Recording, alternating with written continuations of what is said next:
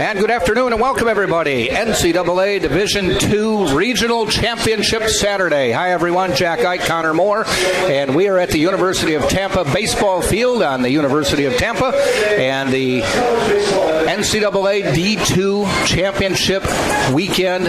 Tampa Spartans against Nova Southeastern Sharks. Tampa comes in 2-0, and Nova Southeastern is 2-1. Double elimination, Connor, so a Tampa win in the first game. Tampa moves on to the Super Regionals. A Nova Southeastern win. We'll play again later today. We are ready for the third day of the NCAA Division II South Regional. What a first 2 days it has been, and we will take a moment to honor America. We'll be right back after this.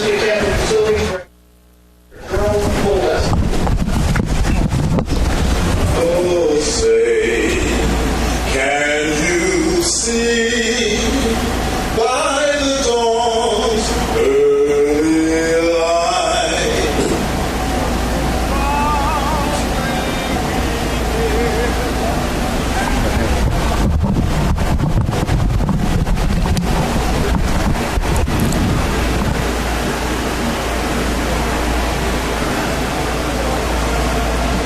Well, it appears as if Jerome's microphone has gone out. He's continuing to sing, but his microphone cut out.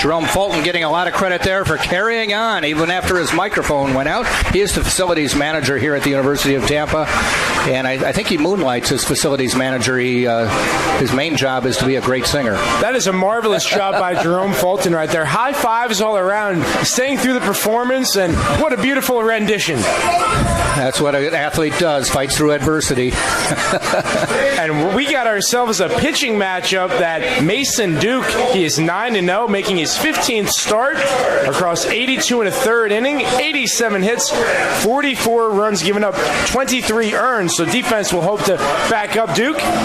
16 base on balls, 66 strikeouts. That's good for a 7.2 K-9 ratio. Is given up 5 home runs, 2.51 earned run average, and he will be countered on the rubber by Nathan Campbell, the southpaw for the Sharks. All right, Nova Southeastern, even though this is in Tampa, is the home team for this game.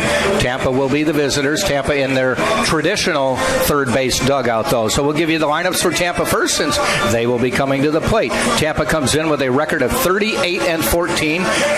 Tampa is the number 1 seed in the regional. Nova Southeastern is the 5 seed in the regional, and they are 34-16. The lineup for the University of Tampa, leading off the Conference Player of the Year, number 13, Yorvis Torrealba. He is a junior from Parkland, Florida. Batting second is number 2, Drew Earhart, also the second baseman. He is a sophomore from Tampa, Florida. Batting third, number 44, Danny Servin, catching today, and he is a senior from Miami, Florida, by way of the University of Tennessee. Batting cleanup, number 17, Stevie Mangrum, a senior from Charlottesville, Florida. Batting fifth is number 33, playing first base, Cole Perry. Perry is a senior from Jacksonville, Florida. Batting sixth, playing second, batting sixth, number 28, is Sam Freitas, and he is playing third base today. And batting seventh is number 10, Nick Durr. He is a junior from Lake Lakewood Ranch, Florida. Batting eighth, number 9, Danny Blair, a senior from Bel Air, Maryland. And as Connor mentioned, on the mound is Mason Duke. Defensively for Nova Southeastern, as they will have on the mound, is going to be Campbell. Behind the plate will be Garrett Wolforth, a lineup that we have become familiar with over the weekend here, as this is their 4th game. At catching is going to be Wolforth. At first base will be Acevedo. Second base will be Irisari. Third base is Pastore, the conference freshman of the year. At shortstop is Chinea. And in left field, it is going to be Demby. Center field is Duran, and in right field is Diaz. Umpires for today's games: behind the plate, DJ Brainer. First base, Manolo Alejandro. Second base, Vincent Locklear. And at third base, Jason Worley. To the plate, Yorvis Torrealba. A little more on Nathan Campbell. The southpaw, it's his 13th start in 14 appearances, has a 6-2 record, 1 complete game across 60 and 2/3 inning, good for a 5.08 earned run average. First pitch is a ball. Officially starting at 12:02. A couple Sunshine State Conference teams meeting. Matter of fact, they were tri-champions in the conference, finishing with 19-11 conference records, and they tied with Eckerd also at 19-11. Eckerd was eliminated from the South Regional number 2 yesterday. The way it's broken up this year, in the past, it's been the 8 teams in the South Regional all met at one place, 8 teams, 4 days of baseball, and it was very chaotic. So what they've done this year is they take 4 teams and send them to 2 different regionals in the South. The number 1 seed, Tampa, is hosting the number 8 seed and the 4 and 5 seeds. The number 2 seed, Delta State, will host the 3, 6, 7 teams. And then the 2 winners of the regionals will meet in a super regional next weekend at the site of the higher seed. Here in the 3rd day, we started with 8 outstanding teams, down to 4. Only seems fitting 2 from the Sunshine State Conference, sitting right in front of us, and 2 from the Gulf South that are actually underway as well. The 2 seed Delta State Statesman and the 6 seed popped up, heading out to left field, coming in and making the catch, no problem, is Demby. 1 up, 1 down. Torrealba got a little bit under that one, and credit Campbell for fighting up and in, and that's the first out of the ball game. 85 degrees at game time. They're saying mostly cloudy, and again, Connor, as I told you yesterday, a good weatherman always looks out the window and sees if they verify that. I don't see a cloud in the sky. And ladies and gentlemen, you are seeing what we're seeing right here. Beautiful skyline, clear skies, approaching 90 degrees here in downtown Tampa, Florida. Yep, they're saying it could hit 90 before the day is out. There isn't a cloud in the sky, so we've done our diligence and actually looked outside. Drew Earhart to the plate, the sophomore second baseman for the Spartans, the 1-0 pitch. And that is hit out into left field. Coming in is Demby, still coming in, and he makes a running catch for the out. Took a couple steps back. Looked like it had some pop off the bat, but then kind of died out there in short left field. Let's take a look at how both teams got here. The Sharks initially lost to the Argonauts 5-4 Thursday before winning both games yesterday, 6-3 against Spring Hill, and then the aforementioned West Florida Argonauts, they defeated 5-3. So the 5 seed Nova Southeastern makes it. And for the Tampa Spartans, they are 2-0, as Jack alluded to. They defeated Spring Hill 18-9 on Thursday. And Friday, yesterday, they defeated the Argonauts 9-1 behind 7 shutout innings from Kevin Pimentel on his way to his 11th victory. The tough part about coming through the loser's bracket is it will take you 5 games to win it all. Danny Servin fouls that one off.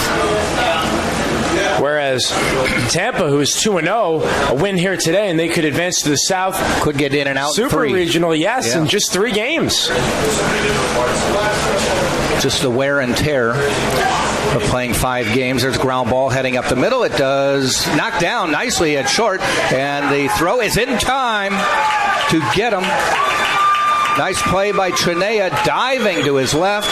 Had time to get up and make the throw Spartans go 3 up, 3 down. We played the top of the first, no score, with Nova Southeastern coming to bat right here on TampaSpartans.tv. If I lose, I'll respond with respect. If I win, I'll back it up with humility. If I fail, I'll rise up with honor. It's tough for us to put it all on the line. Don't undo my hard work with poor sportsmanship. Respect. It's the name of the game.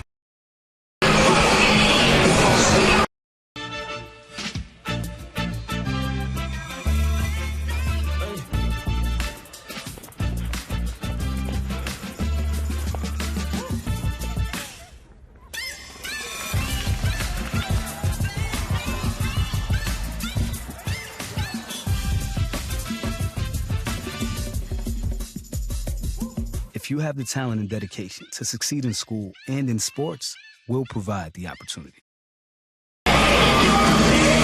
We head to the bottom of the first inning. Nova Southeastern coming to the plate. The lineups for Nova Southeastern. Leading off will be the third baseman, Duncan Pastore. Batting second, number 7, Andrew Lebowski, the designated hitter. Batting third, number 21, Garrett Wolforth, the catcher. Batting cleanup, number 22, the left fielder, Christian Demby. Batting fifth, number 24, first baseman Ian Acevedo. Batting sixth, number 37, Brian Diaz, the right fielder. Batting seventh, number 20, Samuel Duran, the center fielder. Batting eighth, number 39, Daniel Irisari, the second baseman. And batting ninth, number 3, the shortstop, Brandon Chinea. Spartans will have Mason Duke on the mound, Danny Servin rounding out the battery. Defensively for the Spartans, they have Duke on the mound, Servin behind the plate.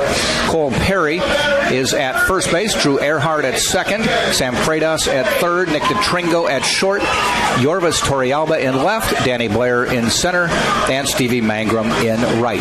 Mason Duke, senior from Hoover, Alabama, went to the University of Alabama, Roll Tide, and in his last appearance went 6 innings, 2-run ball, collected his 9th victory while throwing 5 strikeouts, I should say. Stellar this year with a 9-0 record. First batter, first pitch, a little bit high, a ball. These teams met earlier in the year in Sunshine State Conference play. The Spartans took 2 out of 3.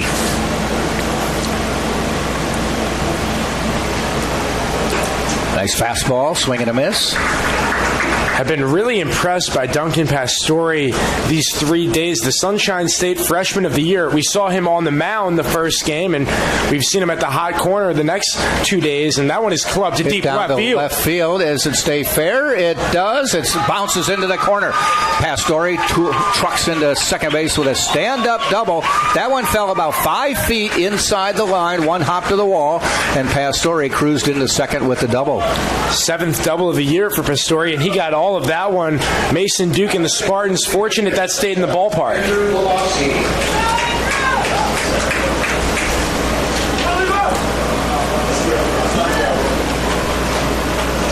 We'll bring Lebowski to the plate. Andrew Lebowski, DH, 370 hitter on the year. He is slugging .563 with a .486 on-base percentage. Saw him tee off yesterday against Spring Hill. One of 4 hitters in this lineup hitting over 350. First pitch, call strike. That's DJ Brainer behind the plate. Umpires at all the bases in NCAA tournament play. Normally in SSC play or regular season play, 2 umps. Home plate and the bases. And these 4 umpires have rotated well. All 4 have been the crew chief, call balls and strikes at some point this regional. Just outside, 1-1.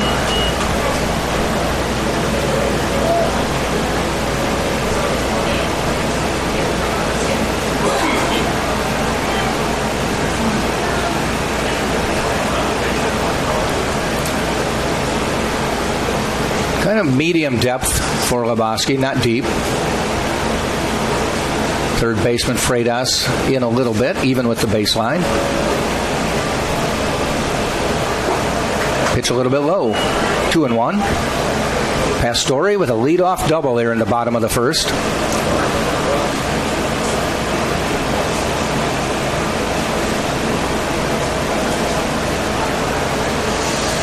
Defense playing straight up for Tampa.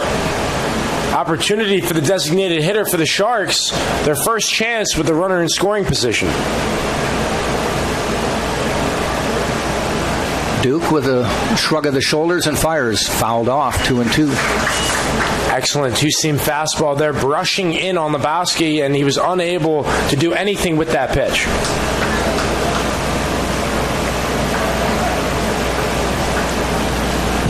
Mentioned that Duke has 66 strikeouts on the season. Now in a 2-2 count. Let's see what him and Danny Servin can draw up.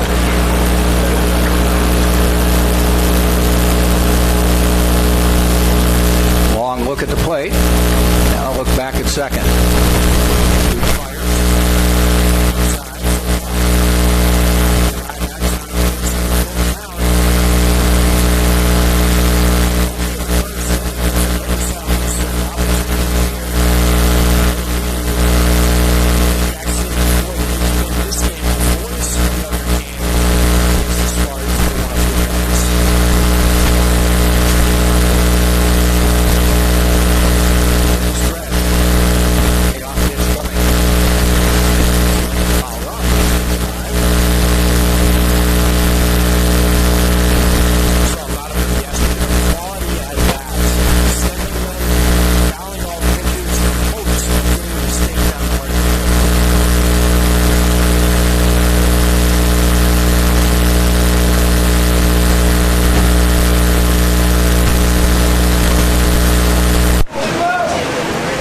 Duke being very deliberate today.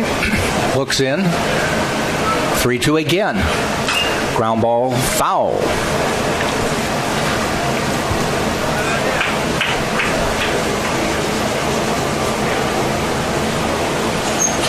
See some of the Nova Southeastern fans. You can't see it on our camera, but brought almost a tent with them for their Thinking side ahead, of the field. I'd say. Yeah. There is cover under the bleachers, but they wanted to be in the front row. 3-2 pitch again. Walked him. So a leadoff double, and now a second batter walk puts runners at first and second with nobody out. And it will bring Garrett Wolforth, the catcher, to the plate. 307 average on the year. 17th free pass issued by Duke. And the Sharks threatening 2 on, nobody out. And one of the better sluggers in the Sunshine State Conference, batting 307, 370 on base percentage, slugging a team high 589. And we saw him club his 12th home run last night.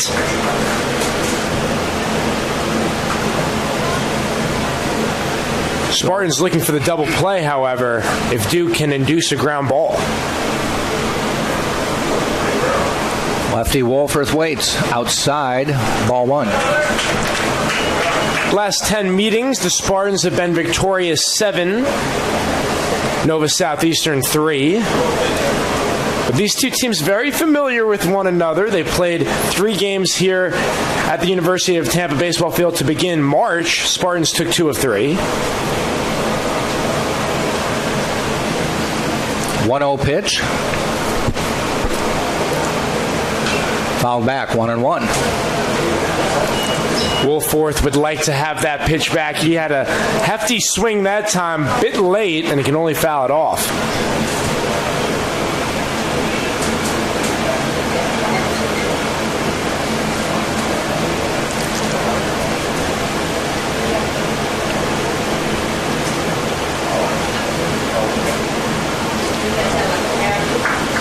Again, Duke takes his time, gets into the stretch. Runners at first and second, short leads, and the pitch.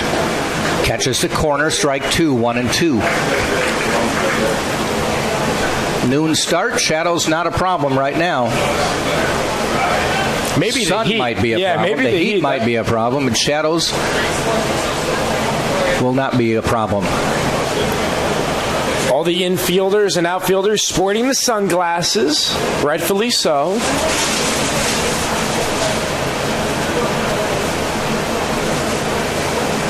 Ground ball foul. Stays 1-2. give NSU some credit. This is the 14th pitch for Duke coming forward and is yet to record an out. Mentioned he's yet to lose a game this year, so Mason Duke, the Alabama Crimson Tide transfer, looking to get out of this jam.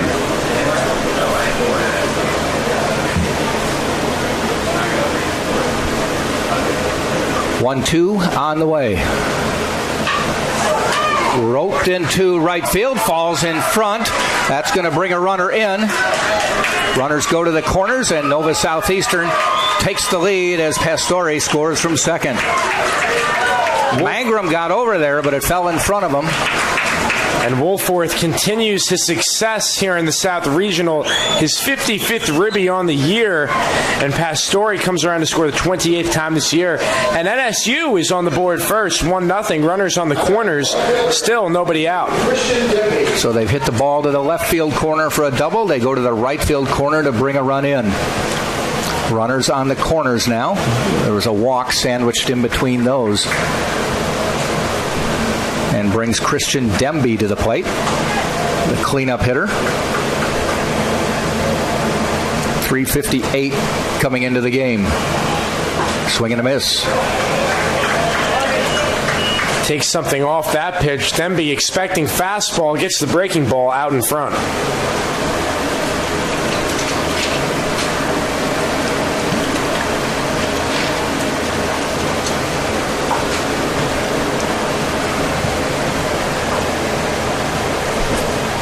One pitch. Sets up outside, gets the call, 0-2. The 1-2 punch from Duke to serve in that time. He hits his target right on the outside corner, and now ahead in the count.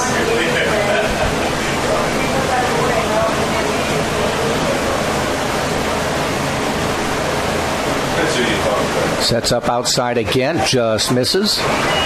Little teaser pitch there.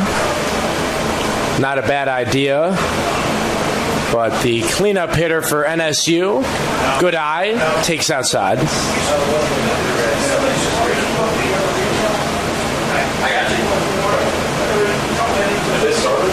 One, two on the way. Swing and a miss. Got an out. First out of the game. Recorded by Mason Duke. Team leading 40th K on the year from Demby. And big strikeout for Duke, his 67th of the year. First baseman Acevedo to the plate now. Important if you can limit the damage to one run. Of course, NSU would love to at least bring home Lebowski at third, put up a two spot at the very least. But for the Spartans, maybe that first out of the way for Duke will get him grooving. One down, runners still on the corners, the pitch. Just called strike.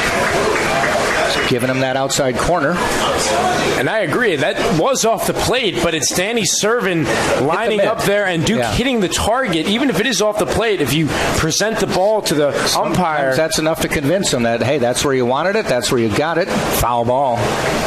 Catching is an art. It's all about the presentation because, hey, umpires are humans sometimes. Sometimes those borderline pitches. Yeah. Maybe not in the future, though. Maybe we're going to go to that automatic based on what we see on TV. Yeah, with the video they're making replay. Umpires obsolete. Never know what the future has in store. 0-2 pitch. Looped out into right field. Coming in, makes the catch. Runner tags. We're going to have a play at the plate. Here comes the throw, and he slides in safely, and it's 2-0 Nova Southeastern. Lebowski tagged on the short fly out to Mangrum, but he beat the throw, 2-0. The Sharks take the lead. Now, Tampa's going to appeal that he left early, and they said he did not, so the run counts. Yeah, it was close. It was a close takeoff from when Mangrum caught it. And then beating the throw, Lebowski and NSU putting up a two spot here in the bottom of the first inning with 2 outs and 1 on.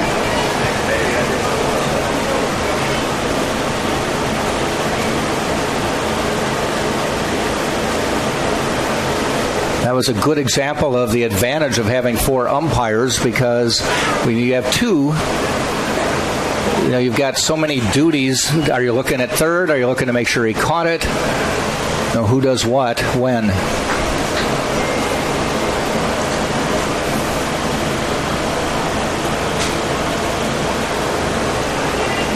Diaz back in the lineup. Did not play in the game last night against West Florida. Nathan Chevalier took his spot.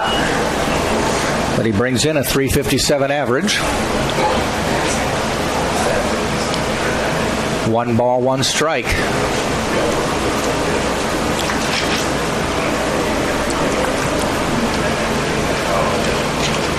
Swing and a miss, went inside, but he swung at it anyway. 1-2.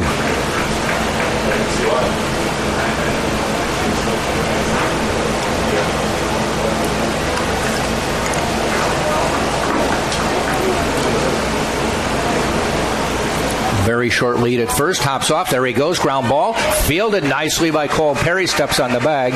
Inning is over, but the Sharks put up a 2 spot, and at the end of 1, it is Nova Southeastern 2, Tampa nothing in Championship Saturday, NCAA Division II Regionals, right here at the University of Tampa on TampaSpartans.tv. Looking for tickets to an upcoming NCAA championship? Did you purchase tickets and can no longer attend? Buy or sell your tickets with other fans at the NCAA Ticket Exchange, powered by Prime Sport. Every transaction is secure and 100% guaranteed. Visit ncaa.com/exchange today. NCAA Division II community engagement is an initiative at all 25 national championships because student athletes want to give back while competing for a national title. Over the course of the year, Division II student athletes have an opportunity to leave a lasting impression in local communities throughout the country. Whether Division II student athletes are volunteering at hospitals, schools, after-school care programs, foster homes, or retirement villages, they make a difference in the lives of others. In Division II, we rise to the opportunity and make community. Coupon, right? There are over 480,000 college athletes. Only 2% would go pro. That means lead in the bottom of the first on Tampa, thanks to a double to start the inning, a walk, a single, and a sacrifice fly. Spartans will send up Stevie Mangrum, Cole Perry, and Sam Freitas to start the top of the second. Stevie Mangrum had quite the day at the plate overall. Yesterday against the West Florida Argonauts, he finished with a 3 for 3 day with an RBI. We'll look to build off that as his average now up to .327, 37 hits, 8 big flies, and 23 runs batted in. He is slashing a .611 slugging percentage as well, just behind Yorvis Torrealba for the team lead. Spartans have been a powerful offensive team this weekend, an 18-9 win in the first game against Spring Hill, and then a 9-1 win over West Florida yesterday. Ground ball to third, scooped up nicely by Pastore, and it's 1 up, 1 down on 1 pitch. And Campbell has looked good. He's gotten the first 4 Spartan batters to put the ball in play, but they put it in and they were recorded out as no hits, no strikeouts, no walks. 4 batters, 12 pitches. Pitch count looking good here in the second inning. But that can change in a heartbeat, of course, with this Tampa lineup. Cole Perry, first baseman, steps in, ball high. Cole Perry went yard Thursday to straightaway center field against Spring Hill. 1-0 pitch. Swing and a miss. 1-1.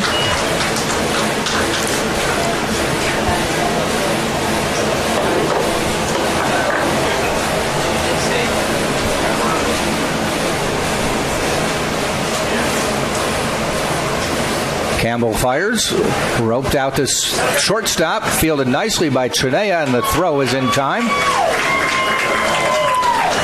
Chinea has brought the glove thus far. He made that diving play last inning on the short hop there across the diamond for the 6-3 putout.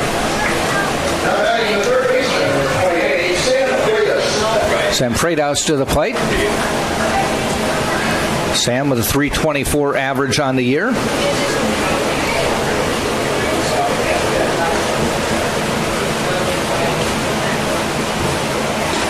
Looks at a call strike.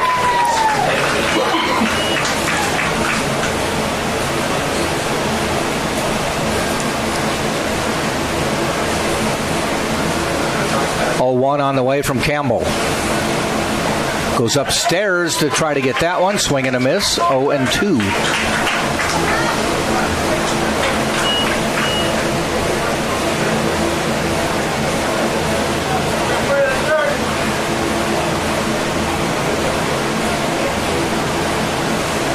Campbell fires.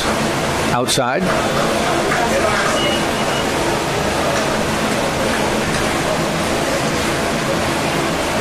Spartans have used their big three pitchers this weekend. Started with Tanner Foster, Kevin Pimentel yesterday, and Mason Duke today. And the fourth starter in the rotation, James Reynolds, has been used out of the bullpen, how efficient he has been. But moving forward, expect this three-man rotation, Foster, Duke, and Pimentel, of course. 1-2. Here's the pitch. Swing and a miss. Inning is over. And a nice, efficient inning by Nathan Campbell. And at the end of an inning and a half, still Nova Southeastern 2, Tampa nothing right here on TampaSpartans.tv. There are over 480,000 college athletes. Only 2% would go pro. That means over 470,000 will not get a shoe contract. No autographs. No private jets. No fan clubs. No Hall of Fame inductions. Instead, they will walk away with something much more valuable.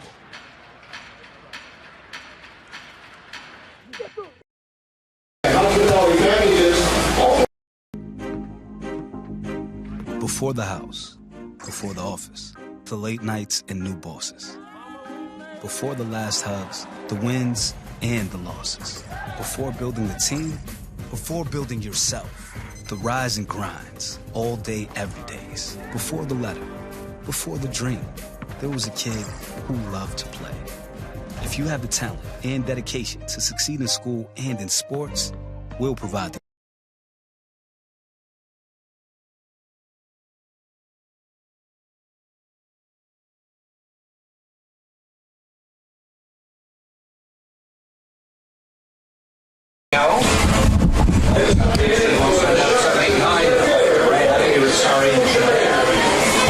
Mason Duke. They bumped him up a little bit in the bottom of the first and have a 2-0 lead as we head to the bottom of the second. Mason Duke roughed up a little bit in the bottom of the first. Yeah, looking for a bounce-back inning here. He threw 27 pitches, so a little bit more than both Sam Militello, Joe Urso, and Mason Duke would have liked, but baseball is a long game. We played 9 innings, so let's see what inning number 2 presents for Mason Duke. Duran pops it up, might have a play. Digging for it is Cole Perry. Makes the catch in foul territory. That's a heck of a catch right there by Cole Perry, battling the sun and moving to his left with the breadbasket catch that time.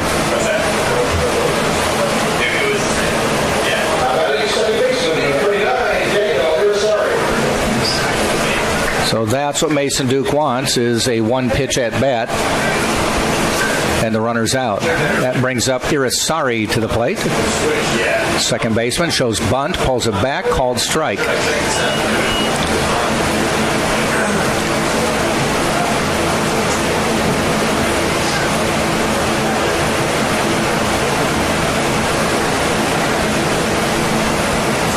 Outside, 1-1.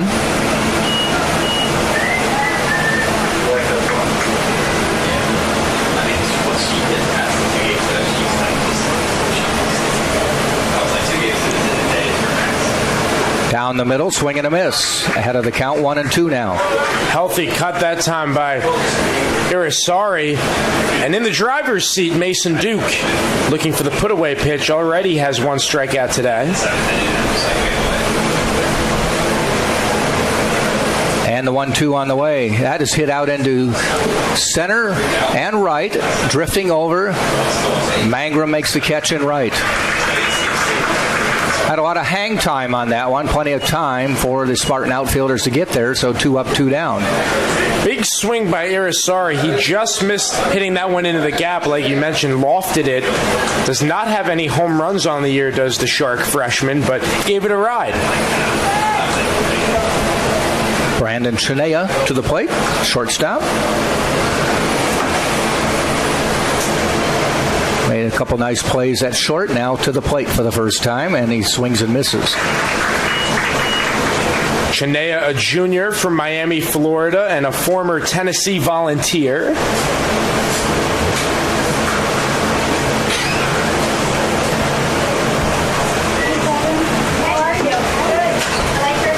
The 0-1 fouled off, 0-2.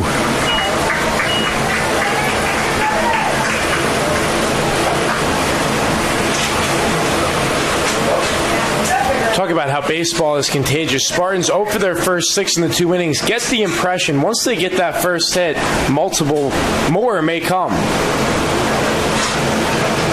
But credit Nathan Campbell, through the first 2 innings, has looked sharp across 19 pitches. Stays alive, just gets a little piece of that. Too close to take. Chinea, a bit of a check swing there. Excuse me, foul it off.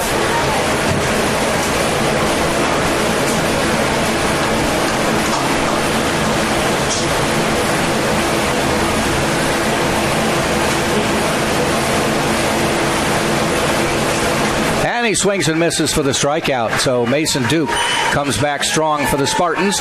No runs, no hits, no errors, nobody left. And we played 2 full. And it is still Nova Southeastern 2 and the Tampa.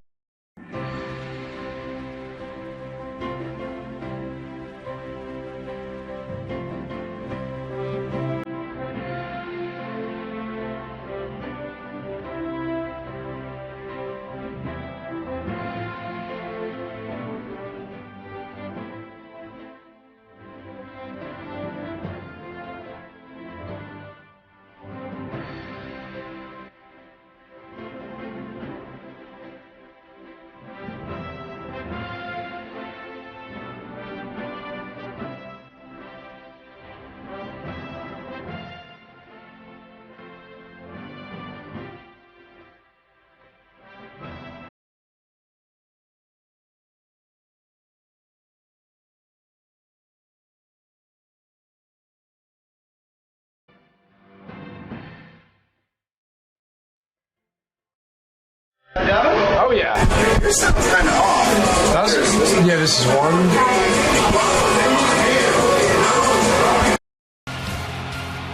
Get the best seats. Enjoy pre-game hospitality. Create memorable moments that will last a lifetime. Catch championship action in VIP style with the NCAA experience, powered by Prime Sport. Be a VIP. Visit ncaa.com/VIP today. Welcome back to the University of Tampa. Championship Saturday. One of these 2 teams will advance to the South Super Regional Division II NCAA baseball tournament. NSU leads Tampa 2-0. The 5-seed Sharks facing the top-seeded Spartans. And Nick Durr will lead things off, getting his first at-bat against Nathan Campbell. And the first pitch on its way, taken for a strike. Nick Durr, Jr., Lakewood Ranch, Florida. Florida State Seminole transfer. Business management major. Takes the curveball that time. Outside. Nathan Campbell predominantly throws curveballs and fastballs. Have seen a nice mixture of the 2 thus far. And the 1-1 pitch. There's a chopper over to shortstop. Chinea fielding, throwing, and making the 6-3 play onwards to Acevedo to retire Durr. And next to the plate, Spartan center fielder Danny Blair. Danny, senior from Bel Air, Maryland. Went to IMG and go Gamecocks from the University of South Carolina. Transfer. Batting .282 on the season. 1 home run, 42 hits. Mentioned he leads the Spartans with 35 base on balls and is second with 11 stolen bases, trailing only the Sunshine State Player of the Year, Yorvis Torrealba. 1-2 the count.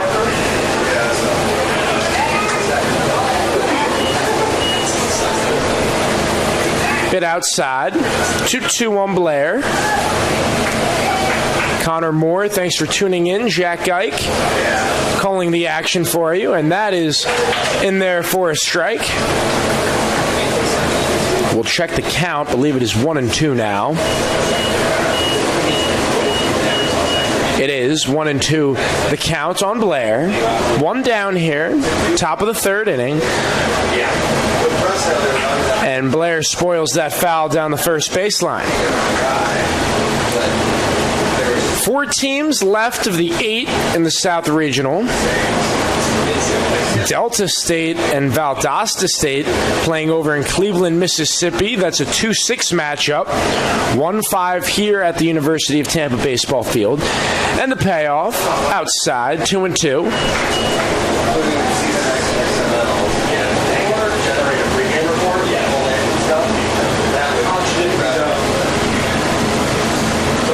On deck, Nick DeTringo, Yorvis Torrealba in the hole for the Spartans.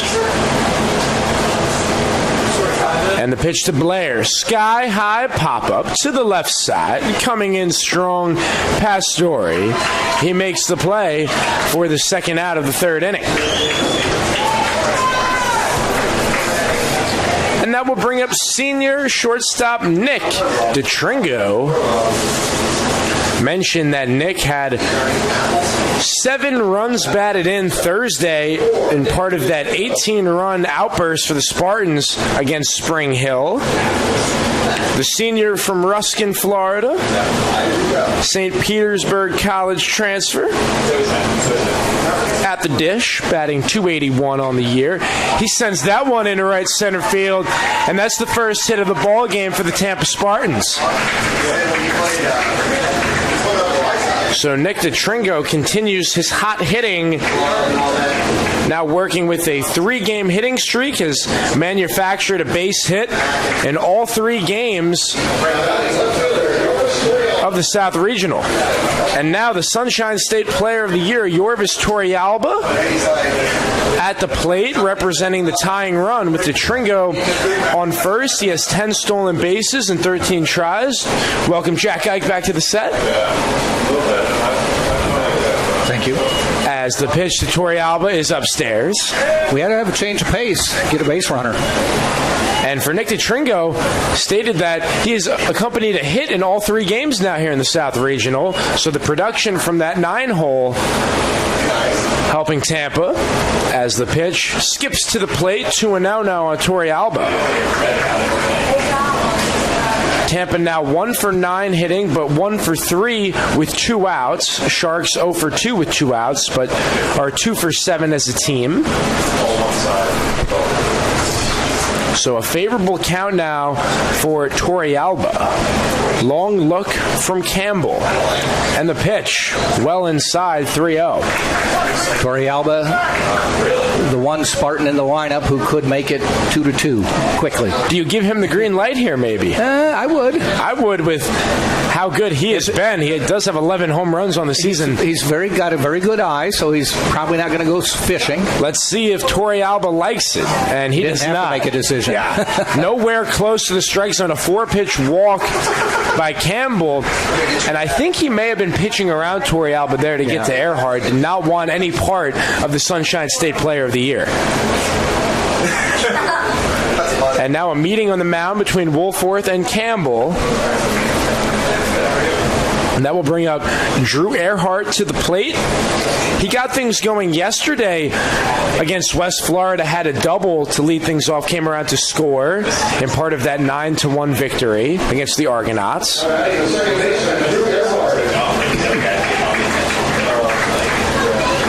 So the meeting on the mound is over. Drew Earhart at the plate, the sophomore from Tampa, Florida, Wharton High School graduate.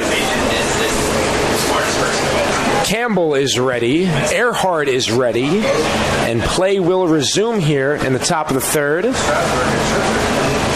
as Campbell and Wolforth exchanging signs with the Tringo looming on second.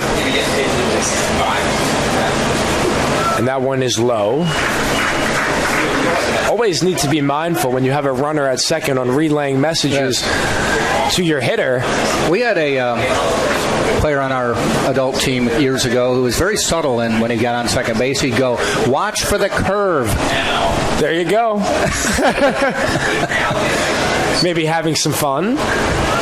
As Nathan Campbell has lost the strike zone now 6 straight pitches outside the strike zone. Now you're at the point where wait till he throws a strike. I would agree. Yeah. Because this is no longer pitching around. This is, I've lost my command temporarily. Yes.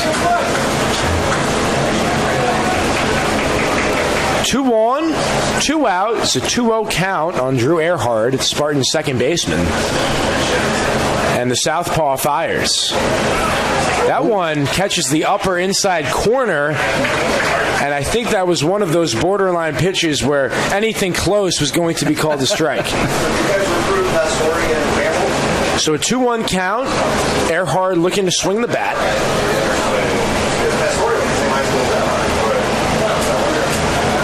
And the pitch. Nice fastball that time. Paints the outside corner. 2-2. 2 on, 2 out. Spartans, it's their first opportunity with the runner in scoring position. And their 10th at bat as a team.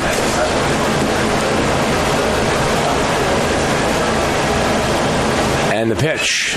Spoiled by Earhart. On deck, Danny Servin. If Drew gets on, it's 1, 2, and 3 in the Shark lineup as we look ahead to the bottom of the third. Pastore, Lebowski, and Wolforth.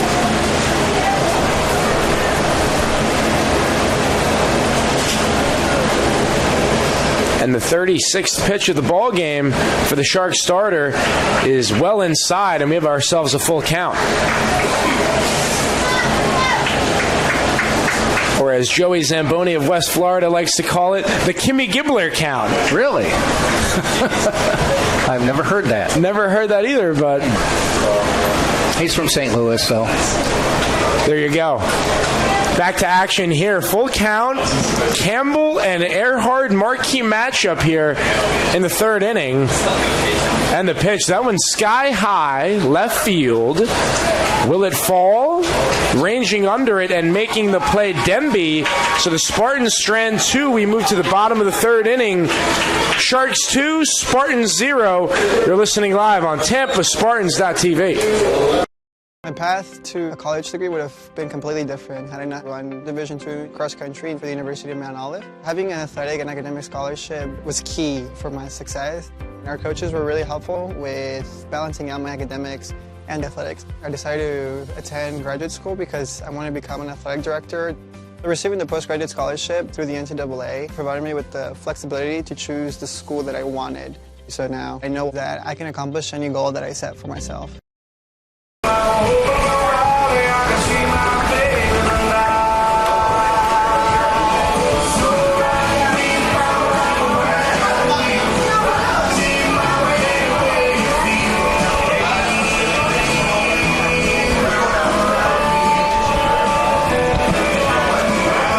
So we head to the bottom of the third. Still a 2-0 lead for the Nova Southeastern Sharks over the Tampa Spartans. Championship Saturday in the South Region 1. There's also a South Region 2 championship going on today. And the region winners will meet for a super regional next weekend at the site of the highest winning seed. The top 2 seeds are still alive. Tampa, the number 1 seed down here. Delta State, the number 2 seed in the regional, is the number 1 seed in the number 2 regional. They are playing Valdosta State right now. And we're at the top of the order. Duncan Pastore, first pitch, called strike. He started this game, the Nova Southeastern at bat in the bottom of the first with a double to the left field corner, and he eventually scored the first run of the game.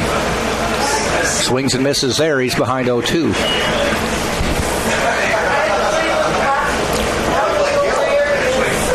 He got a hold of one and dropped it just inside the fair line. One hop to the wall, and he cruised into second with a stand-up double. This time a bouncer right to DeTringo at short, and he throws him out for a one-up, one-down.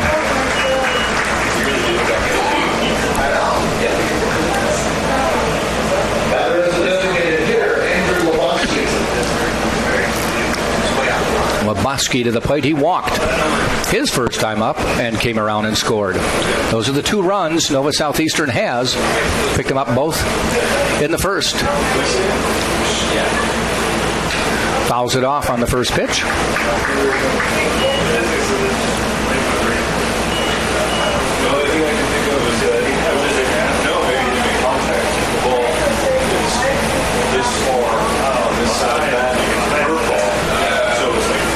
Nice off-speed pitch ahead of the count, 0-2.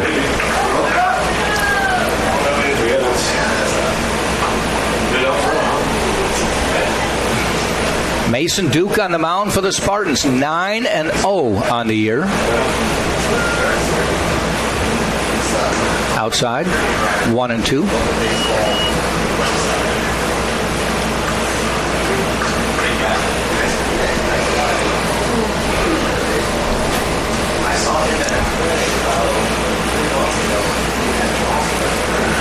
Catches the corner, strikeout.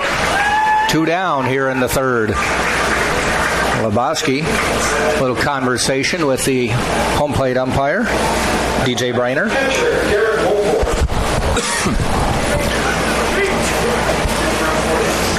Brings up to number 3 hitter, Garrett Wolforth, who singled down the right field line to bring in the 2 runs.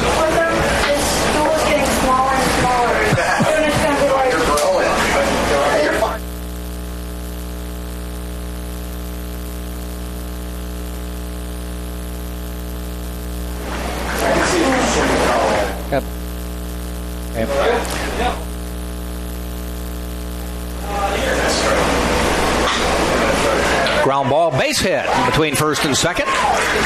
Wolforth has a 2-for-2 day going.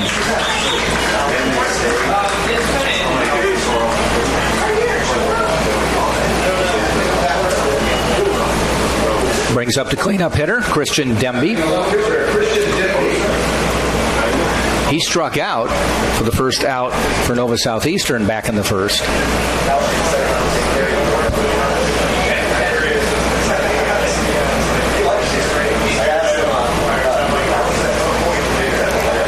Nice curveball, call strike.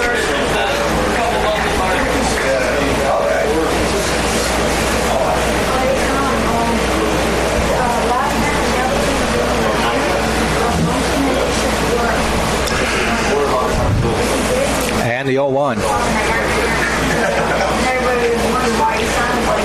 Demby steps out.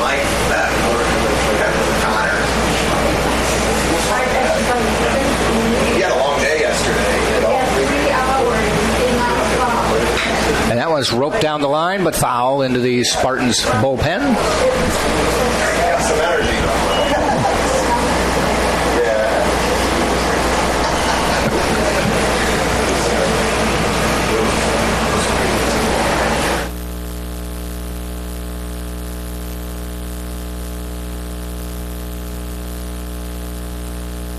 Okay. Pitch fouled off. Still 0-2.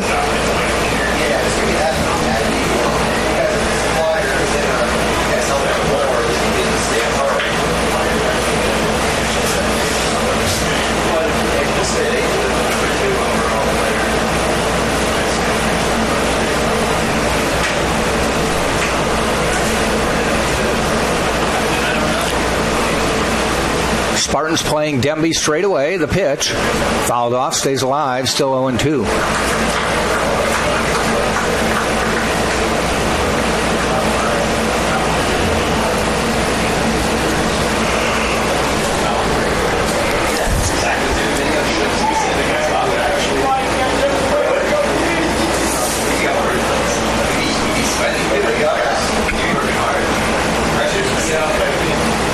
Duke is set for the 0-2 again. A little bit low down the middle. Oh, almost looking.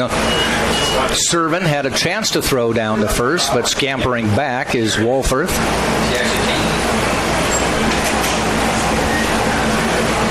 1 ball, 2 strikes.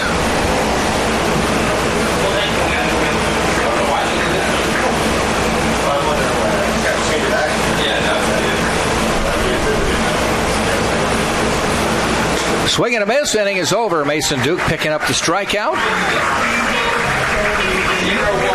His 4th of the day, I should say. Ends the inning with no runs. Did get a hit. Left a base runner. We played 3 full. And it is 2-0 still. Nova Southeastern over the Tampa Spartans.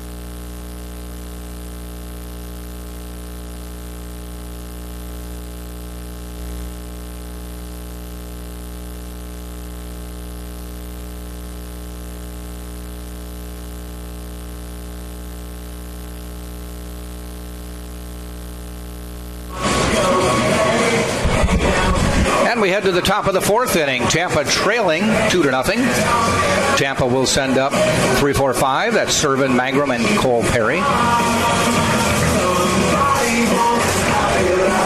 Tampa picked up its first hit of the game last inning.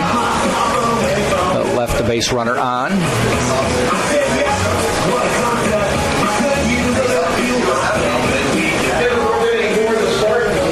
Nathan Campbell cruising along so far. Has a walk and a strikeout, basically letting his fielders do the work. And the first pitch to Servin. In the dirt, ball 1.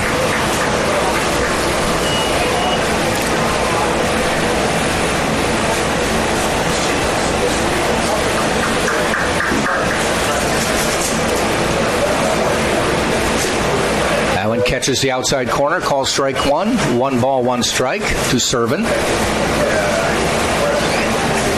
He grounded out to the shortstop, his first at-bat.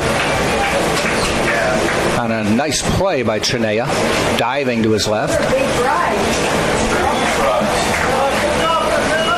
2 balls, 1 strike.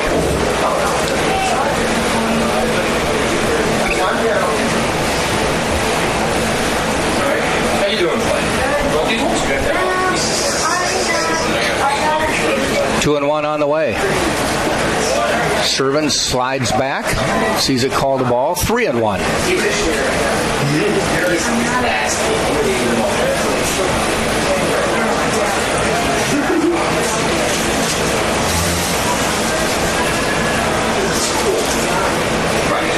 And the pitch.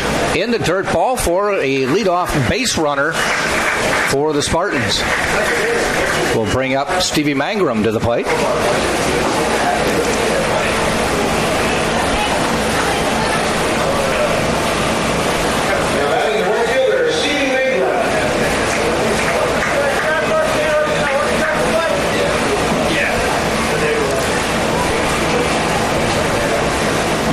grounded out to third base his first time up.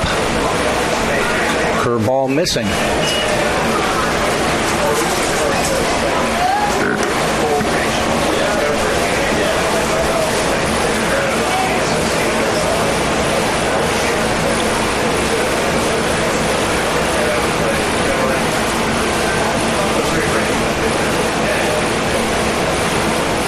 And the pitch. That one is hit out into left field. It's going to get down for a base hit, and the runners move up to second. Runners now on first and second, no out. So the Spartans trying to make a little noise in their half of the fourth. Solid base hit by Mangrum will bring Cole Perry to the plate. Runner in scoring position.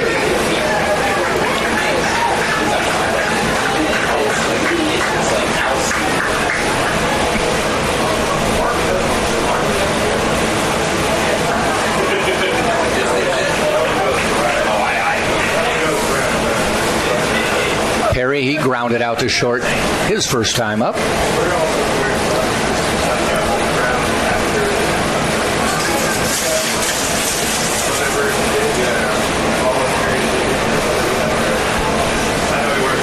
Campbell in the stretch. They try to chase Servin back to second, and they do. In at the corners right now. This isn't normally a situation where Joe Urso would put down the bunt. We more often than not see it with nobody out and a man on first. First pitch, call strike.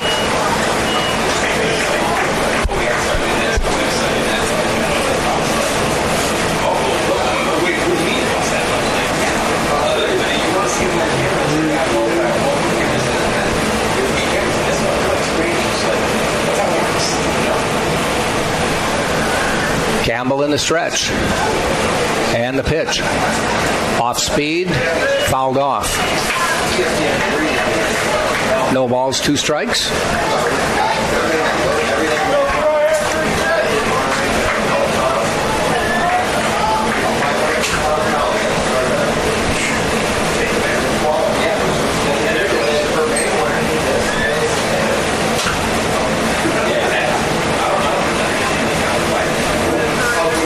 Tried the 0-2 again on the way. Looped into right field. Is it going to get down? No, an easy catch. For Diaz, 1 out, runners stay.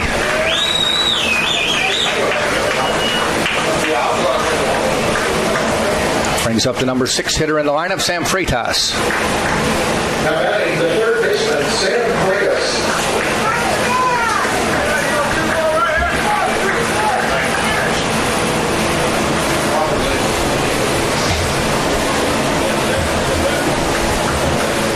Freitas struck out his first time up.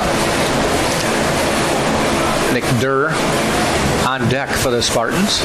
Now 50 pitches for Nathan Campbell, freshman starter for the Sharks. Ball a little bit inside and low. Ball 1. Tampa still looking for their first hit with the runner in scoring position, their third chance.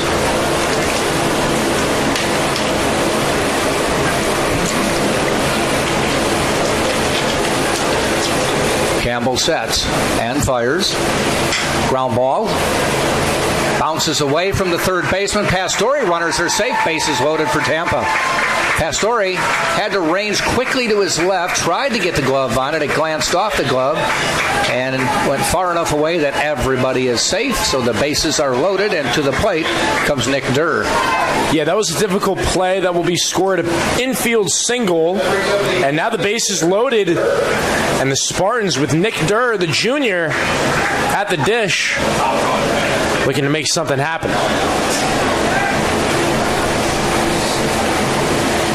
Durr grounded to short his first time up.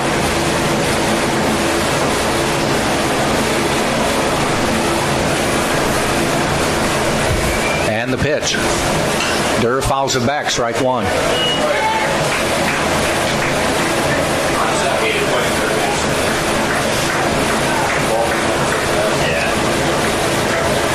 So So Servin on third, Mangrum on second, and Freitas on first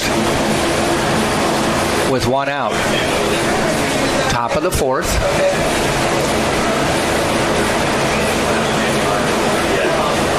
Call strike inside corner, that is. Campbell paints it that time, and now ahead in the count 0-2. Looking to make some contact is Durr.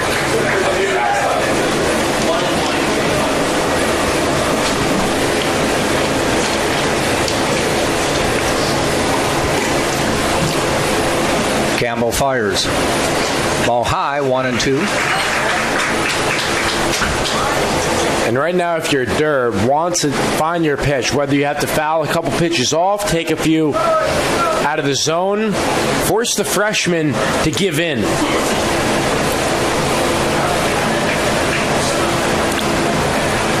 And the 1-2 on the way.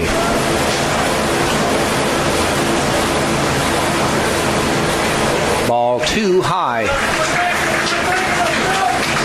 Ideally for Durr, get another ball, force the full count where Campbell has to throw a strike. Throw it, yeah. Unless he wants to walk home serving.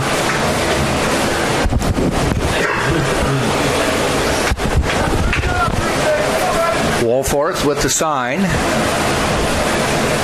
Little shrug of the shoulders. Campbell fires. Inside, good stop by Woolforth. We have gone full. Bases loaded, one out. Full count coming up to Nick Durr. Well, the crowd very engaged right now, and why Both not? Sides, yeah. Bases loaded, full count, one out. Championship Saturday here. Encouragement going out to Campbell. Encouragement going out to Durr. The 3-2 pitch. In the stretch is Campbell. The payoff pitch on the way. And that is hit down the line, but foul. Lands in the Spartan bullpen. And that is what, as a fan, you want to see. The best pitch from Campbell, fastball down the heart of the plate, and a level swing from Durr just a bit out in front, and he drives it down the left field line foul. I always wonder if pitchers are like, shoot, now I got to come in again. And for Durr, feeling a little pressure. Continue to work the at-bat. Maybe a misfire or maybe a mistake down the heart of the plate. 3-2 again with the bases loaded. Inside, gets away. It's going to be a walk. He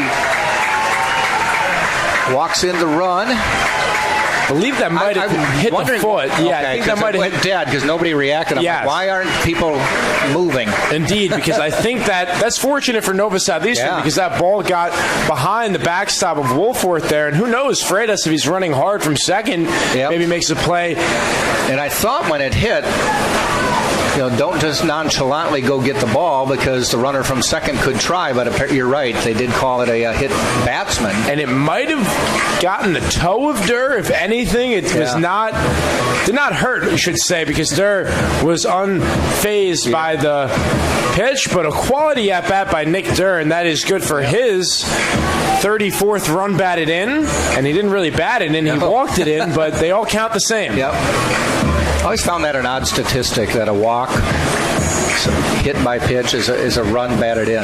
Maybe we should invent a new category, a walk batted in. Walk batted in, yeah.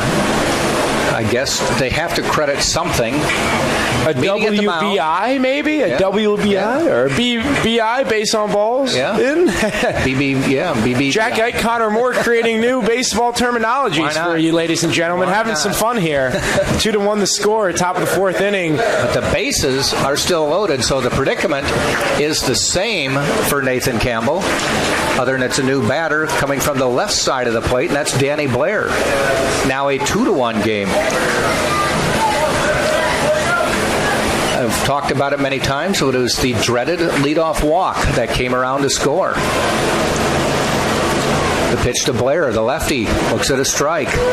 Servin walked, Mangrum singled, Cole Perry flied out, Freitas singled, and then the walk. And this is the sixth game of the regional, and man, oh man, have we seen so many leadoff walks. Some have come back to haunt, some haven't, but for the most part, they have. They hurt you. Blair outside. Well, a leadoff base runner, a runner who gets on first, will score about a third of the time. Danny Blair has about the best plate discipline you can have at the dish. Mentioned that he has 35 walks this year. Just looks so comfortable out there, extending at bats, making the hurler throw pitches. The 1-1 on the way. Blair loops it into left, and is it going to fall? It does. That'll bring a run in. Spartans are going to tie the game and have the bases loaded again. And Danny Blair truly base hit there. Truly fists that one into left field as he did not follow through with the swing. But at the end of it, check swing base hit. It's a base hit, and we got ourselves a brand new ball game. 2-2, top of the fourth. Spartans still threatening here as they have now send up Nick DeTringo, who started the hitting. They have 4 hits. DeTringo got the first one with that single in the third. On the phone call to his parents tonight, Danny Blair will say, I ripped one, Mom and Dad, into left. And now if the Blairs are watching, they can tell him, well, say, no. Still proud, though. Got that base hit, opposite field. You don't have to embellish. It was a big hit and a big game. Not a bad pitch at all by Campbell, too, but Blair having the accuracy to go opposite field in the left. Bases still loaded. Third batter now, bases loaded, and 1 out, and a ball to Nick DeTringo. Spartans have tied it up here on 3 hits and a walk.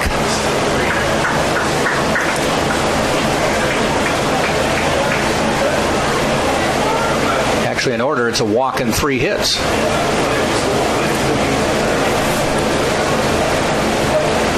Ball in the dirt, and boy, Campbell's struggling right now. There is a pitcher warming up in the bullpen for Nova Southeastern.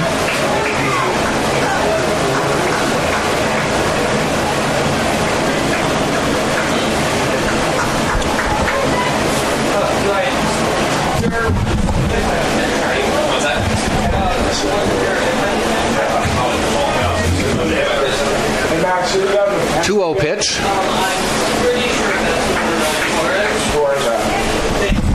On the way. Call strike, 2-1. We got Gil Torres warming up for the Sharks over there in the Nova Southeastern bullpen. Saw him already in the regional. DeTringo got the first hit of the game for the Spartans. A 9-hitter hitting .280 is a welcome sight, and now he comes up with the bases loaded.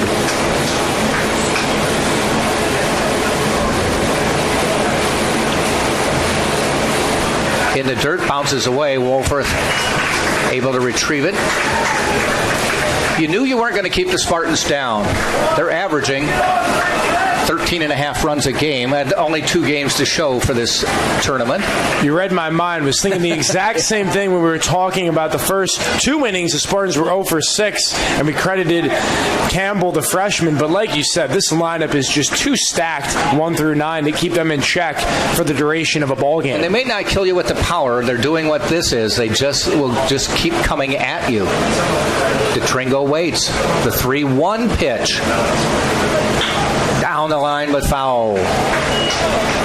And that's a testament to Joe Urso and his coaching staff, what he has been able to do to bring in such high-caliber talent to this Tampa program. And for Nova Southeastern, I want to give Greg Brown a lot of credit, particularly the underclassmen, Duncan Pastore, Daniel Arisari, and then, of course, Campbell. The starter, Nathan Campbell, all freshmen playing big roles here in this championship atmosphere.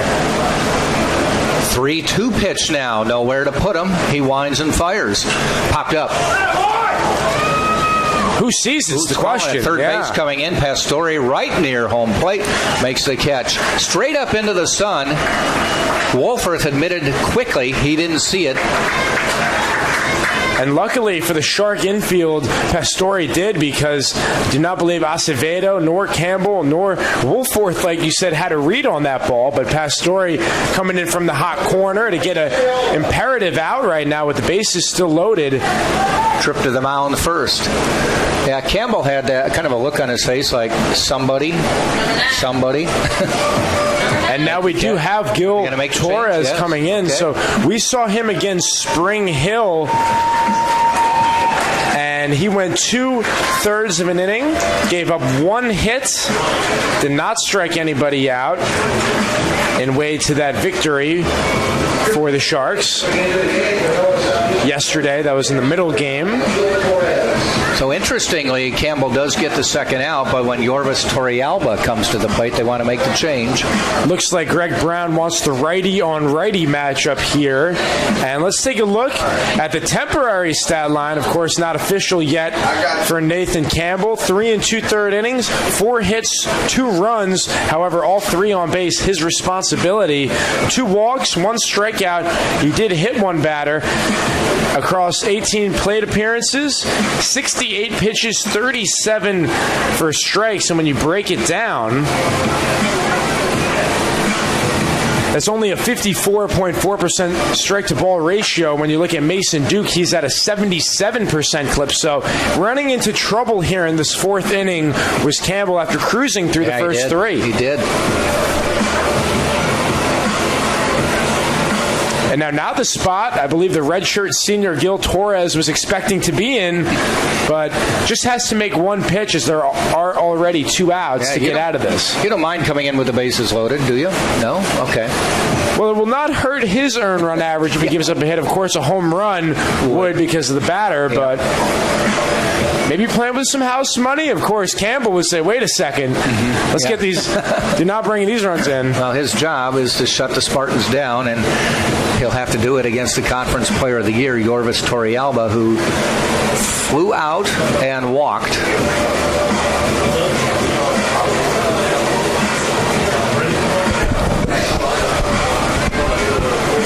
Spartans have Freitas now on 3rd, Nick Durr on 2nd, and Danny Blair on 1st. But Greg Brown did not hesitate to make the move once they got the second out and Torrealba came to the plate. Understandable. Freshman pitched very well in an environment that not a lot of freshmen can thrive in, but he did just that, keeping his team in the ball game and going up against Mason Duke, who has had such a spectacular season for the Spartans. Give a lot of credit to Nathan Campbell, the Southpaw freshman, for putting together a respectable performance. Yep. This is the 3rd consecutive elimination game Nova Southeastern has played in this regional. Torrealba now to the plate. 2 outs, bases full. First pitch, nice curveball strike.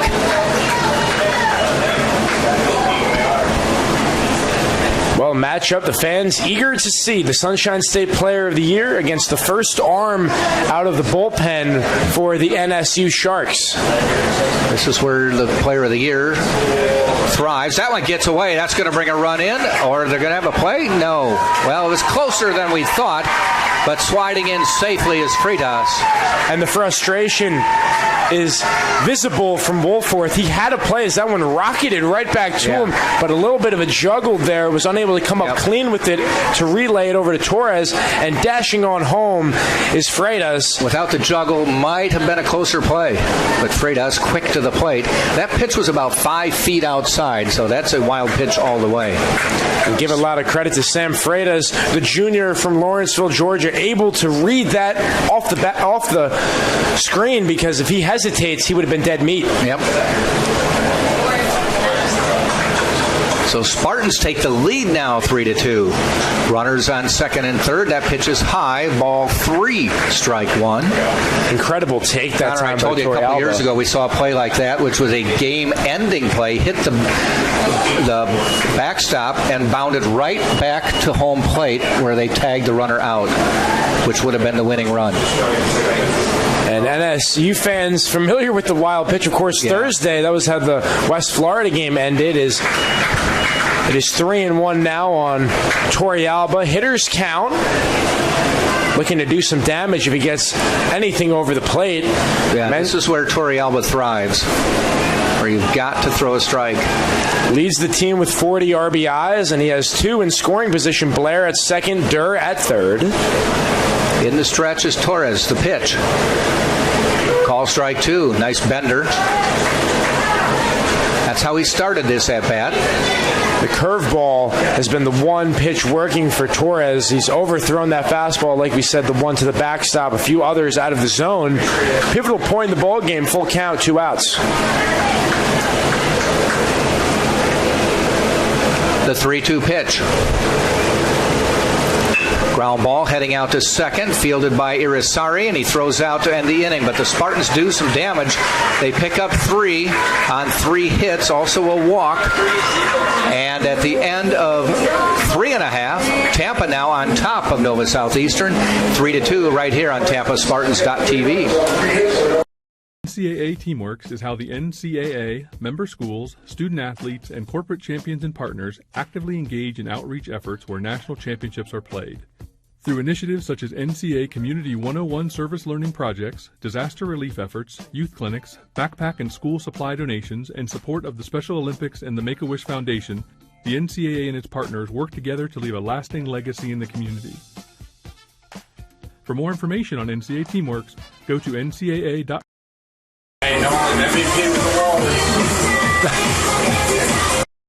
These are your teams, your players, your community of fans.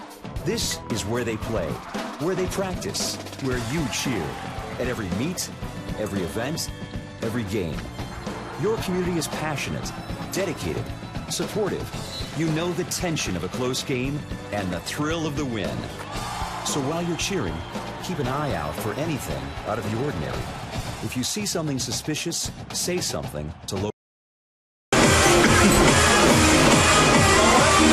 We head to the bottom of the 4th. Tampa with a 3 spot in the top of the 4th has taken a 3-2 lead over Nova Southeastern.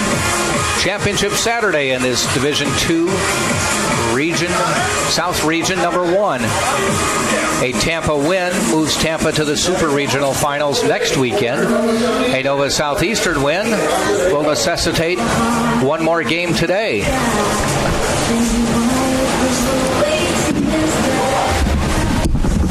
Coming to the plate is Acevedo. He'll be followed by Diaz and Duran. Mason Duke, roughed up to start this game, has settled down since, and we head to the 4th, and it's a pop-up. They give chase, and Cole Perry's going to run out of room.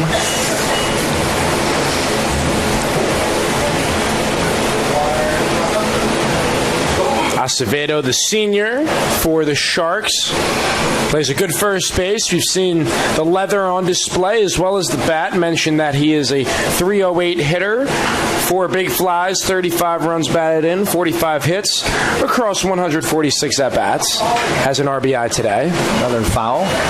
His RBI sacrifice fly drove in the second run of the game for the Sharks.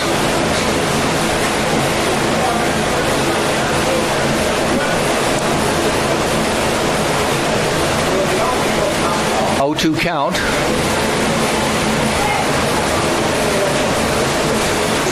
Just missing.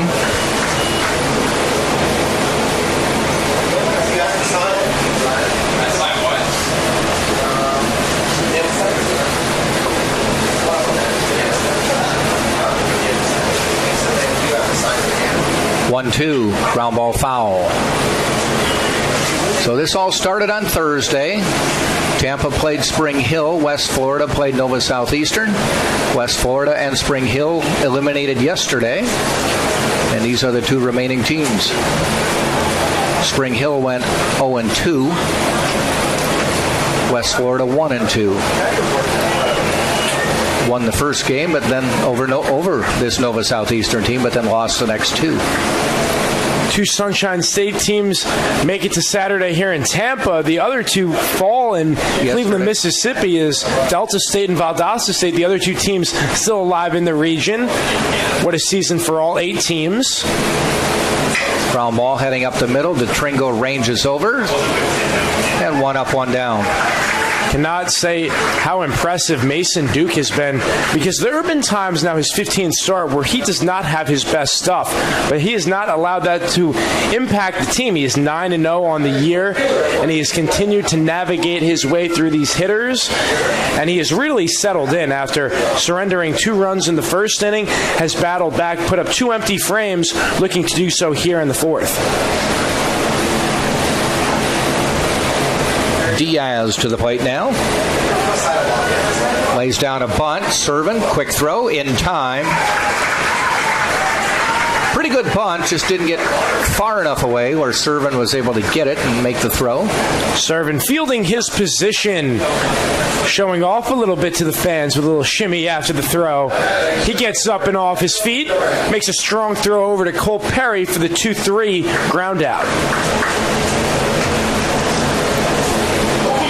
Samuel Duran to the plate now with 2 out.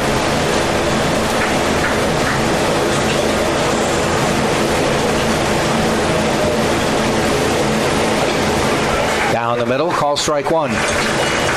Duran, another senior for the Sharks, one of the leaders, batting .329, .443 on base percentage, slugging .427. Ground ball again to DeTringo. Takes a nice hop. Strong throw. Inning is over. A very quick 1-2-3 inning for the Spartans. On defense, no runs, no hits, no errors, and we played 4 full now. And it is Tampa 3, Nova Southeastern 2, right here on TampaSpartans.tv. I knew that there was an opportunity to have my college paid for if I was good enough to play baseball at that level. That was going to make a big difference in my family. D2 baseball gave me an opportunity to play at a high level and to get an education that's going to be valuable for me throughout the rest of my life. I chose to take my experience of being a student athlete and pursue that within my career and to get a master's degree. If I wouldn't have had a baseball scholarship, there'd be no chance that I'm doing what I'm doing today. Play college sports, more money, still late.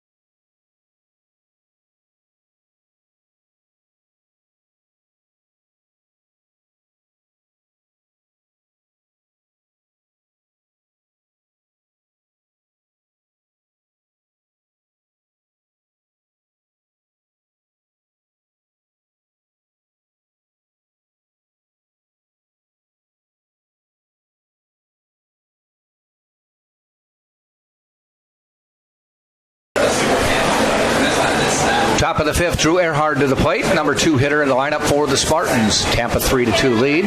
Earhart tries to slap one through, but diving catch by Chinea. And a quick out. Web gem-like player by Chinea, because if he does not catch that in the air, Drew Earhart is standing on first base because Drew runs much too well if that ball hits the infield. But a diving effort, get the jersey a little bit dirty, my friend. Chinea with a diving effort. Danny Servin to the plate. He started things off in the 4th with a walk. Eventually came around and scored. And 2 other Spartans came around and scored, and they have the 3-2 lead.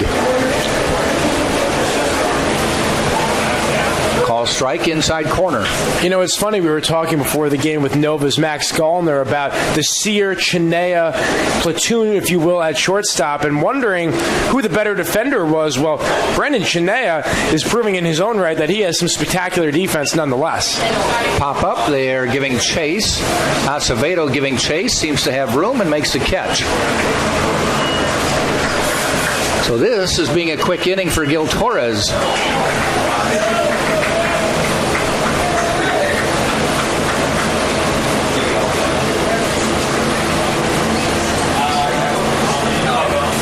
A 2-pitch inning to this point. Stevie Mangrum to the plate.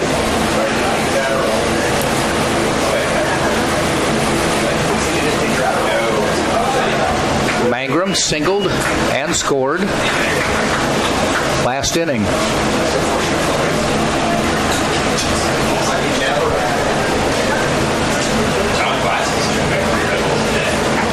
And a big swing and a miss.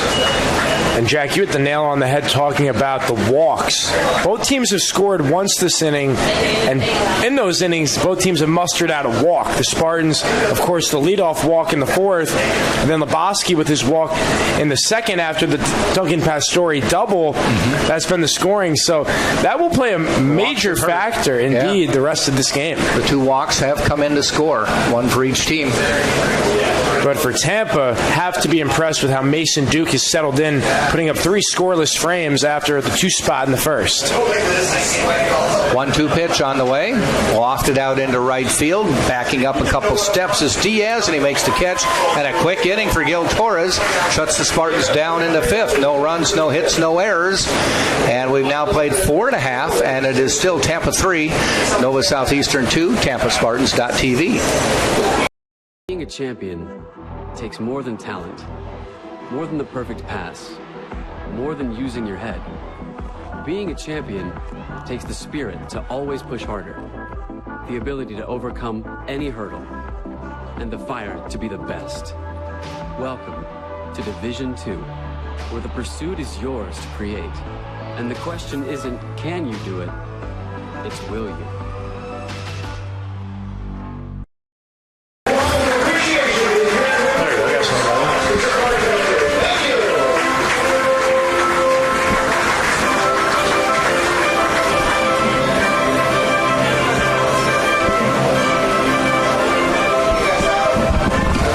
Bottom of the 5th, it will be Irisari, Chinea, and then the top of the order, Pastore, to face Mason Duke. Duke now kind of settled into a groove here. He really has. He's thrown 60 pitches, 46 for strikes, only 14 have been outside the zone, 12 putouts. Spartan defenders have accumulated 4 assists. No errors today. That's what you like to see from the defensive side. Both sides.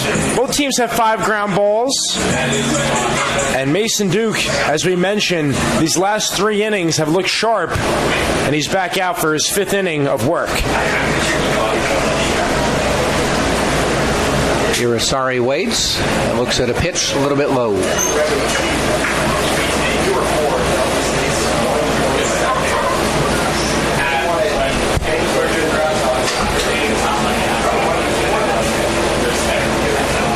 The 1-0 pitch, Irisari swing and a miss.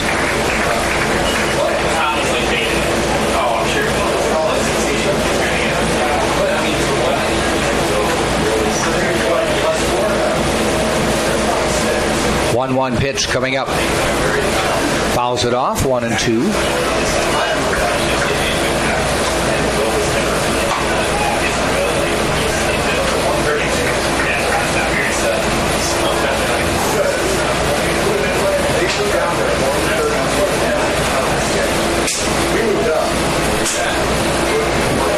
And it's 2-2.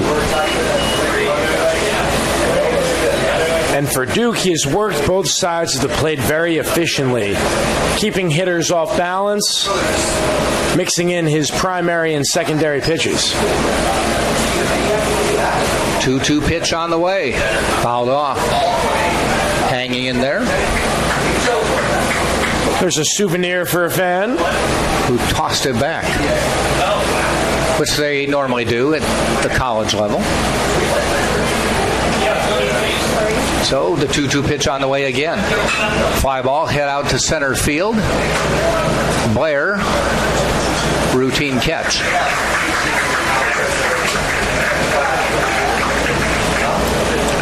That will send Chinea to the plate. Struck out back in the 2nd inning.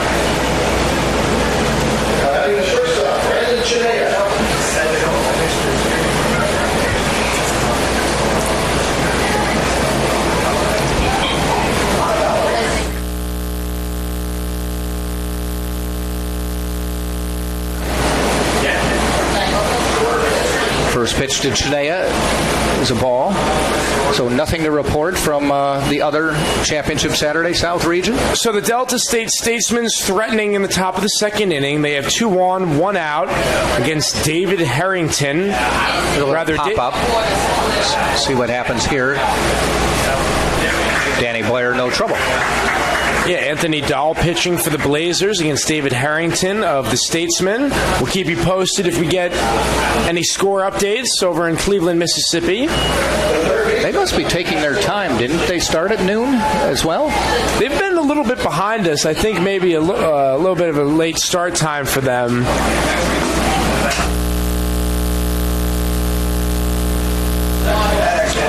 Good point. They're on Central Time. It was a noon start, but noon Central. So there we go. Like, how could there be no score? Right, yeah. And they've only played 2 innings, and they're an hour and a half into it. That explains it. They're 30 minutes into it. 1 ball, no strikes. Pastore at the plate. Doubled and scored to start the game for Nova Southeastern. Grounded out to short his last time up. 2-0 count here. 2-1.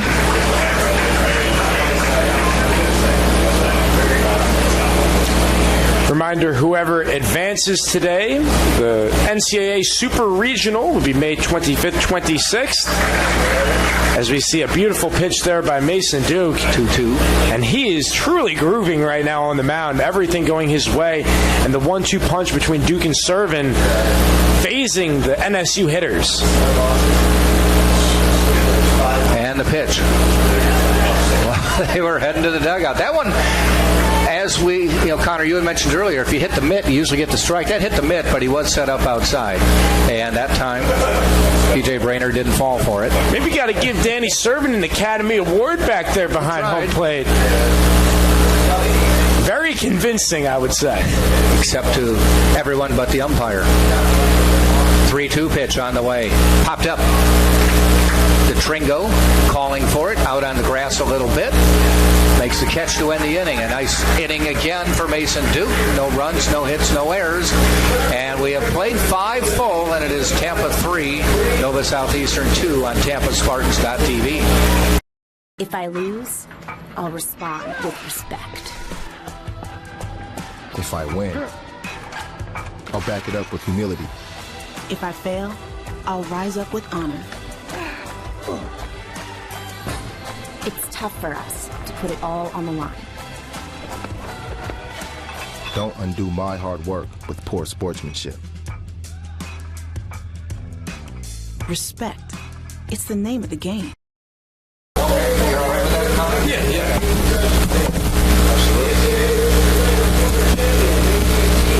Welcome back to the University of Tampa. Championship Saturday here in the NCAA South Regional. Tampa Spartans 3, Nova Southeastern Sharks 2.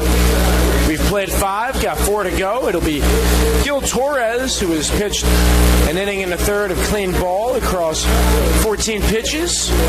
And he will have his hands full with Cole Perry, Sam Freitas, and Nick Durr, 5-6-7 in the Spartan lineup.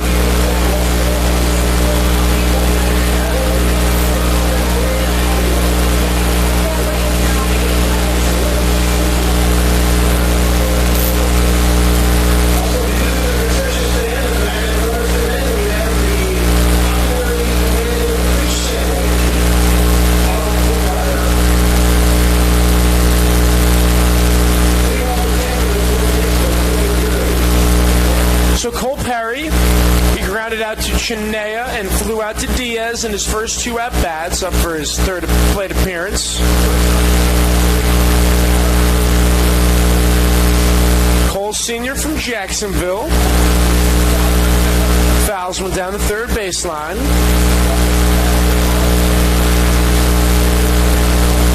Spartans 4 for 19 as a team, hitting .211, 3 for 7 with runners on base. And in the bottom of the 6th inning, Lebowski, Woolforth, and Demby due up for Nova Southeastern. And that one is clubbed shallow right field, coming on strong Diaz, and he makes the running catch to retire Cole Perry for the first out of the 6th inning.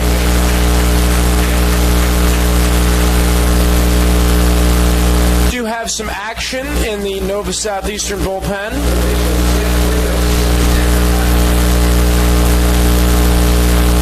Nobody warming up for the Spartans.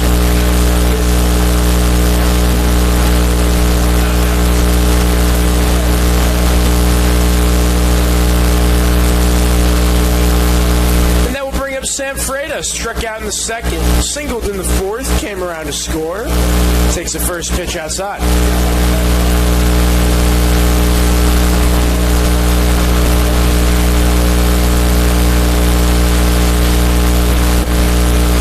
And the 1-0. Check swing foul. Down the first baseline, 1-1 the count.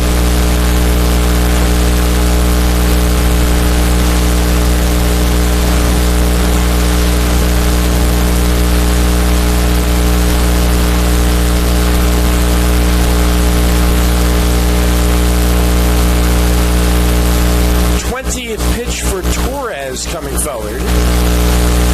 That one is hit on a button into center field. Taking it on a hop, Duran. And a 2-hit day now for Freitas. Lone hitter in the Spartan lineup with a multi-hit game working. Now 5 for the day for the Spartans. And that'll bring up Nick Durr. He was hit by a pitch in the 4th inning. An RBI hit by a pitch. And was stranded at third, up for his 3rd plate appearance.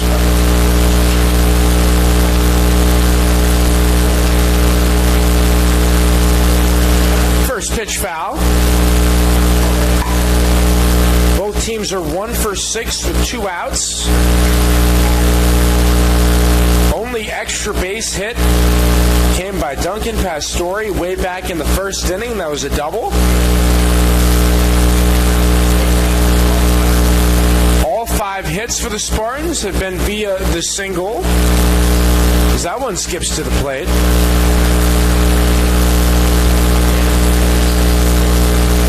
Connor Moore on the call. Thanks for spending part of your Saturday here on TampaSpartans.tv. Got ourselves a good game.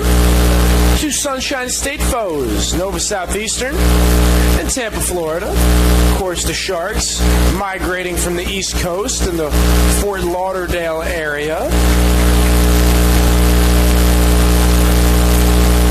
And we got ourselves a 2-0 count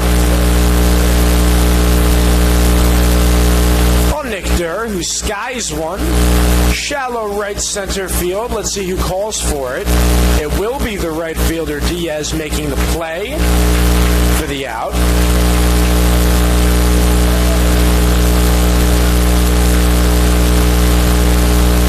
And that'll bring up Nick DeTringo. DeTringo got the first hit of the game for the Spartans. Should say Danny Blair coming to the plate. DeTringo is on deck.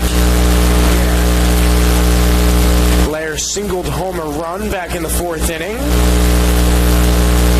and fouled out to Pastore back in the 3rd. So 2 on with Freitas at first. 3-2 the score. Spartans got all of their runs back in the 4th inning. Nova took the lead in the bottom of the 1st inning, did NSU. And that one outside to Blair, the former South Carolina Gamecock.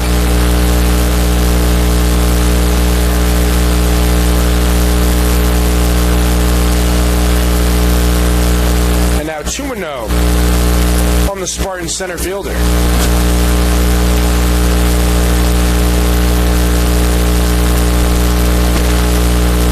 Mason Duke in line for the win. 5 innings, 74 pitches, 54 for strikes. That's a chopper on over to second. Fielding is Irisari. He makes the play. And we will head to the bottom of the 6th inning. Tampa 3, Nova Southeastern 2. You're listening live on TampaSpartans.tv. Looking for tickets to an upcoming NCAA championship? Did you purchase tickets and can no longer attend? Buy or sell your tickets with other fans at the NCAA Ticket Exchange, powered by Prime Sport. Every transaction is secure and 100% guaranteed. Visit ncaa.com/exchange today.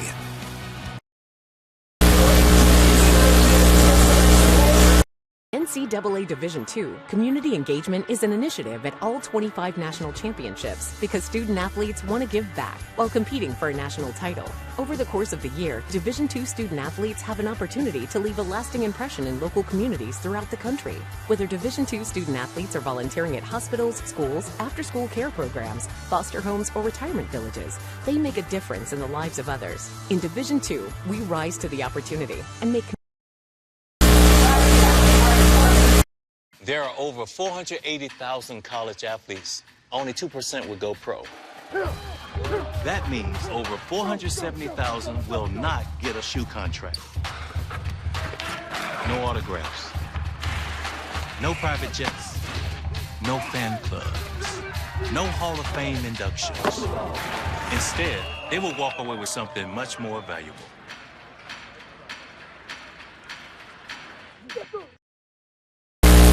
Welcome back to the University of Tampa. We move to the bottom of the sixth inning. Designated hitter Andrew Lebowski against Mason Duke. Duke is ready. Lebowski's ready. And a check swing right back to the Spartan starter. Underhand flips it on over to Perry for the 1-3 ground out. 1 pitch, 1 out for the Spartans.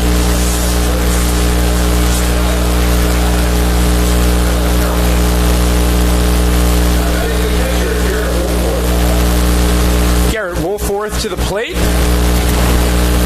Connor Moore, Jack Ike, thanks for tuning in. Been a fun game thus far. Happy to have you with us. As the first pitch paints the outside corner, Mason Duke. He and Danny Servin have had the connection, pitcher to catcher, all game long. With a win, the Spartans would advance to the NCAA Super Regional, which would take place next weekend. And if the Nova Southeastern Sharks were to win this game, they would force another game about 45 minutes after this one. And the winner of that game would move on, as it's 0-2 now on Woolforth.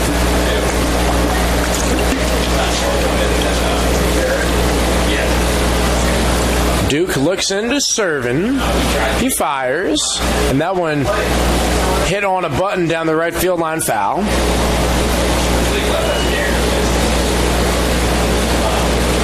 As we look ahead to the top of the seventh, it's DeTringo, Torrealba, Earhart, 9-1-2 for the Spartans.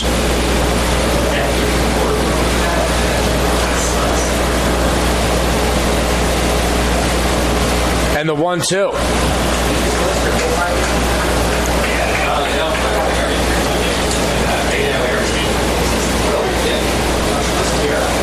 2-2 the count, 1 down here, bottom of the sixth inning. 77th pitch for Mason Duke.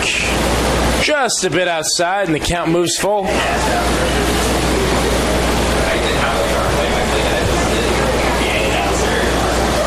Woolforth, 2 for 2, 2 singles, run batted in. Number 3 hitter and the backstop for the Nova Southeastern Sharks. Swinging away that time. Oh, what a pick at first base, Cole Perry. Showing off the gold glove at first base with the pick. You betcha. And we have 2 up, 2 down.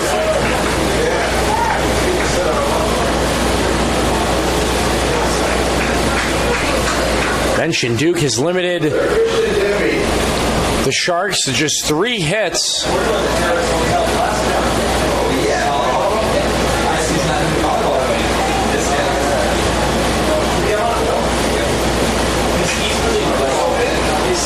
Two of those 3 hits came in the first inning. It was a double for Pastore, a single for Woolforth, and then Woolforth singled again in the third.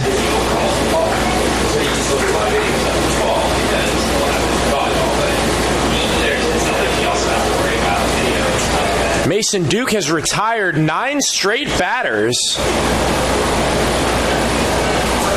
after he got Woolforth. The last hit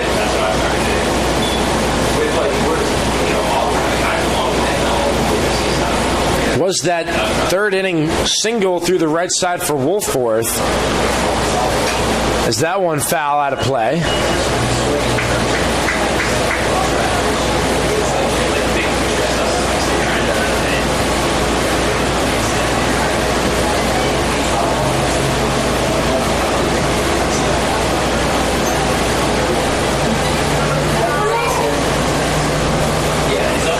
Two the count, 2 outs, make it 2-2.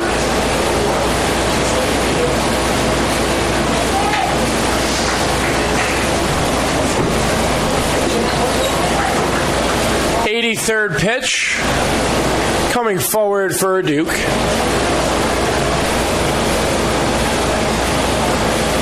And the payoff, outside.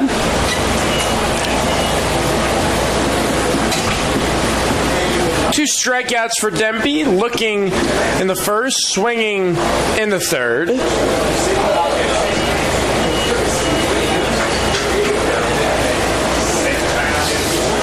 Duke delivers. Did he check his swing? No, he did not. And Mason Duke collects his 5th strikeout of the game. And the Alabama Crimson Tide transfer has himself a quality start across 6 innings of work. We head to the 7th inning. Tampa Spartans 3, Nova Southeastern Sharks 2. You are listening live on TampaSpartans.tv. Before the house, before the office, the late nights and new bosses. Before the last hugs, the wins and the losses. Before building the team, before building yourself. The rise and grinds, all day, every days. Before the letter, before the dream, there was a kid who loved to play. If you have the talent and dedication to succeed in school and in sports, we'll provide the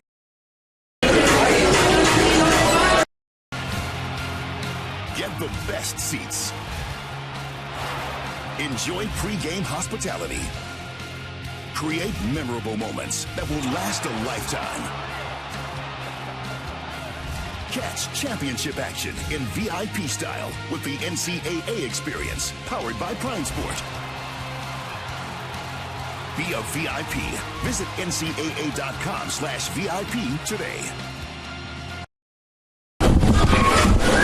Welcome back to the NCAA South Region Championship game. Tampa Spartans, Nova Southeastern Sharks.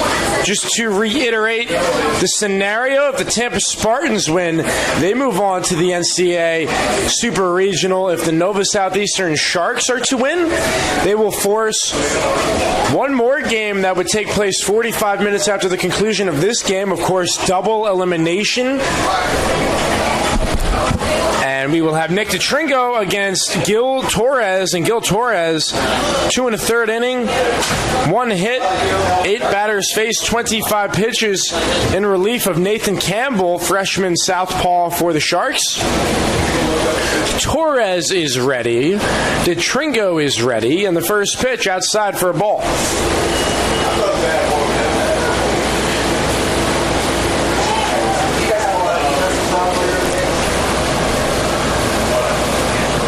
And the 1-0 from Torres inside.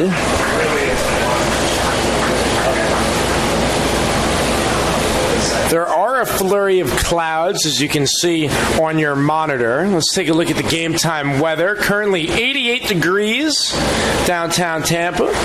The UV index is a whopping 10 right now. Very hot down on the field, as it's a 3-0 count on DeTringo, who is, for all intents and purposes, taking a pitch here.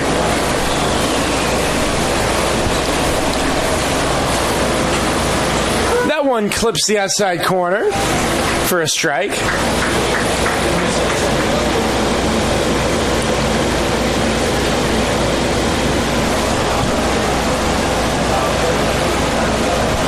And the 3-1. DeTringo thought it was ball 4. Some of the crowd did as well. But DJ Breener, the crew chief, says otherwise, and we have ourselves a full count on the leadoff batter here in the 7th inning.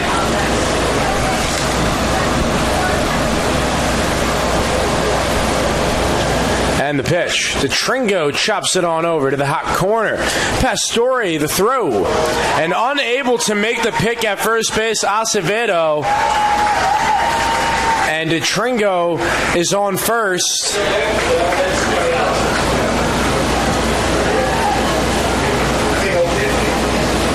So Yorvis Torrealba, Sunshine State Player of the Year, working on an 0 for 2 day with the walk back in the third inning. The official ruling is a hit for DeTringo, so he joins Freitas as the only two Spartans with multi-hit performances. The 6th hit of the day for the Spartans. And DeTringo has 10 stolen bases on 13 tries, and Torres knows that, and he checks to Acevedo at first.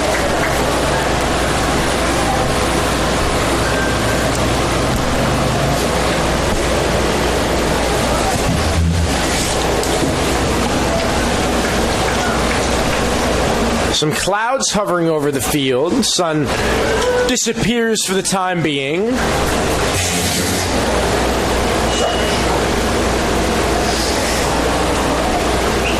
0-1 the count on Torrealba.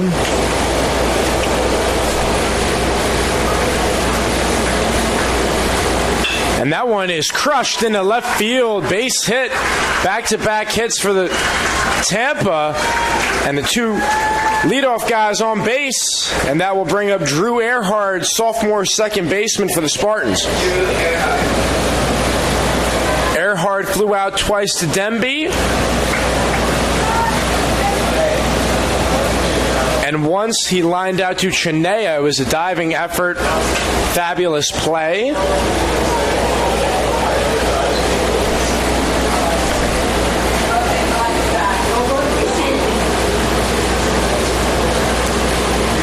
Two on, nobody out. This is the 7th opportunity for the Spartans with a runner in scoring position. They are 2 for 6 thus far.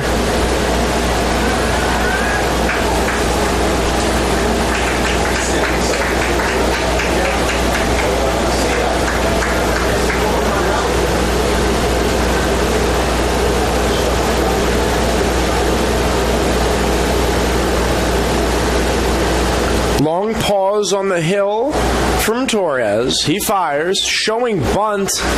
Earhart, and I like the decision by Coach Joe Urso. Try to advance the runners, get both into scoring position, still nobody out, and try to add some insurance runs to this 1-run lead. Let's see if the Sharks have the wheel play on. The bunt is down. It's a good one over to third. Pastore fields. Going to be a tough play. And that is a phenomenal pick over there by the second baseman. Check that. That was, yes, the second baseman, Irisari. So the wheel play was on. And that is a marvelous play over there by first base for the second baseman coming over. And that is the first out of the 7th inning. Moving to third, DeTringo, to second, Torrealba. As Earhart put that one right where he wanted to. And Joe Urso comes across the diamond, wants to have a little bit of a conversation with Manolo Alejandro about that pick. He will not win the discussion. Heads back over to third.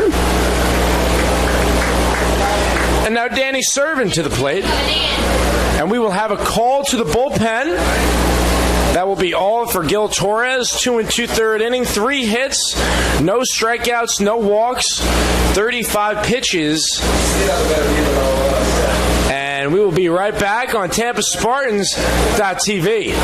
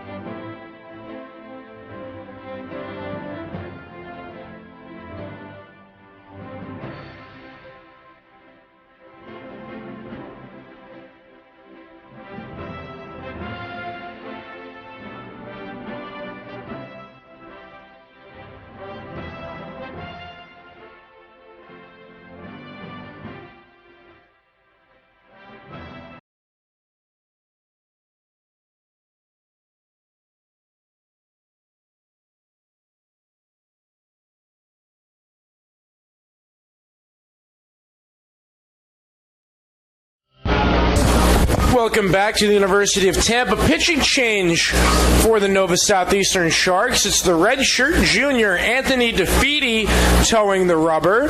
We saw him yesterday against Spring Hill. He went an inning and a third, surrendered 2 hits, did not give up any runs, did walk 2 while striking out 2, gave up a double. And on the season, he has a 3.38 earned run average out of the bullpen. And he will face the Spartans catcher, Danny Servin, who is 0 for 2 with a walk and a run scored. Torey Alba is at second. DeTringo at third. Connor Moore, thanks for listening here. 3-2 ball game. 2 Sunshine State foes meeting head-to-head. Talked about it earlier. Tampa took 2 of 3 here. March 1st and March 2nd against the Sharks. Tampa has won 7 of the last 10 meetings between the two. Over in Cleveland, Mississippi, the other championship game here in the South region, Delta State and Valdosta State 0-0 heading to the 4th.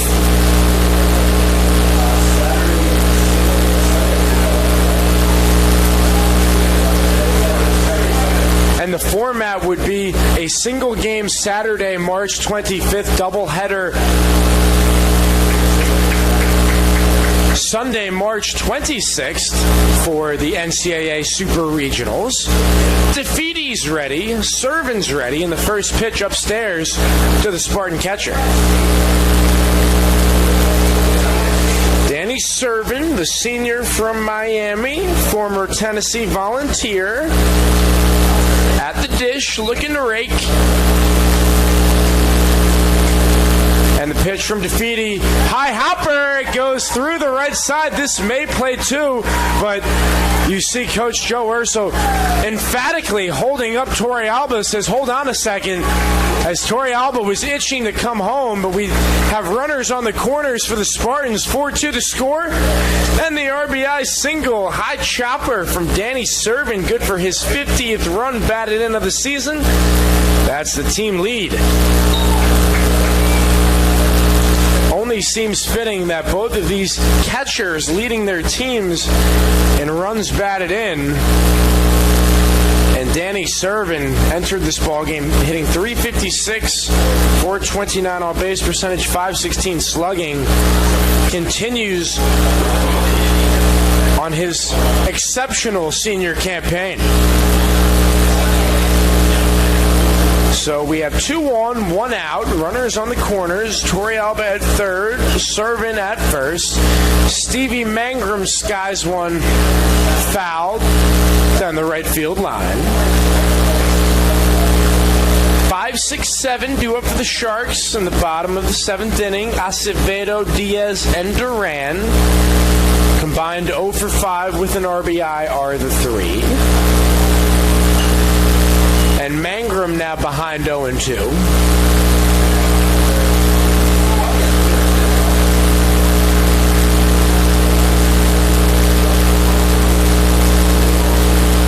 Spartans 8 for 26 as a ball club today, hitting .308. Sharks 3 for 20, hitting .150.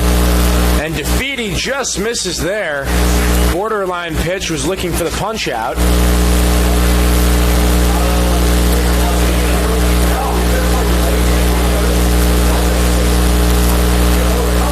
So the DeTringo run credited to Campbell, as that one laced down the right field line, foul.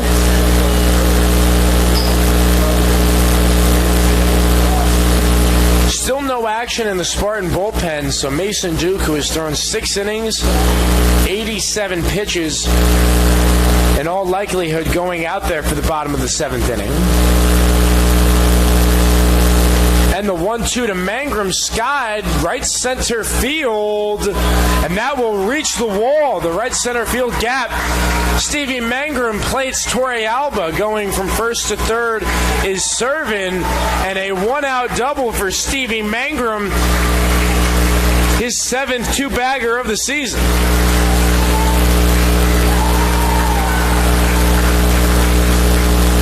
So Stevie Mangrum continuing to put on a show in the batter's box. The senior from Charlottesville, Virginia Tech transfer.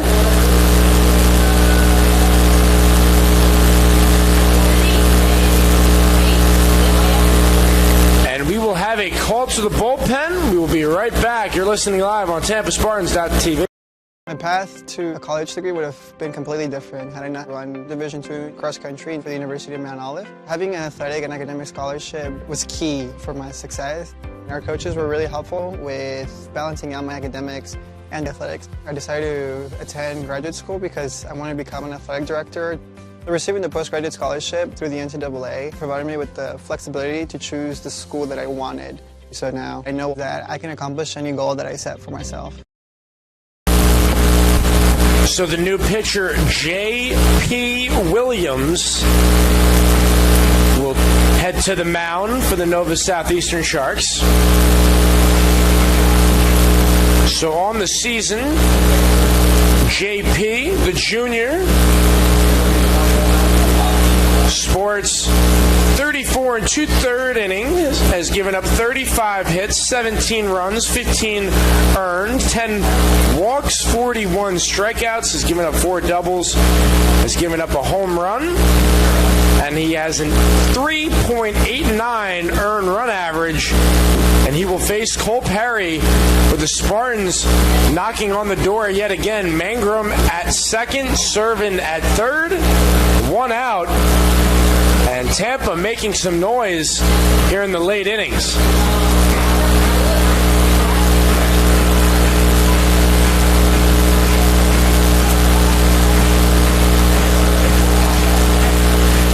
So we saw J.P. Williams already here in the South Regional.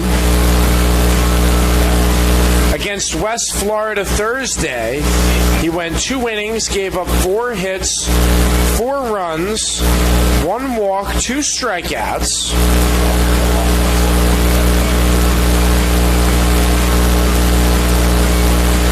In a no decision. Brock Minich came on at the end. Still no score between Delta and Valdosta State. Cole Perry enters the batter's box.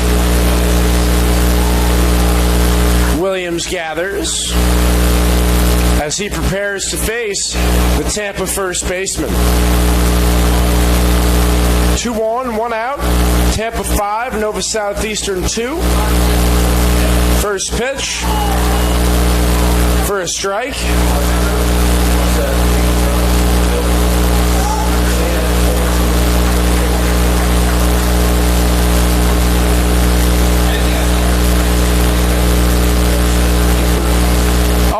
Now on Perry. He's 0 for 3 today.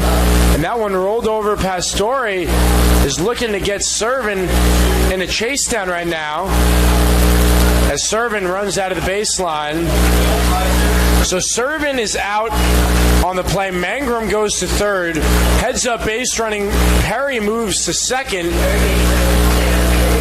And that's exactly how you teach the rundown right there, allowing time for your teammates to advance, and that's exactly what Danny Servin does as Cole Perry stands on second, Stevie Mangrum over at third for Sam Freitas now with 2 down in the top of the 7th.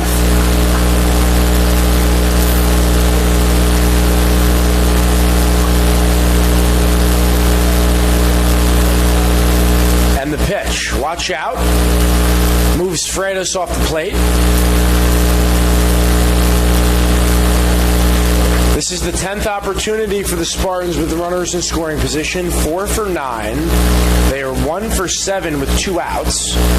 And 6 for 13 overall with runners on base.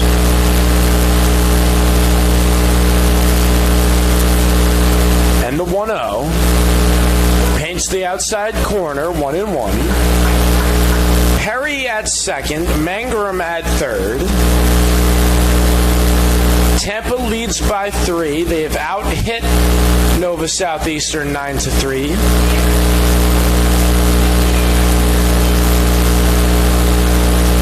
And the pitch. Chopper foul down the third baseline.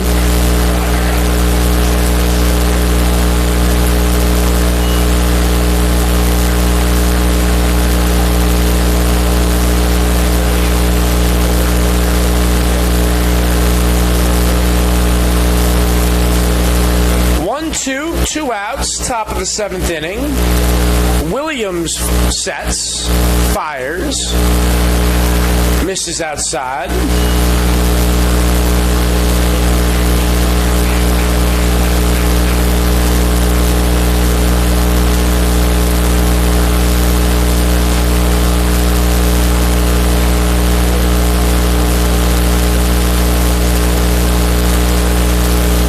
Look from Williams to Woolforth.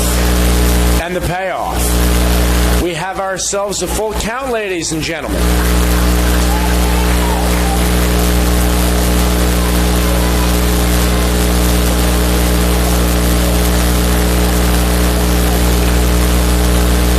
It is Perry at second, Mangrum at third.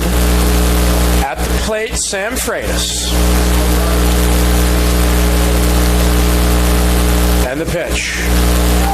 Strike 3. Freitas thought it was ball 4. And we will head to the 7th inning stretch. 5-2 the score. Tampa strikes for 2 more. Add some insurance runs. You're listening live on TampaSpartans.tv. NCAA Teamworks is how the NCAA, member schools, student athletes, and corporate champions and partners actively engage in outreach efforts where national championships are played. Through initiatives such as NCAA Community 101 service learning projects, disaster relief efforts, youth clinics, backpack and school supply donations, and support of the Special Olympics and the Make-A-Wish Foundation, the NCAA and its partners work together to leave a lasting legacy in the community. For more information on NCAA Teamworks, go to ncaa.com.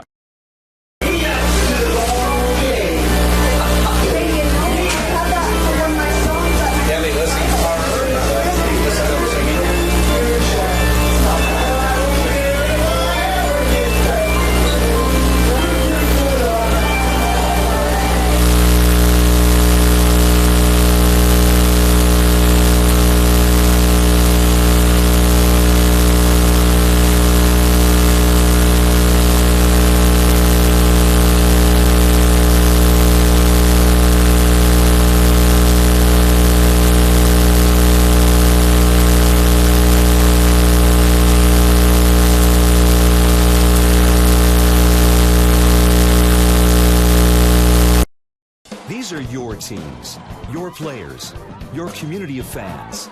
This is where they play, where they practice, where you cheer. At every meet, every event, every game. Your community is passionate, dedicated, supportive. You know the tension of a close game and the thrill of the win. So while you're cheering, keep an eye out for anything out of the ordinary. If you see something suspicious, say something to local. Welcome back to the University of Tampa. The Spartans scored 2 in the top of the 7th inning. Connor Moore, Jack Ike, glad to have you with us. And how about that performance, Jack, by the Spartans? Let's take a look at how that 7th inning broke down. You see a single, infield single for DeTringo as that one is skied over to Cole Perry. Let's see if he has a play, backing up and making the play to retire Acevedo.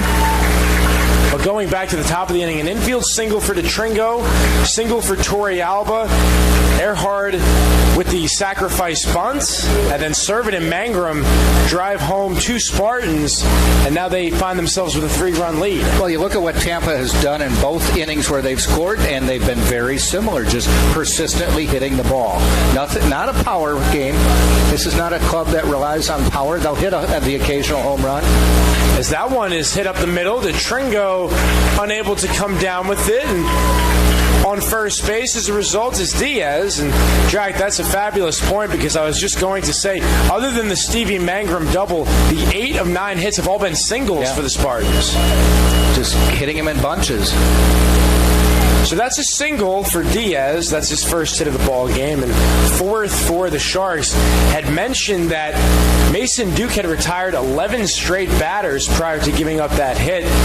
The last hit was a Garrett Wolforth single way back in the 3rd inning. And he has really found himself in a groove on the mound. Got a pinch runner coming in at replacing Diaz. Have Nathan Chevalier. Started center fielder yesterday.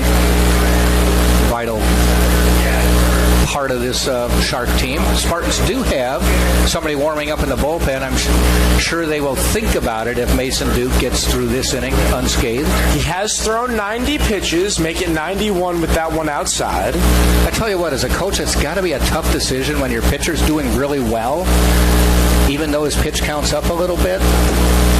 Do you really pull him when he's been dominating? No complete games on the year for Duke, but he has gone very far, as that one is clubbed through the left side for Duran, and now 2 on with 1 out for the Sharks. Now this is a situation that then makes you think about, is it getting to be the time? Because those were not hard hit balls, but they were hit where the Spartans couldn't get to them. Do have an update over in Cleveland, Mississippi. The Statesman behind a 3-run homer off the bat of Sargent. Delta State leads Valdosta State 3-0 in the top of the 4th inning. You know, we've talked all weekend long about insurance runs. 2 insurance runs last inning. Tying run is at the plate now. Yeah, they're prior crucial. to this inning, tying run was on second base. Yes. How the game can change, and already in the bottom of the 7th inning, flying through. As we enter crunch time, it will be the freshman Daniel Irisari, second baseman, taking all the way. Beautiful slider by Duke, catches the outside corner.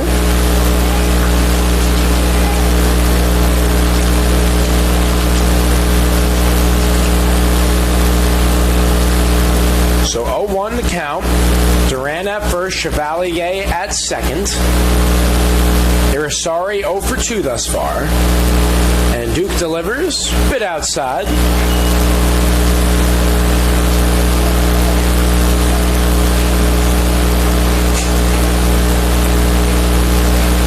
Clean game defensively. Neither side has committed an error.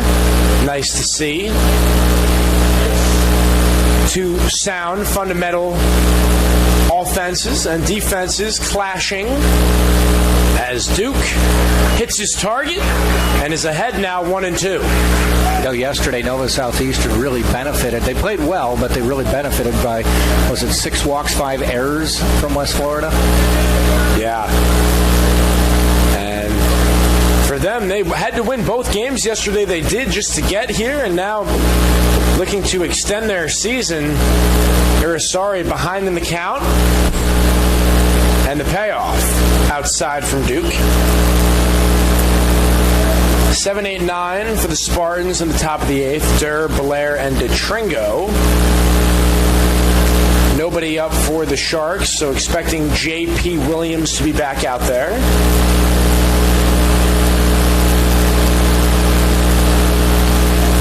Long look from Duke into Servin.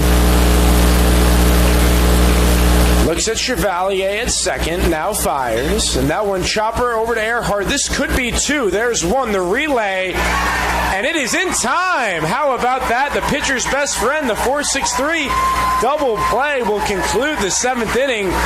And a lot of appreciation. You can hear it here at the UT baseball field from the Spartan faithful as we move to the 8th inning. Tampa 5, NSU 2. You're listening live on TampaSpartans.tv. I knew that there was an opportunity to have my college paid for if I was good enough to play baseball at that level. That was going to make a big difference in my family. D2 baseball gave me an opportunity to play at a high level and to get an education that's going to be valuable for me throughout the rest of my life. I chose to take my experience of being a student athlete and pursue that within my career and to get a master's degree If I wouldn't have had a baseball scholarship, there'd be no chance that I'm doing what I'm doing today. These are your teams, your players, your community of fans. This is where they play, where they practice, where you cheer. At every meet, every event, every game. Your community is passionate, dedicated, supportive. You know the tension of a close game and the thrill of the win. So while you're cheering, keep an eye out for anything out of the ordinary. If you see something suspicious, say something to local. Right. Welcome back to the University of Tampa. 5-2 Spartans over the Sharks. Connor Moore, Jack Ike. I'll pass it on to Jack to take us home for the final two innings. I can get credit for a save, right? I believe so. You and Tyler Beck, maybe. Yeah. Tyler Beck is warming up in the Spartans bullpen.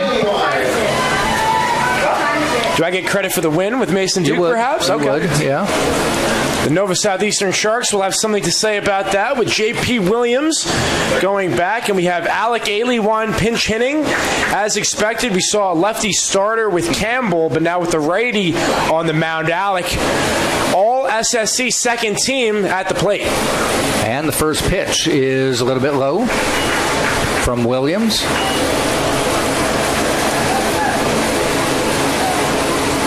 Spartans with 3 in the 4th and then 2 in the 7th. Bunched up a lot of hits in both those innings. Inside, no, called strike to Aliwani.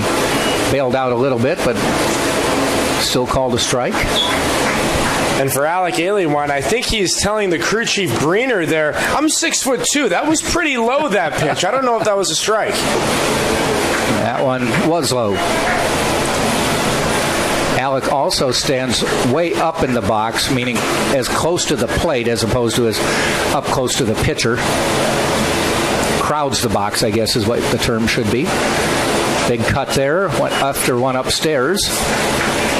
Yeah, if he got a hold of that, that very well could have been on its way to Morsani Hall over there in right field.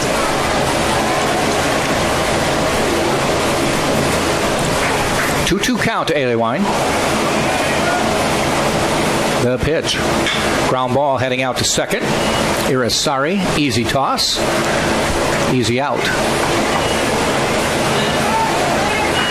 We'll bring up the number 8 hitter, Danny Blair. And we were talking about it just moments ago, Jack, but the Spartans 6 outs away from the victory, 97 pitches for Duke. We did see Tyler Beck yesterday against West Florida, and it makes you wonder how much longer you extend Duke. Maybe start the inning out, see how it goes, and that's go what I there. would do. I'm not Joe Urso, but if I remember his strategy in the past, that's what he's done. Ground ball to Irisari. And a speedy Danny Blair made that one very close. Danny always runs hard down the line. Nothing new that time, making it a close play. Irisari to Acevedo, 4-3, gets Blair by a half step. Well, we've talked about it a couple times, why you should hustle down the baseline, because Irisari bobbled that just briefly. If he bobbles that anymore, Danny Blair's got a hit. He did make it very close regardless. And one of my favorite hitters of all time, Ichiro Suzuki, has had more infield hits than just about anyone in his generation, both in the Japanese league and here in the majors. He made millions off of just hustling. And he's one of those guys that gets a head start. He starts dashing down the line while he swings. Yeah. He's got the advantage of being a lefty, so he's got about a 2-step head start to begin.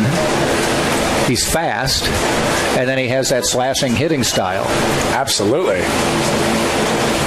Nick DeTringo at the plate for the Spartans. A couple base hits. Scored last inning.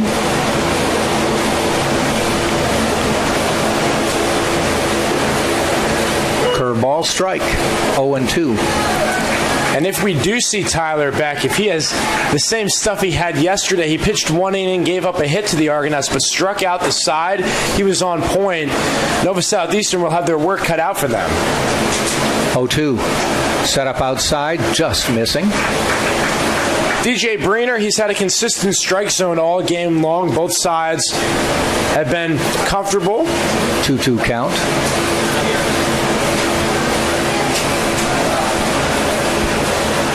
That one is hit deep, deep, deep. Just short of the warning track, making the catch is Demby. Had a lot of hang time on it, too. That would have been a beautiful punt in the NFL. But Tampa goes quietly in the 8th, and we head to the bottom of the 8th with Tampa on top of Nova Southeastern 5-2. You're watching right here on TampaSpartans.tv. And there are over 480,000 college athletes. Only 2% would go pro. That means over 470,000 will not get a shoe contract. No autographs. No private jets. No fan clubs. No Hall of Fame inductions. Instead, they will walk away with something much more valuable.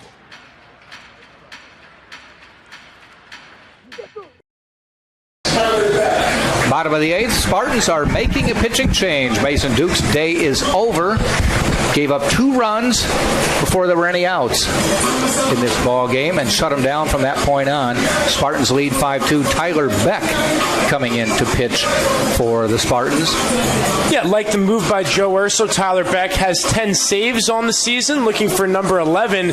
It would be a 6-out save, and interestingly enough, he came in to a 4-1 game yesterday against West Florida in the 8th inning, but the Spartans added 5 insurance runs as a result, and he did not finish the game. Did he come in for Pimentel after 7 then? Yes, okay. Yes. So the exact same situation, 3-run lead, 7 innings out of your starter. Make the move. And the former Purdue Boilermaker out of South Bend, Indiana, senior. Got to support the Big Ten ball players. Well, the Big Ten in seemingly every sport, they just have such an act for competition. You have Michigan State, of course, Purdue, Wisconsin, Michigan, Ohio State, Northwestern, Ohio Not my State, friends. of course. Yes. Do you bleed Badger blood? I do. I bleed red. There we go. I tell that to my daughter, and she goes, "Well, of course you do."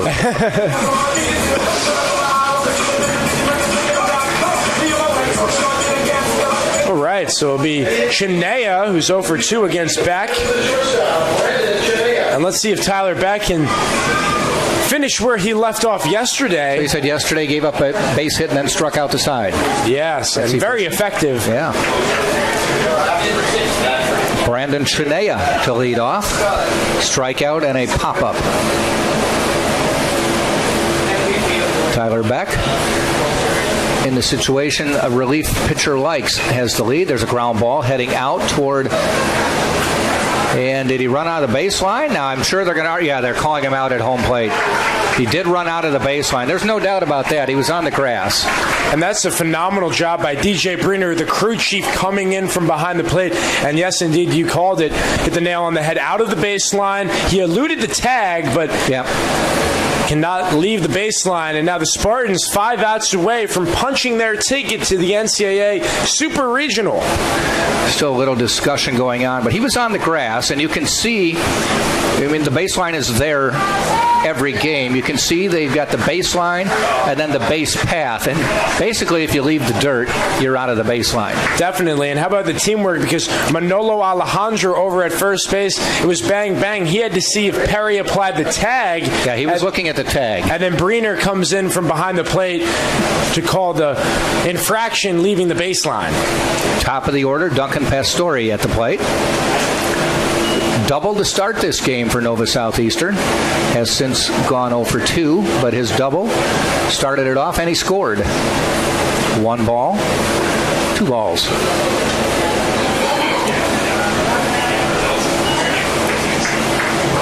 Yeah, the Sharks, they got 2 of their 5 hits in the first inning, but now just 5 for 25 as a team, batting an even 200.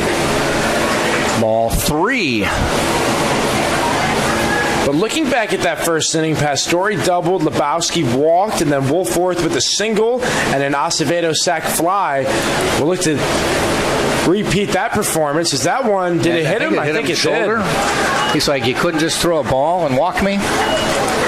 Well, Pastore is a force to be reckoned with on the base paths. Mentioned that he stole 2 last night. And he is always a threat. So Lebowski to the plate with 1 out. 0 for 2 with the walk, runs scored, and struck out looking.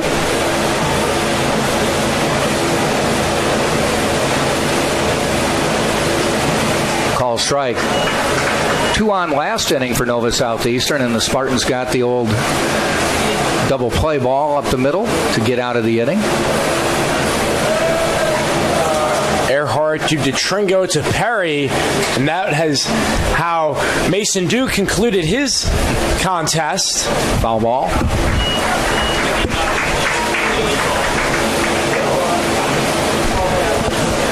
And after that first inning, if you were to tell Mason Duke 7 innings, 2 runs, 5 hit ball, 5 strikeouts, very happy with that performance after a little bit of a shaky start. Well, you give up 2 runs before there's any out, or 1 out. And after he got that first one, it was cruise control from there for the Spartan starter.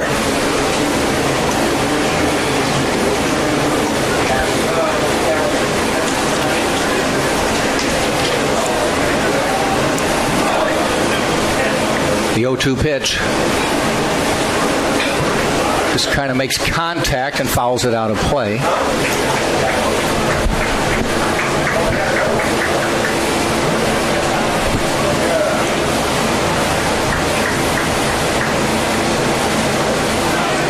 Spartans do have somebody warming up down there. Is that Peralta? Looks to be the case. We have got to keep an arm ready just in case. The 0-2 pitch. Just misses the corner. Servin wanted that one. He did. Back hit his spot, but it's a little bit off the plate, and Breener not budging over there.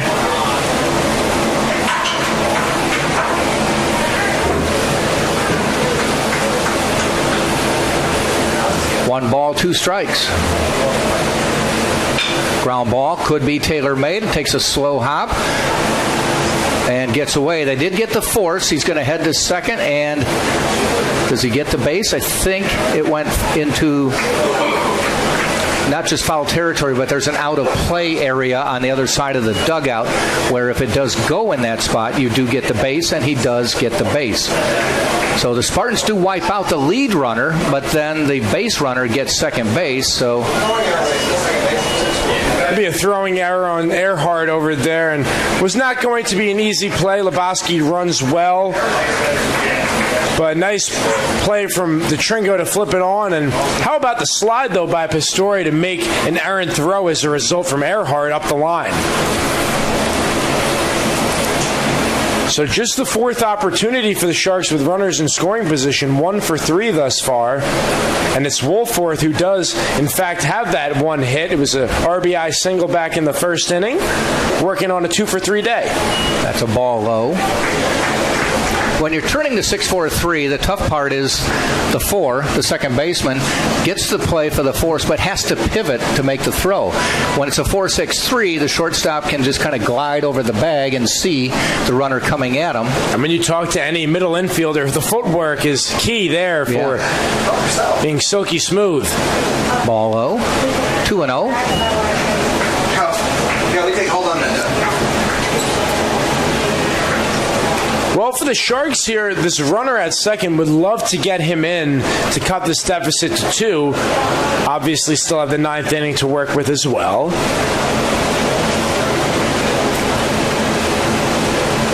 Two-0 pitch. Swing and a miss. 2-1 now. Lebowski on second with 2 out.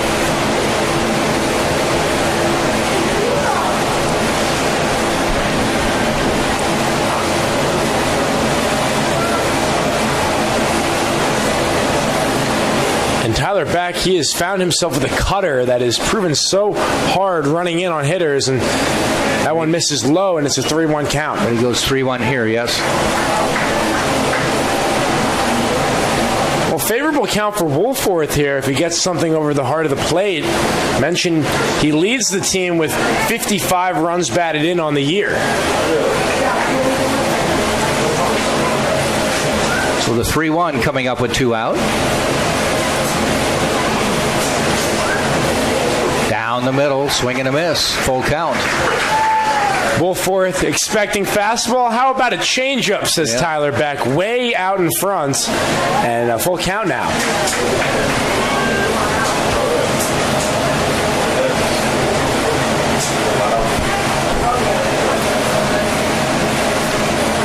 So the 3-2 pitch. Beck fires. Inside, he walked him. So the tying run will come to the plate, and that will be Christian Demby. Yeah, frustration there. See, Beck said something to himself in his mitt as he overthrew that pitch, missed it up and in, and all of a sudden for Nova Southeastern, Christian Demby, the cleanup hitter, representing the tying run at the plate, and here comes Sam Militello, pitching coach for the Spartans, to have a meeting on the mound with his reliever and his infield.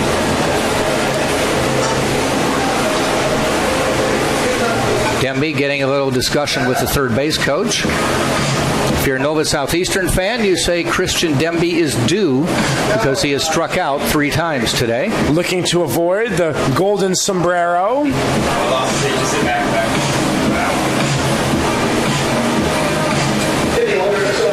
But yes, the optimist would say he is due. Yep. And our friend Gil Swalls on the PA just informing us it is 3-3 between the Blazers and the Statesmen over in Cleveland, Mississippi. Which I learned last night has 2 hotels in town. All right. The hot spot of the weekend, I guess. Well, Joe, the SID from West Florida, was mentioning when Delta State hosts conference tournaments, there's nowhere to stay. Right. Every man for themselves. Yeah. They get dorms or a KOA campground or something. And for the Blazers, a Cristapo and a Houghton home run. 2-run shot for Houghton off of Seth Hogeson. And we are tied 3-3 in the bottom of the 5th inning. 1-0 pitch to Demby. Fly ball out to center field, going fairly deep, ranging back near the wall. It's gone. This game is tied. Holy cow. Christian Demby with the big fly to right center field. We have ourselves a brand new ball game. I guess it's safe to say he was due. That optimist was right. A 3-run shot into deep center field by Christian Demby, and this game is all tied up 5-5. Home run number 8 on the season for Demby. Brings the Nova Southeastern fans to their feet. And now for Acevedo, 2 down, nobody on. And they have found themselves the 2 walks playing a crucial factor. That was just the first hit given up by Beck.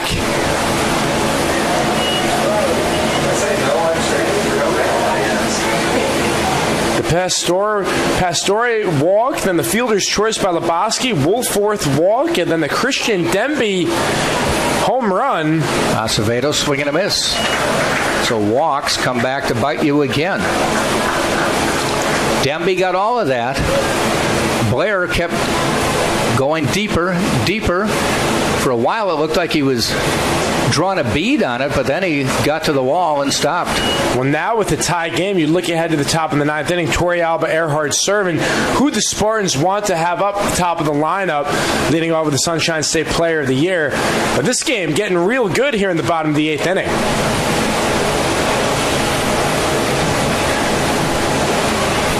2-1 pitch, fouled off, 2-2.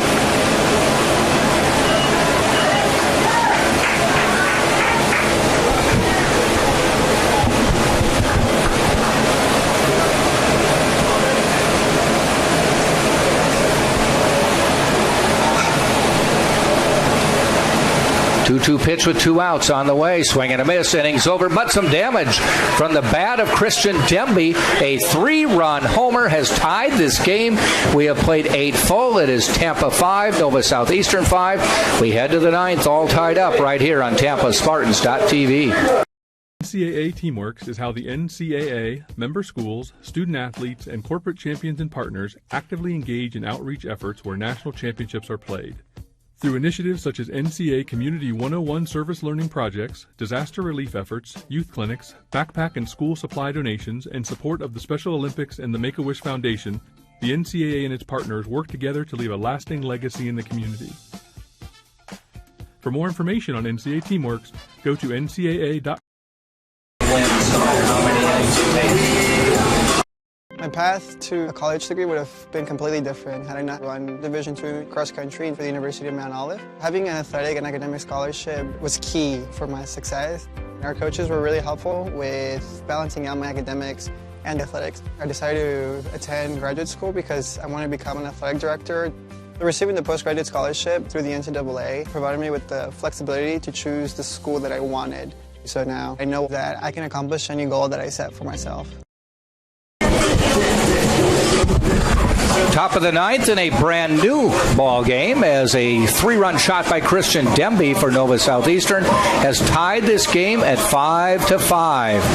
As the Spartans had cruised along with Mason Duke, he gave up 2 in the first and then shut him down until then. But he was taken out in favor of Tyler Beck. Beck gave up a couple walks and then a 3-run shot, and we are all tied up as we head to the ninth. Now, we've mentioned this a couple times, but even though this game is in Tampa, Nova Southeastern is the visiting team, so Tampa bats in the top of the ninth. And give credit when credit's due. Tyler Beck entered that game with a sub-2 ERA, 1.93, and like we said, those 2 walks allowed the tying run to come to the plate. Torrealba sky-high pop-up, second base, Irisari just on the grass makes the catch 1 out. Twice now Torrealba has popped up to the infield. J.P. Williams now at the even 2 innings pitched, along with a strikeout across 20 pitches, 6 batters. So Drew Earhart to the plate.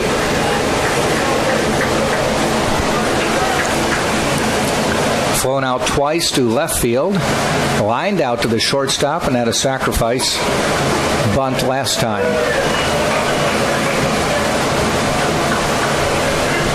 First pitch is a called strike. But new life into the Sharks. Ball to the low.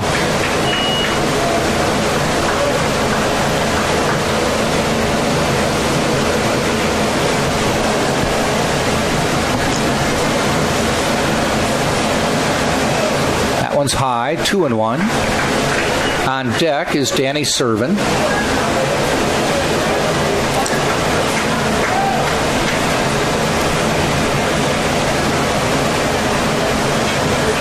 Earhart gets enough of that to foul it back. 2-2 now. Earhart 0 for 3 on the day with a sack. Sacrifice bunt that was in the 7th inning. To advance the runners in scoring position where Tampa took a 5-2 lead. Well, we talked about insurance runs.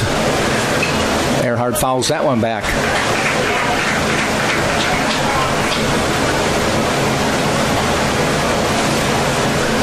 Nova Southeastern can attest to the fact they can never have enough insurance runs, as first game of the weekend for them, they had a 4-1 lead in the 9th, left a couple runners on base in the 8th, and then ended up losing 5-4. Earhart ground ball to shortstop, fielded by Chinea, and there's 2 down.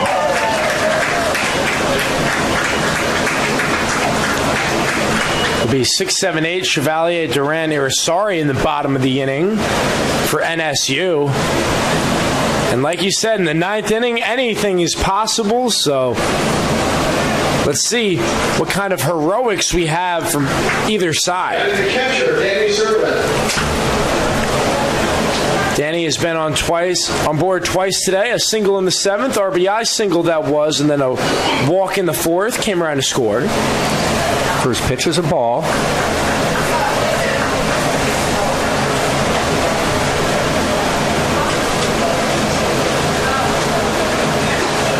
Looks at one right down the middle for the strike.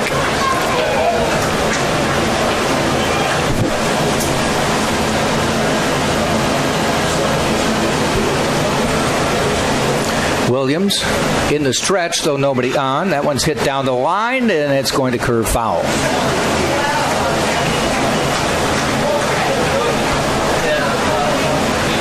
So 1 ball, 2 strikes with 2 outs to Servin. If Danny gets on base, Stevie Mangrum, cleanup hitter on deck, is already 2 for 4 today with the lone extra base hit of the game for the Spartans, that 1 double. 1-2 on the way. Ground ball over the pitcher's head. Chasing it. Irizarry can't make the play. Might go down as a hit because it would have been very close anyway. Yeah, Danny Servin busting it down the first base line, running well, and applying the pressure on the Shark freshman second baseman, and that will be scored. A hit, yes indeed. Infield single for Servin, and he's been on board now 3 times today. Goes Stevie Mangrum to the plate. Still 2 out. Top of the 9th. Tie game. Mangrum up the middle. It gets through. Runners on first and second with 2 out. And striding to the plate is Cole Perry. Spartans a base hit away from potentially retaking the lead. Servin, not your typical catcher, runs well over at second base, so base hit. In all likelihood, Joe Urso will send him home. And a quick mound visit coming up. There is a pitcher warming up in the Shark bullpen. Looks to be Brock Minich getting loose. And a little sidearm thrower. He's pitched a couple games this series, this weekend. And this may very well be a case where NSU just trying to stall a little bit, let Minich get ready. Yeah, he just got up not too long ago. So we stated how Demby was due. Well, Cole Perry is working 0 for 4 thus far, so he may very well be due for a base hit. Well, feel free to say it then. As him and Earhart, the only 2 Tampa starters yet to record a hit.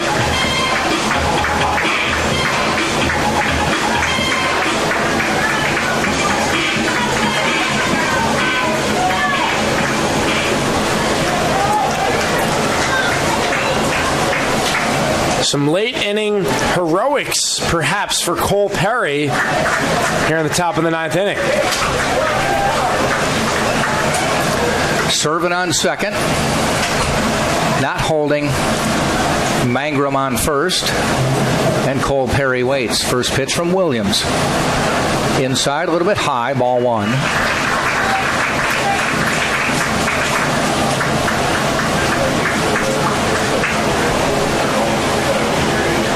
Tampa 11 for 36 at the plate today, batting .306. They are 4 for 10 with runners in scoring position.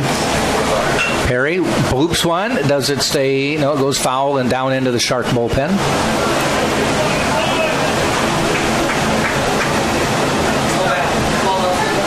So 1 ball, 1 strike now with 2 outs.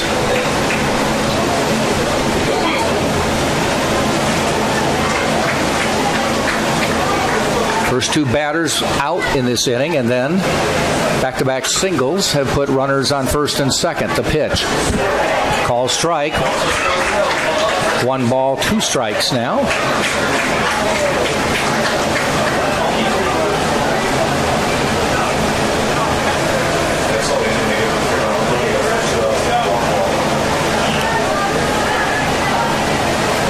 So Cole Perry needs to swing at a good pitch. There it is. He pops it up, heading out to right field, giving chases Duran. Foul territory, doesn't make the catch, has new life. Long run for Duran.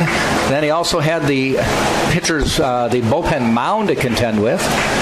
Little elevation change when you get out there. And it just fell just short of his mitt. Will Cole Perry make the most of his new life here? We shall see. Behind in the count, 1-2.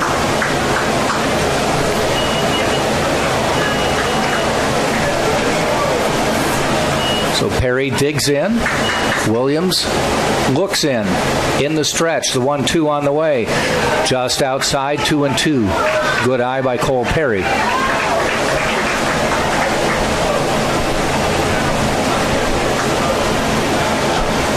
33rd pitch coming forward for Williams.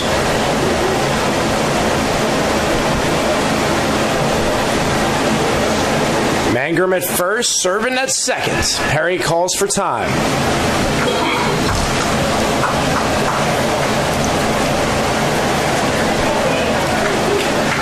So Cole Perry steps back in. Still not ready. Now Williams steps off. A little game of chicken going on here.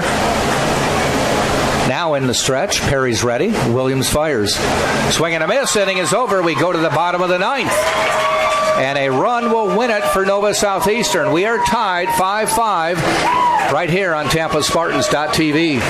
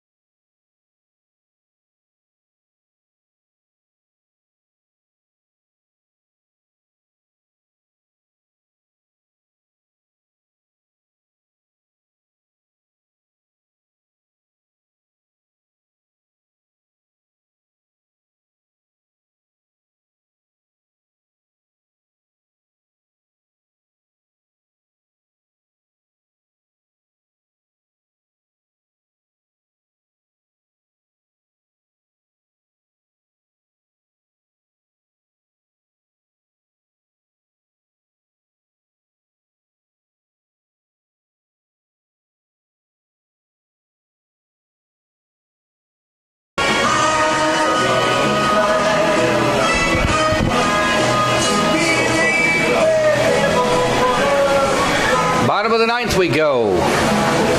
It will be 6-7-8, Chevalier, Duran, Irisari. Any run can win it for Nova Southeastern as they rallied with 3 in the bottom of the 8th to tie this game.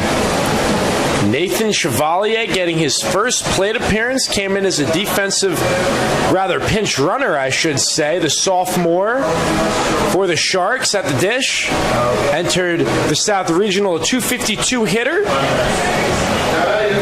Saw him with a spot start last night, replacing Brian Diaz. So Tyler Beck on the hill. First pitch. Ground ball heading out toward and under the mid of Drew Earhart. A leadoff base hit for Chevalier. And he represents the winning run in this game.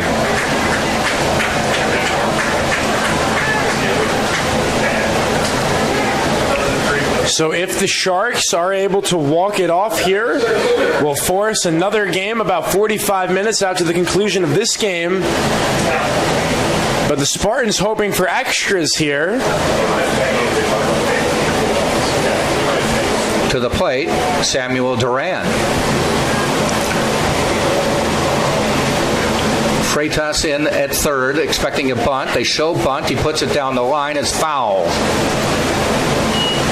Chevalier is 3 for 4 in stolen base attempts on the year. Limited sample size.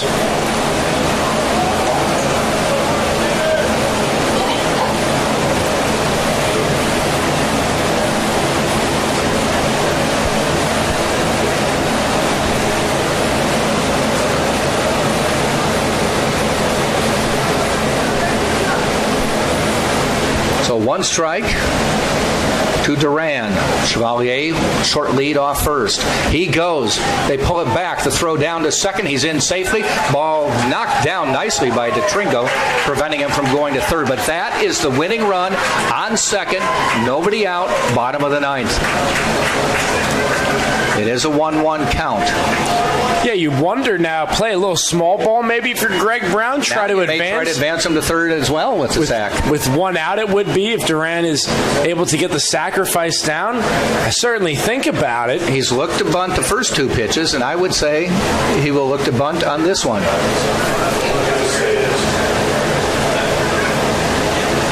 He does not, and taps it foul. Well, Tyler Beck, one of the best arms in the Sunshine State Conference out of the bullpen, and he has been no stranger to the big moment. Will look to work in and out of trouble here. Chevalier on second, nobody out, but a prime opportunity for a strikeout ahead 1-2.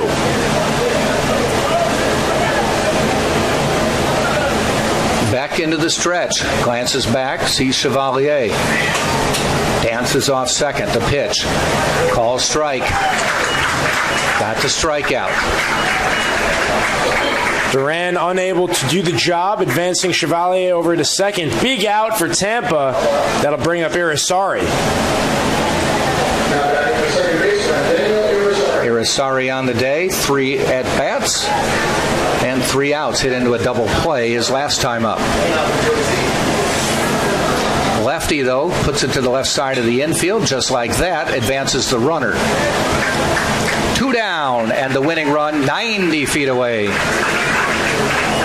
So the matchup will be the number 9 hitter, Chinea, against Tyler Beck with the winning run on third.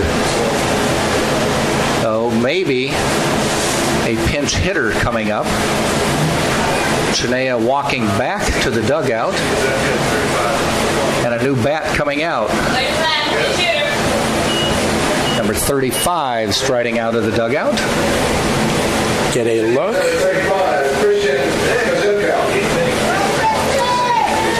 And the pinch hitter will be Christian Kuzemka, the graduate student from Wasco, Illinois, St. Francis transfer.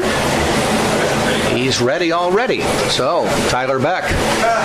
Talk about the most noticeable difference is he is towering over Chinea. His 42nd at-bat on the year, 244 hitter. Ground ball. Fielded. It's going to be a quick throw. We're going to extras. A big job by Tyler Beck to get out of the inning after giving up a hit. We go to the 10th, all tied up, 5-5, Tampa, Nova Southeastern, NCAA Division II Regionals.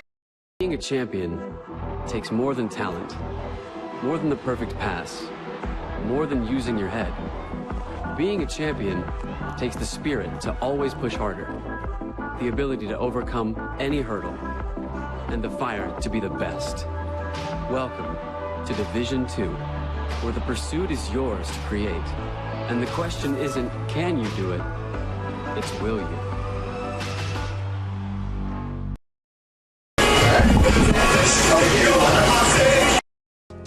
I knew that there was an opportunity to have my college paid for if I was good enough to play baseball at that level. That was going to make a big difference in my family. D2 baseball gave me an opportunity to play at a high level and to get an education that's going to be valuable for me throughout the rest of my life. I chose to take my experience of being a student athlete and pursue that within my career and to get a master's degree. If I wouldn't have had a baseball scholarship, there'd be no chance that I'm doing what I'm doing today. Well, we go to the 10th. A position change after Chinea was pinch hit for as the last batter. Jeffrey Sear is in at shortstop, who has played the first 2 games, started the first 2 games for Nova Southeastern this weekend. And the Spartans will go with 6, 7, and 8 in the batting order in the 10th. That's Sam Freitas, Alec Aliwine, and Danny Blair. On the mound is Williams. Sam Freitas saved the day right there. If he double clutches or anything of that nature with that play right there, could have been forcing yet another game. Yeah, so the ball took a big hop, and he fielded it up at chest level and was still able to make the play. Pitches outside.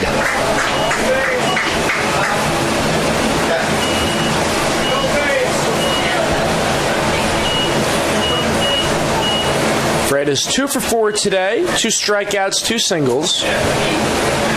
Ball inside. Nova Southeastern with 2 in the first inning to take the lead.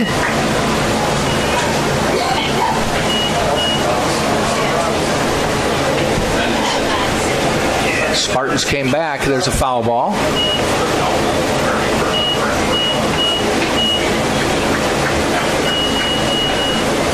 Spartans took the lead with 3 in the 4th and then 2 in the 7th. But but a 3-run home run by Demby in the 8th tied it up. Freitas, 2-1 pitch. Inside.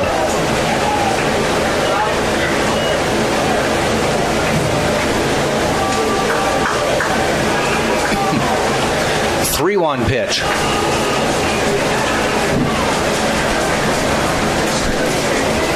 Williams fires.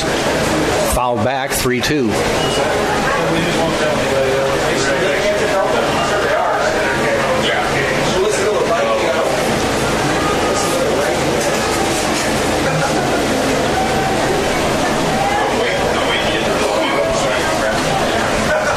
Three-two pitch. Walked him. Not somebody you want to put on base. No. Sam Freitas 9 for 9 in stolen bases, and he's one of those guys, not necessarily the fastest guy, but Stephen Smith is going to pinch hit for Aliwine. So Aliwine got one at bat, came in as a pinch hitter. The senior from Trenton, Florida, Santa Fe College, big spot here. I think Stephen Smith, Joe Urso's logic is he's a better bunter. So I would not be surprised. It's a lefty for a lefty, so it wasn't that. But I think he just likes the fact Stephen Smith is a little more solid in a fundamental like that. And with Smith, he runs so well. Yep. A bunt, he could easily beat it for a base hit if the defense has any trouble with it. The pitch, he does show bunt, pulls it back, it's a ball.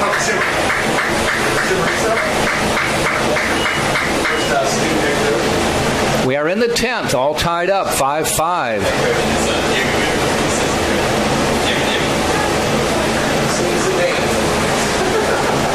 Smith shows bunt again, pops it up, it's going to go to the screen.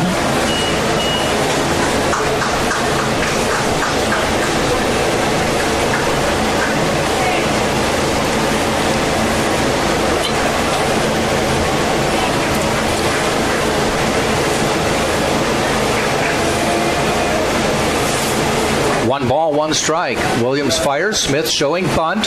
Outside, ball 2.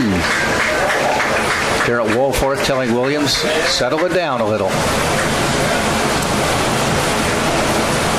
Contact hitter is Stephen Smith, the senior, trying to come up clutch for the Tampa Spartans. 2-1 on the way. Base hit through the middle. I should say through the hole at short and third. Swung away on that one, and a big hit for Stephen Smith. Puts a runner in scoring position with nobody out. Runners at first and second. To the plate comes Danny Blair. Love Joe Urso over there at third base. Freitas was thinking about it. He was all the way up the line, almost in left field, putting on the Jets there and saying, hold on a second, we're not making the first out of third. It's got to be the traffic cop on that one. And now an opportunity for Blair, maybe sacrifice, get both runners in scoring position with one out. Good chance to sack. And then not only do you have one run looming in scoring position, potentially have two if Freitas can move to third and Smith to second, and we will have a meeting on the mound. You've got Nick DeTringo in the on-deck circle, and he is a good hitter. You guys, on the air, it's showing up the 7th inning on the screen. Showing up the 7th inning on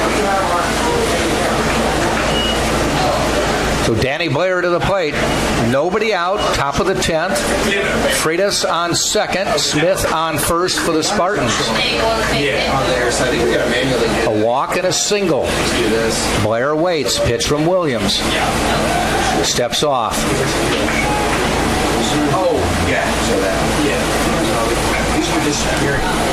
Oh, I'm going to try it now. Short lead for Freitas. They check him back. Long look for the side. Now Williams has it. Shows bunt, pulls it back, and they call it a strike. I know. I did quitter, and then I put them on. Yeah. We were just not even having the bases. Puts them on, then it takes it. Yeah. Yeah, because it's under removed. Yeah. I just wanted to fix the inning. Yeah. So Blair levels the bat. Williams in the stretch. 0-1 pitch on the way. Shows bunt, pulls it back, call strike 2. So So he hasn't liked them, but they've been strike calls.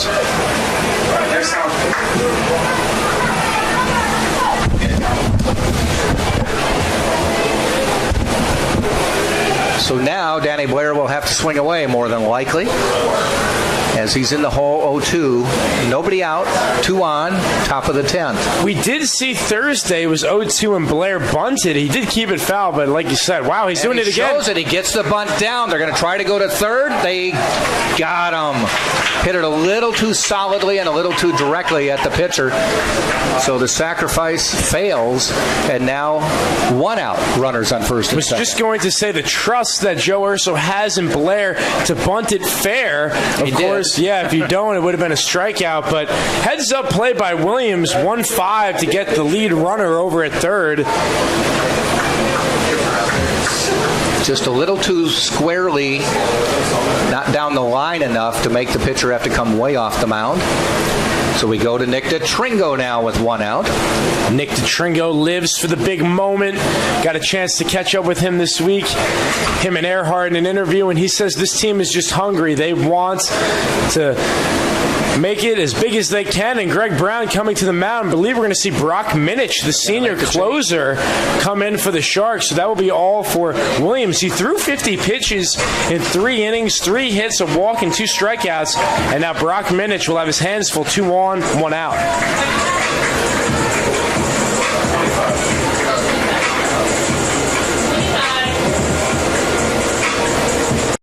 Being a champion takes more than talent. More than the perfect pass, more than using your head. Being a champion takes the spirit to always push harder, the ability to overcome any hurdle, and the fire to be the best. Welcome to Division II, where the pursuit is yours to create. And the question isn't, can you do it? It's, will you?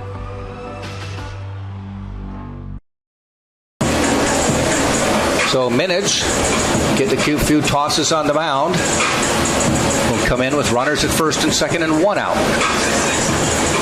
Mentioned that we saw Minich in the opening game against West Florida. He did not record any outs. Gave up 1 walk, and then the wild pitch is how that game concluded. He has a 2.74 earned run average, 2-1 on the year, 4 saves.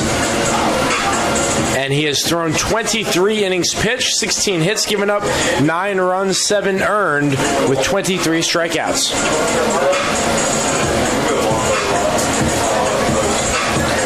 And Nick DeTringo working on a 2-for-4 afternoon, coming up to bat for the 5th time today.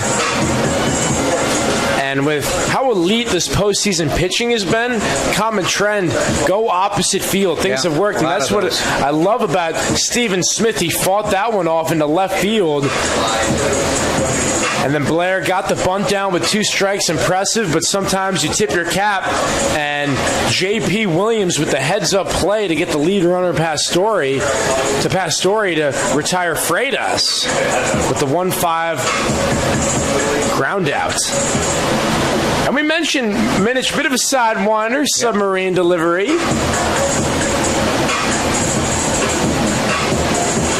So everybody goes back to their respective positions, which will be Blair at first, Smith at second. Smith with enough speed that you hit one into the outfield, and he's going to give it a good shot for the plate.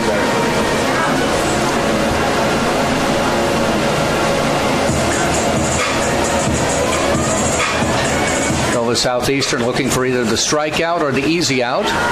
DeTringo hoping to knock it through, get on base, advance the runners. 5-5, top of the 10th. A Sunshine State showdown in the top of the 10th inning. Nova Southeastern hoping to force another game. Tampa Spartans looking to seal the deal. In the stretch is Williams. Looks back at Smith and delivers. DeTringo goes after it, swings and misses. 0-1 count.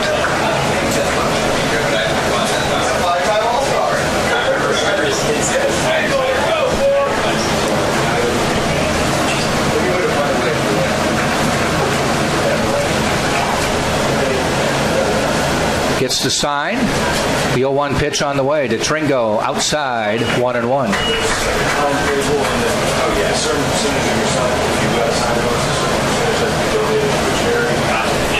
This is a swing pitch right here. Can go 2-1, 1-2. Dramatically changes the at-bat for both the pitcher and the hitter.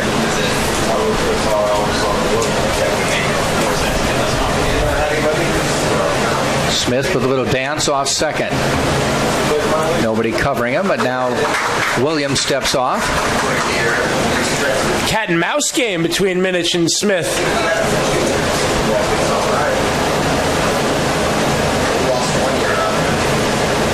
Tringo steps back in. Wolforth with the sign. Minich delivers. Looks good. Called strike. 1 ball, 2 strikes. And Connor, as you mentioned, now it's a pitcher's pitch instead of a hitter's pitch. So Nick DeTringo will choke up on the bat. Look to make some contact here.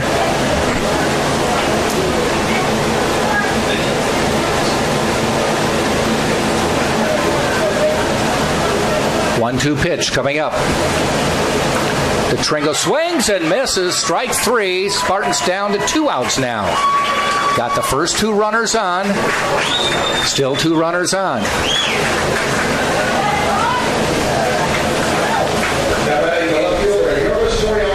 Top of the order, Yorvis Torrealba to the plate. Tampa has the guy they want up at the dish, Sunshine State Player of the Year. Special players make special plays, and Brock Minich, the senior, going up against Torrealba. Should be an interesting battle. Senior against the junior. Here we go. Torrealba waits the pitch. Looks good. Call strike.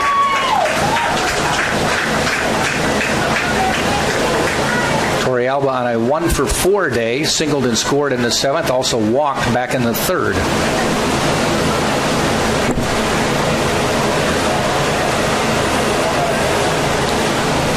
The 0-1 delivery.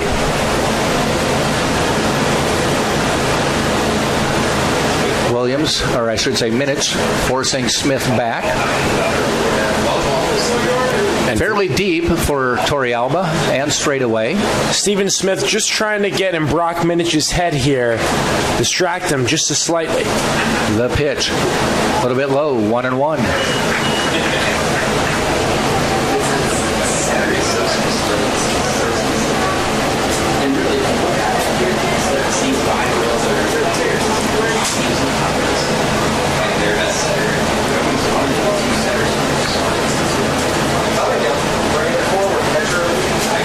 Minich in the stretch. Again, a glance back. Here's the pitch. Torrealba, ground ball to 3rd. Nice hop. Can he make the throw and get him? I think he did. He did. Nice play by Pastore at 3rd, and will go to the bottom of the 10th. Pastore laid out on the line and then got up and made the throw. And even though Torrealba is speedy, he made a good throw. One hopped it to Acevedo, but they get out of the inning. Bottom of the 10th coming up. It will be the top of the order. Pastore, Lebowski, and Wolforth right here on TampaSpartans.tv. Looking for tickets to an upcoming NCAA championship? Did you purchase tickets and can no longer attend? Buy or sell your tickets with other fans at the NCAA Ticket Exchange, powered by Prime Sport. Every transaction is secure and 100% guaranteed. Visit ncaa.com/exchange today. Blue wins and we stay for another game.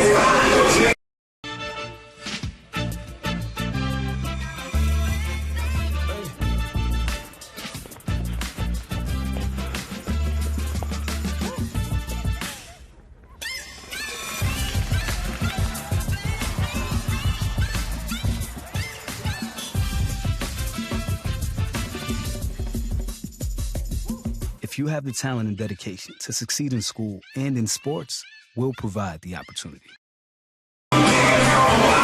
All right, we head to the bottom of the 10th. All tied up, 5-5. Tyler Beck still on the hill for the Spartans. Coming to the plate is Duncan Pastore, who just made a nice play at third to send this game, or to keep the Spartans from doing any damage in the top of the 10th. Yeah, highlight reel play. If that one gets by him easily, Stephen Smith would have scored. First pitch, called back. Okay, I want to see if your memory serves you.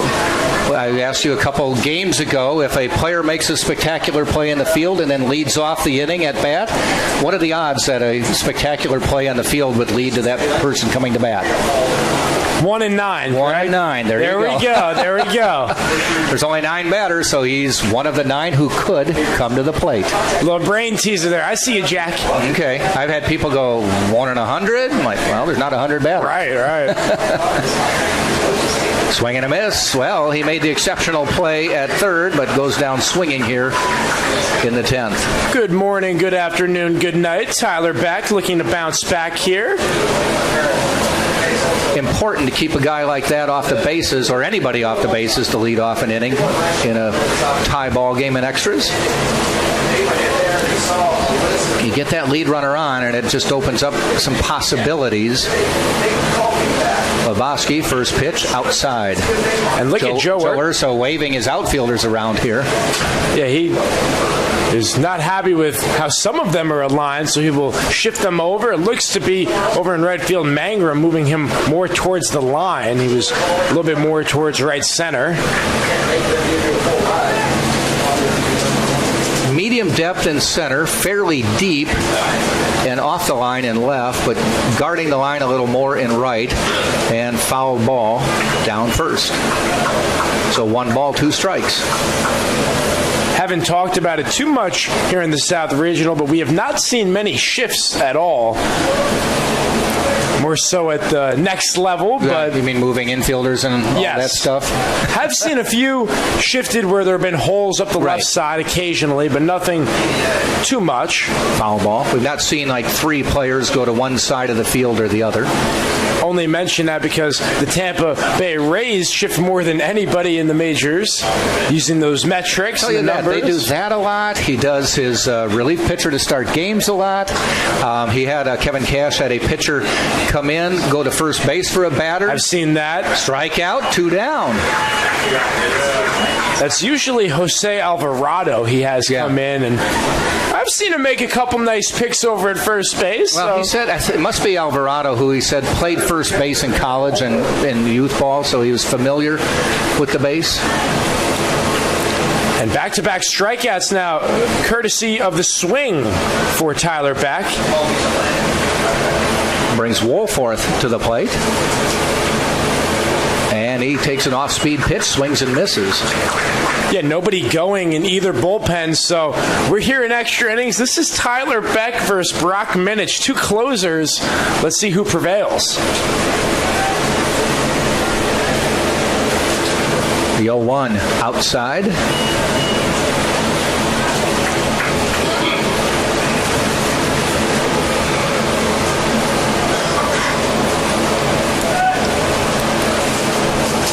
One ball, 1 strike now, 2 outs, bottom of the 10th. Just outside, 2-1. Good eye by Woolforth.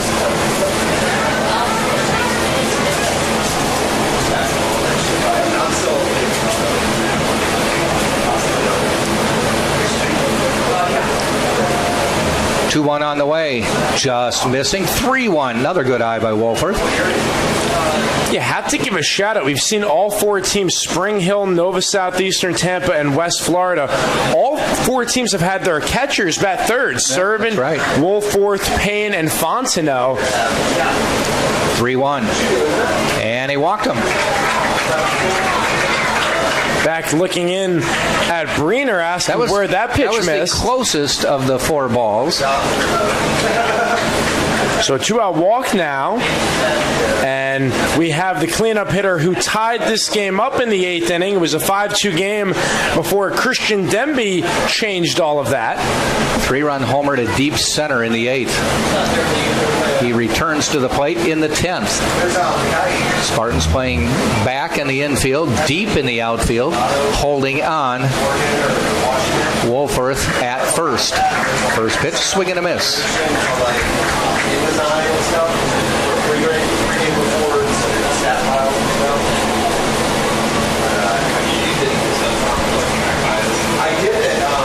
Demby had struck out 3 times in the game before his 3-run homer.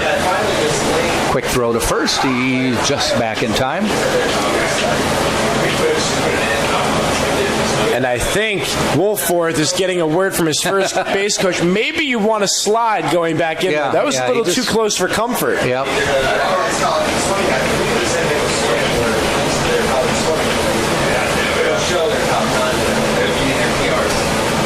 Ground ball foul.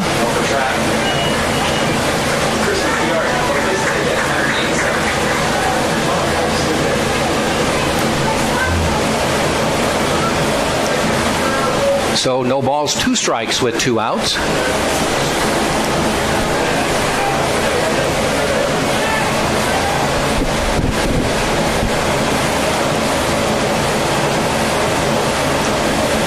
And Beck fires. Nice pitch, gets the strikeout, strikes out the side, leaves a man on base. We're going to play 11 innings of baseball at least. Score still 5-5, Tampa Nova Southeastern, Tampa Spartans.tv. NCAA Teamworks is how the NCAA, member schools, student athletes, and corporate champions and partners actively engage in outreach efforts where national championships are played. Through initiatives such as NCAA Community 101 service learning projects, disaster relief efforts, youth clinics, backpack and school supply donations, and support of the Special Olympics and the Make-A-Wish Foundation, the NCAA and its partners work together to leave a lasting legacy in the community. For more information on NCAA Teamworks, go to ncaa.org.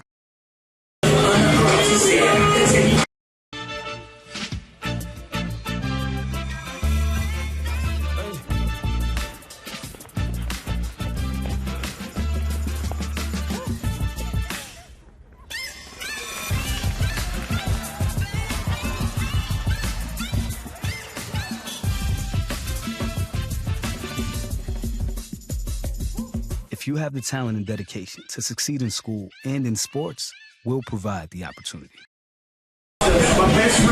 We head to inning number 11 of a 5-5 baseball game. Jack Ike, Connor Moore manning the seats here.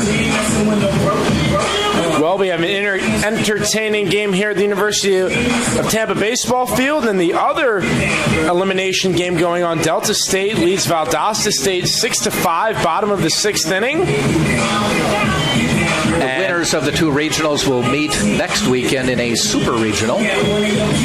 We'll presumably have 1 game Saturday and a doubleheader if need be Sunday. 1 game Friday. 1 game. Is what I heard. I don't know if you heard otherwise. I heard 1 game Friday, possible doubleheader Saturday. I believe we're doing 1 Saturday, 2 Sunday. We'll double check that for sure. I'd prefer not. Yes. Because it is a holiday weekend. Right. If I could be selfish. Yes. Well, here we go. Earhart against Minich here in the 11th. So the Spartans get the 2-3-4 hitters to the plate.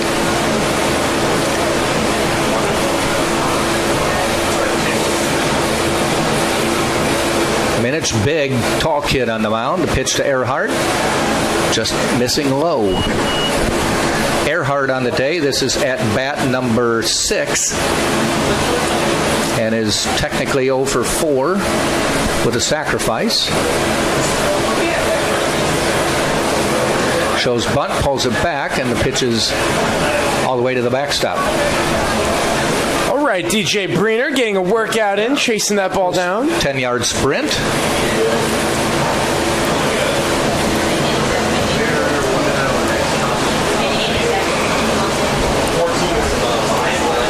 .2-0 pitch to Earhart. Shows bunt. Sees ball 3. So Drew will, for all intents and purposes, take a pitch here, as Minich will look to locate the strike zone.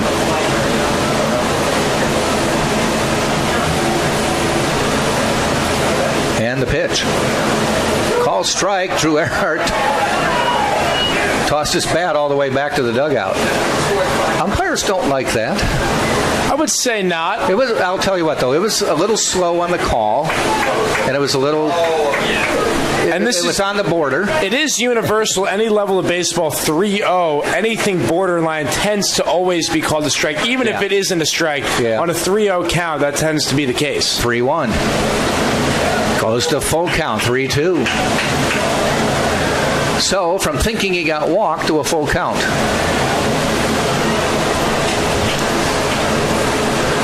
Nice job by Minich to battle back to get the full count. And here's the 3-2 pitch. Hit him. Wow. Drew Earhart gets the base, but stops for a second. I mean, he took that right in the small of the back. And you see Minich coming to Earhart to say, my bad on that one. No bad blood that time as hustles down to first. Rightfully so.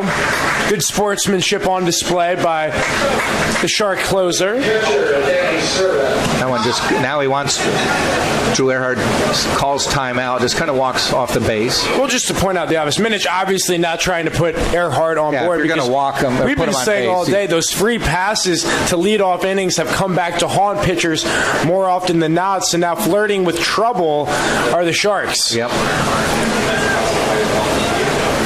We'll see if Joe Urso, I should say, relies on the tried and true, sacrificing the runner over. With Danny Servant. Shows bunt, pitches outside. The book with Joe is get him to second when you get that leadoff man on. And we have some action in the NSU bullpen. Jarrett Krzyzanowski. There goes Earhart. Ball hit down the line. It's going to be just foul. Hit and run. But Servant poked it just foul. Yeah, I like Joe Urso trying to thread the needle there, the old hit and run. Trying to make something happen. And for Greg Brown and Nova Southeastern, makes sense to have an arm warming up after Minich lost Earhart on that first at-bat here in the 11th. Now, that was just the first strike, so wouldn't be surprised if Servant bunts again. Pulls it back, and it's a ball. He did show bunt.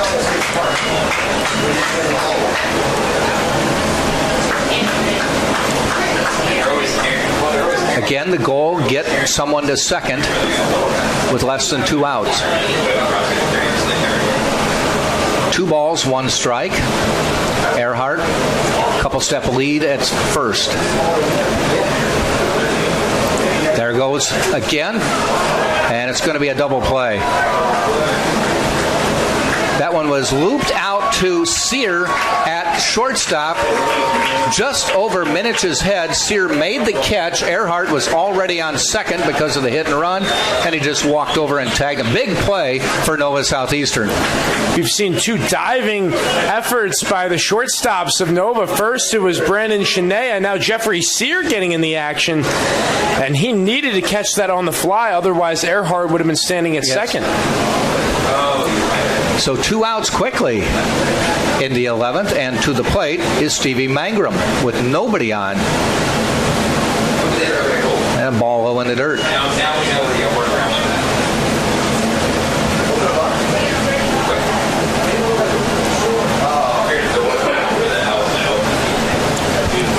1-0 pitch coming up. Ripped down third base, but well foul. A couple telling statistics here in the game. It's 5-5. That's the first one.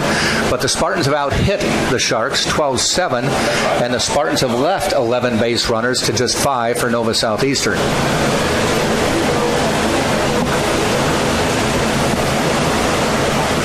One pitch to Mangrum. And that one is hit. Does it curve foul? It does. Well down the line, but foul. Just a long strike, 1-2.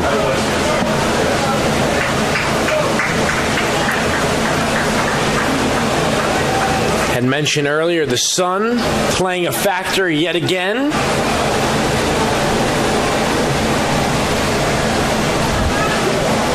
And a big pitch coming here. Look at how far back the left side of the NSU defense is playing. Sear basically on the left field, outfield. Ball in the dirt, 2-2. And Duncan Pastore just a couple steps in off the grass as well in left field.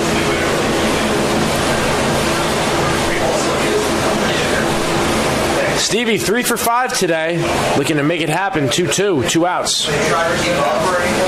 The pitch, a little bit high. We've gone full.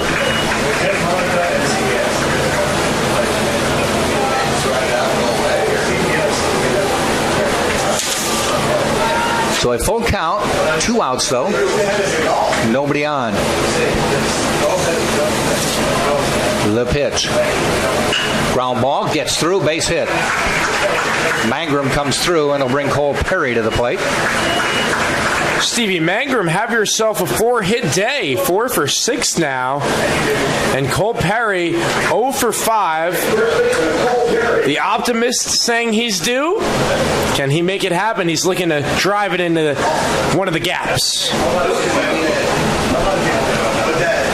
25th pitch coming forward for Brock Minich. So Cole Perry steps to the plate, looking for that first hit of the day, 0 for 5.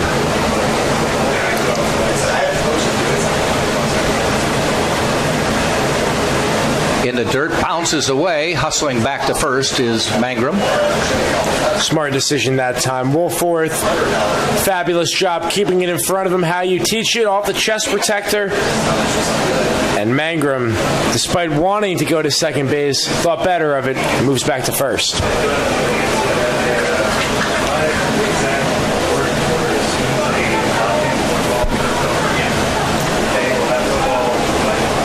One-0 pitch coming up to Perry.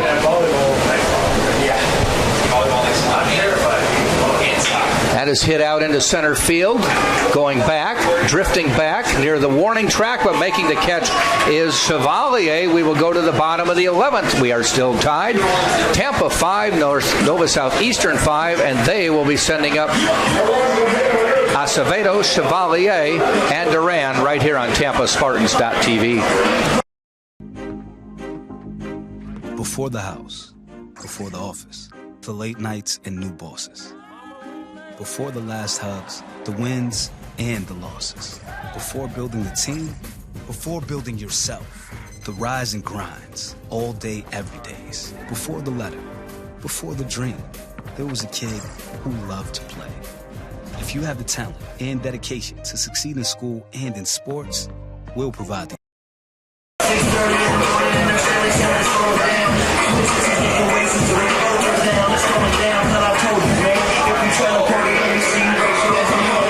Tyler Beck back on the hill for the Spartans in the bottom of the 11th. Tied up. We have been tied since a 3-run homer by Christian Denby in the bottom of the 8th.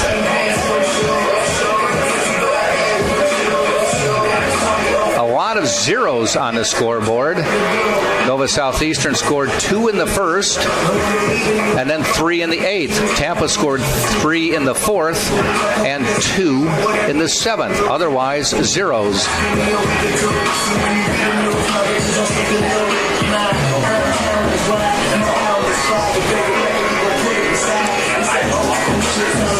Acevedo will lead off.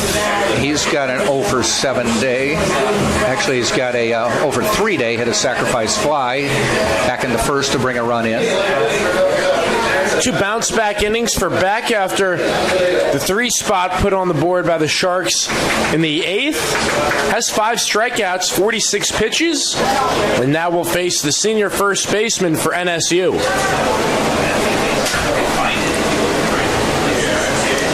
And Beck's pitch. Swinging at one way outside was Acevedo, strike 1. Going golfing there. Yep. I've golfed and swung and missed, so I know the feeling. Speaking of golf, we have the U.S. Open going on right now, I believe. Brooks Koepka was running away with it after 2 rounds. That one's outside. Tiger Woods missing the cut. After winning the Masters for Tiger, what a comeback it was.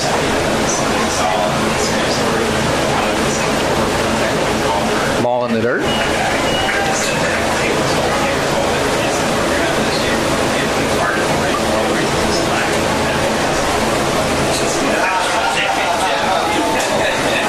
Two balls, one strike. Beck's pitch, swing and a miss. Strike two, evens the count. Also, the Preakness is being run later today as well. Second leg of the Triple Crown, sans the Kentucky Derby winner. And man, oh man, hope you like baseball. We have seen 328 pitches thus far in this ball game. And the 329th was a ball. Still got plenty more on the way. Although the NSU Sharks looking to walk it off here in the bottom of the 11th. Beck, full count pitch, fouled off. We'll do it again.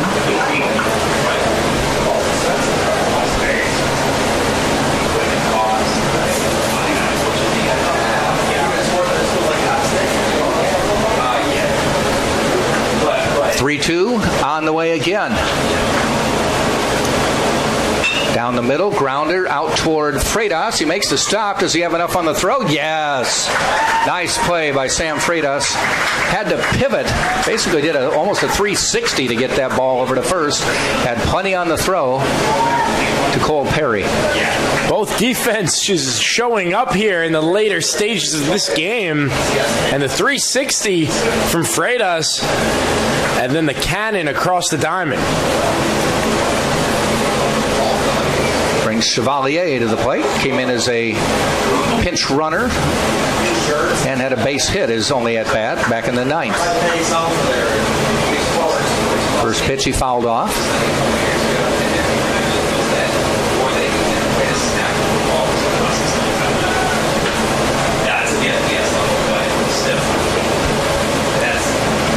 A little bit low and outside. 1-1. Spartans now with 13 hits on the day and have left 12 base runners. Fouled off. The story of the game for the Sharks has been the extra base hits. Back in the first inning, the Pastore double came around to score, put a two-spot there, and then, of course, the Demby three-run opposite field shot. Ball in the dirt. 2-2 is where we stand, and right now neither pitcher giving in. As the next run, at least for Nova, would score the game. Spartans hoping to force a 12th. 2-2 pitch up the middle, gets by Drew Earhart for the base hit. Big round, stays at first. Nathan Chevalier in just 2 plate appearances, 2 for 2 now, joining Garrett Woolforth as the lone 2 NSU players with multi-hit games. Samuel Duran now to the plate. 1 for 4 today. So a 1-out base hit puts a runner on.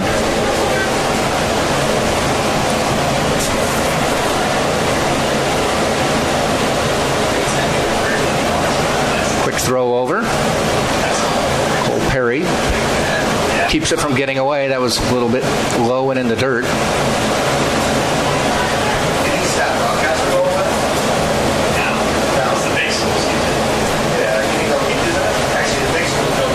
Pitch to Duran.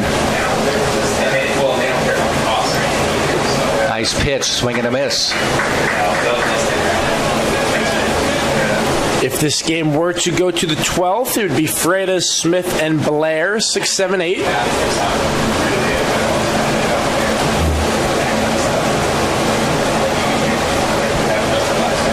One pitch, man on first.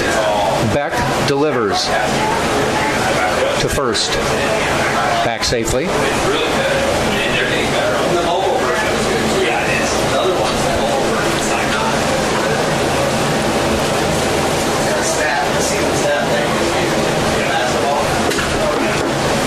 Again to first, again back. And Delta State now leads Valdosta State 8-5. Winner of this game and the winner of that game will play Saturday in the NCAA Super Regional and the doubleheader Sunday if need be. Puts the bunt down. They're going to let it go foul. Is it going to go foul? It finally does. Almost got to the third base bag before finally heading into foul territory. So some patience over at the hot corner by Freitas pays off.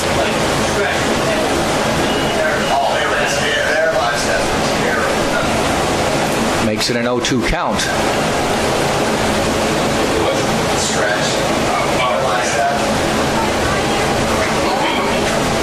Already the 60th pitch for Beck. Here in a relief of Mason Duke, who is exceptional. That one's hit into center field, and it's going to... Nice catch by Danny Blair. Chases the runner back to first. That one tried to get down, but Blair, quick coming in, made the catch. Had to go to his knees. Danny Blair, sure thing out there in center field. Know what you're going to get from him. And he makes that one look routine, sliding, gliding, making the play in center field. You can tell coaches too, like how many texts they must have. So now 2 outs, and to the plate is Irisari.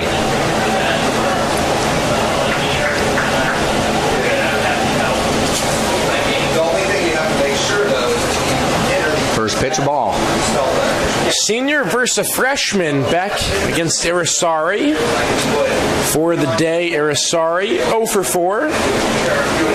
Hit into a double play.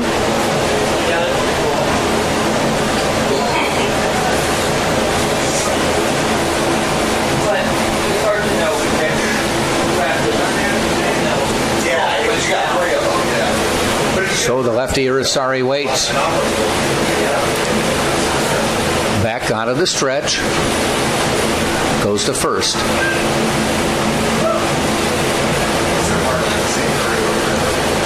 Not the first time we've seen Peck with a close throw to first. Nice pickoff move. The pitch shows bunt, gets it down foul. Serving quickly, grabbing it in foul territory. That's what you've got to do, because you never know, it hits a rock or something and it propels it back toward the baseline. Irisari comes back to the plate. Jeffrey Sear hands him the bat. He's on deck. 1 ball, 1 strike.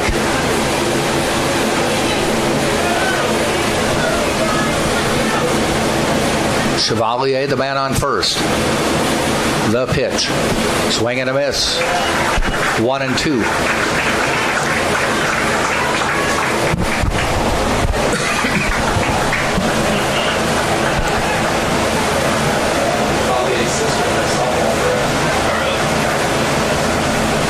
Another quick throw over. Another close play, but he's back. Well, Chevalier did steal a base earlier. That was his 4th on the year in 5 tries. And, of course, that's the winning run over there on first, so the Spartans do not want him to get into scoring position. Again the throw, and again just back. By the skin of his teeth, I would say. He was leaning towards second, and the throw just a little bit off the bag. Perry had to apply the tag late, and getting back into Chevalier. 1-2. Comes home. Ground ball heading out toward Drew Earhart at second. Gobbles it up. Tosses. As somebody once said, let's play 12.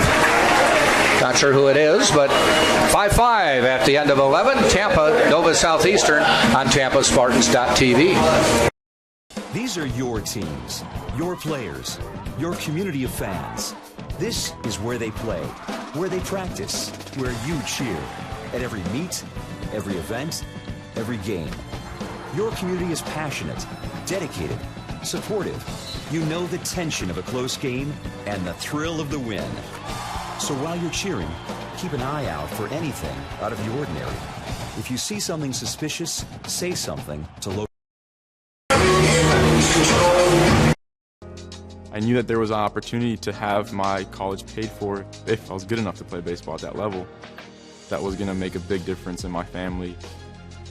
D2 baseball gave me an opportunity to play at a high level and to get an education that's going to be valuable for me throughout the rest of my life. I chose to take my experience of being a student athlete and pursue that within my career and to get a master's degree.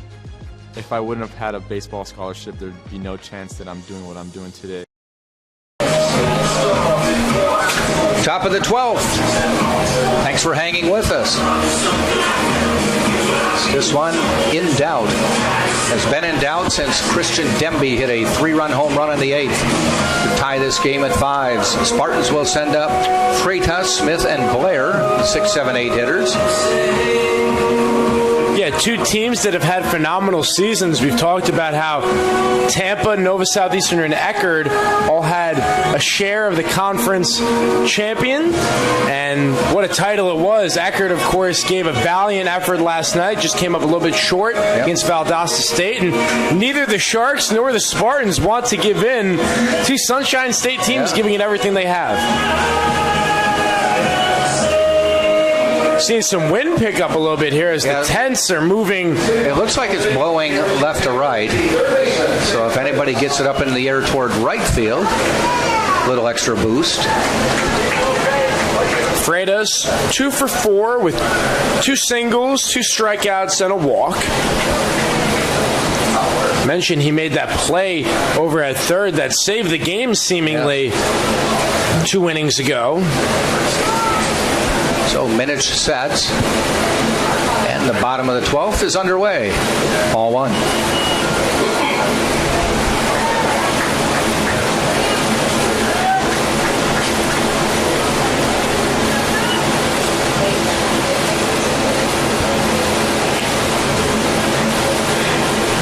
Freitas thought about swinging, held back. It's ball 2.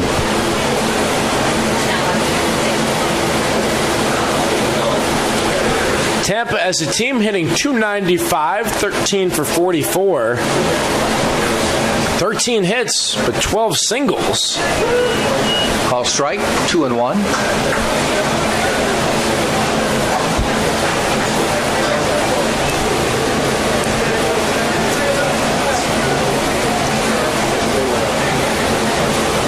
Two-one pitch. Into right field for a base hit. A leadoff single for Sam Freitas will bring Stephen Smith to the plate. Had this situation the last time this Freitas led off an inning with a base hit. Smith tried to bunt him across, or bunt him over twice. Balls were outside, and then slapped a single between short and third, put runners at first and second. But the Spartans did not score. That was in the 9th. And Stephen Smith... Actually, it was in the 10th. Yeah. Stephen Smith has a single, and we very well will have a call to the bullpen, so we'll be right back after this. You're listening live on TampaSpartans.tv. 5-5, Sharks and Spartans. Don't go anywhere. My path to a college degree would have been completely different had I not run Division II cross country for the University of Mount Olive. Having an athletic and academic scholarship was key for my success. Our coaches were really helpful with balancing out my academics and athletics. I decided to attend graduate school because I wanted to become an athletic director. Receiving the postgraduate scholarship through the NCAA provided me with the flexibility to choose the school that I wanted. So now I know that I can accomplish any goal that I set for myself.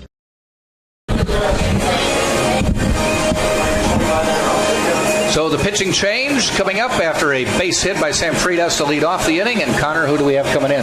So we got a sophomore, Jared Krasinowski, and on the year he's thrown 24 innings, 33 hits, surrendered 20 runs, 18 earned, 10 base on balls, 24 strikeouts. He's given up 5 home runs, and on the year has a 6.75 earned run average. And he will face one of the seniors for the Spartans, Stephen Smith. And was just going to say about Smith, for all you youngsters out there not getting everyday at-bats, stay ready because Stephen Smith has, and he finds himself in a monumental situation where he can help propel his team to the NCAA Super Regional. He He always kind of joked that he could show up in the 6th inning stretch and be ready to go in the 7th. Kind of what happened today. He came in for Alec Aliwan in the 10th, had that single to left field, opposite field, and was ended up stranded at third as a result. As the Spartans were indeed knocking on the door in that 10th inning. He came in for Aliwan after Freitas got a base hit to start the inning because Joe Urso feels that fundamentally Stephen Smith's a better bunter and faster. He was not able to bunt him over because of just didn't get the right pitch, and then slapped a single through anyway. So as we look at Krasinowski, he is relatively on the taller side. He stands at 6'1", throws downhill. Pitchers.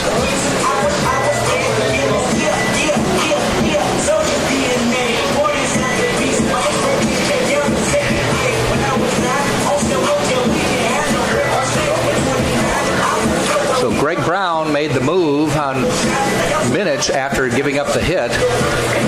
Yeah, for Minich, he went an inning and 2/3, 2 hits, 1 strikeout across 7 batters. Did hit a batter, 29 pitches, and as Jack stated, Freitas on first is his responsibility.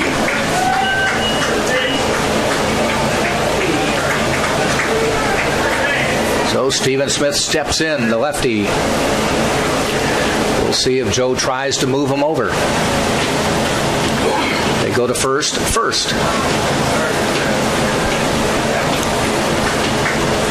See Sammy Peralta walking in front of us? Concession stand, and he's coming back.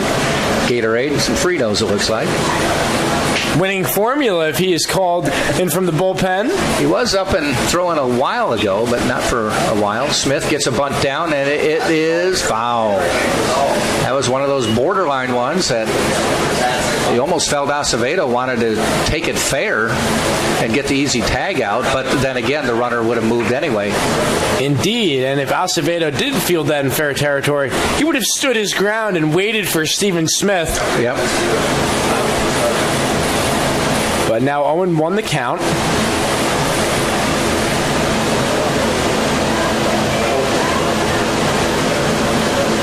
The pitch shows bunt again, low, and he steps out of the way. 1-1.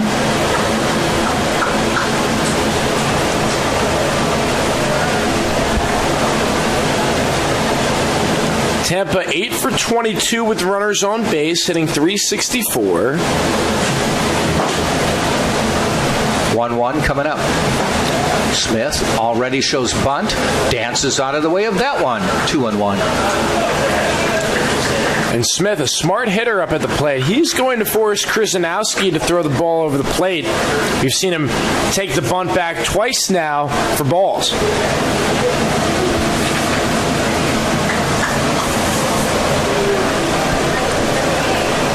Two 1 pitch now. This time he gets the bunt down, but foul. 2-2 now. So he has got the bunt down twice, foul, and also pulled it back twice for balls. So we saw Danny Blair bunt with 2 strikes.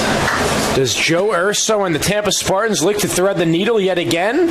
Another fellow senior with Stephen Smith, if he has faith in him to keep it in play. Blair did get it in play, but didn't execute it well as he bunted straight back to the pitcher, who was able to get the force at third.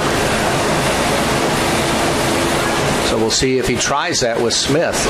He does show the bunt, does get it down, and it's fair ball. It's going to hit the bag. And they do get the out. Wow. Technically, it's the sacrifice, gets him over, but that one just danced down the chalk all the way to first base. And now they're calling.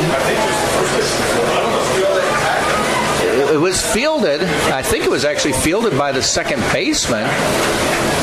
But it was a fair ball. There were 3 players, Acevedo, Irizarry, and Smith, all gathering at first base. But that one went all the way to the bag. roller coaster-like play, and it never did go foul. And Stephen Smith made a play on it. He almost speeded out at first. Yeah, he did. It was close, and I think him and Acevedo both thought it was going to go foul for a split second, and they were both surprised, and as a result, bang, bang play at first. Smith's got to run that out regardless because that was your third strike. Agreed. So you don't just wait to see if it's fair or foul because you were out if it's foul. Yes, but it is a successful sacrifice nonetheless. Now Freitas at second. And Danny Blair steps in, the first pitch. 15th chance with runners in scoring position for the Spartans. They've converted on 4. That's a ball.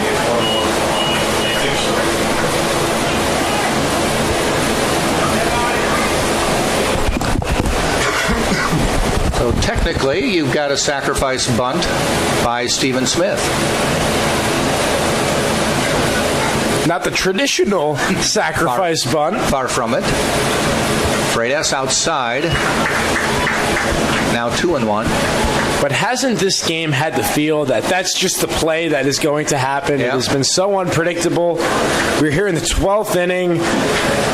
It has not been pretty necessarily, but both teams giving it everything they have. 2-1 pitch on the way. Blair fouls it off. 2-2.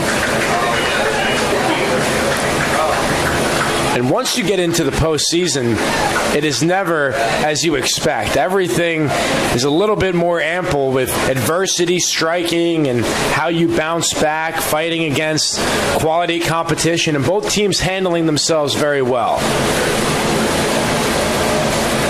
2-2 pitch coming up to Blair.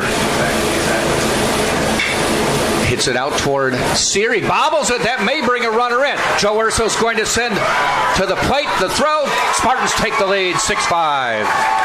And you know, Sam Freitas threw off Jeffrey Sear there. He dodged that last second, and then Sear lost track of the ball. Yeah, might have been enough. It did take a hop up towards Sear's chest and then bounced away. And it bounced far enough and hit him hard enough that it bounced away toward the outfield behind second base. And Joe Urso did not hesitate to send him home. And Johnny on the spot, not the play you expect, but at the end of it, Danny Blair gets on first base, and it's an unearned run. Freitas comes to score, and now the Spartans 3 outs away from playing next Saturday.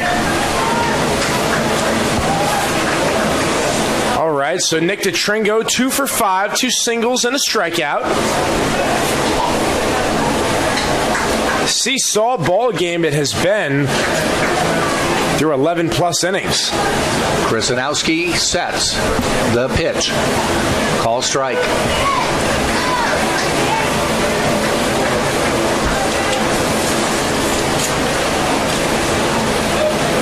Danny Blair, 11 for 13 in stolen base attempts. Has a decent lead over at first.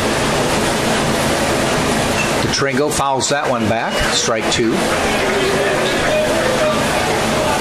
And the gutsy call pays off by Joe Urso. Love the aggression there as that one squirted away from Sear into center field. And there was no hesitation. On third, Freitas stopped for a second, but in his ear, Joe Urso at third, urging him to come home, and the move pays off. One thing that Joe sees that Freitas doesn't is that the ball bounded away pretty far, and Freitas has to trust that his coach knows what's going on. Because he didn't know.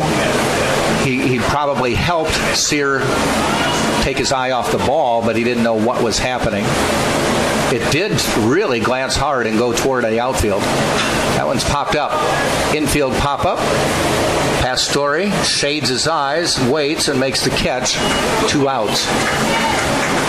So as we look ahead to the bottom of the 12th inning, Sear, Pastore, and Lebowski, 9-1 and 2, will need at least 1 run.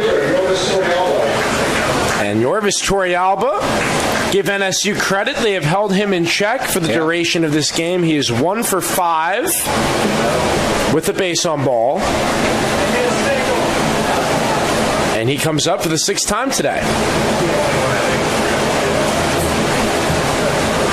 Tampa now leading 6-5 here in the 12th.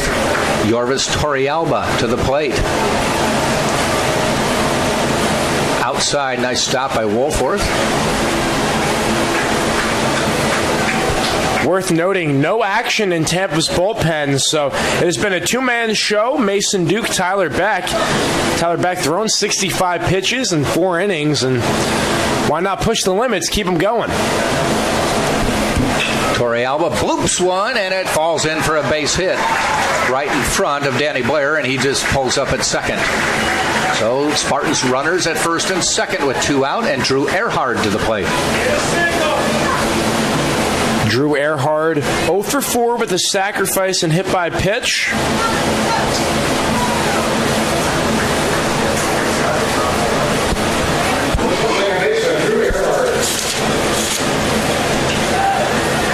Good situation for Earhart with 2 outs. He gets one through. Runners are moving.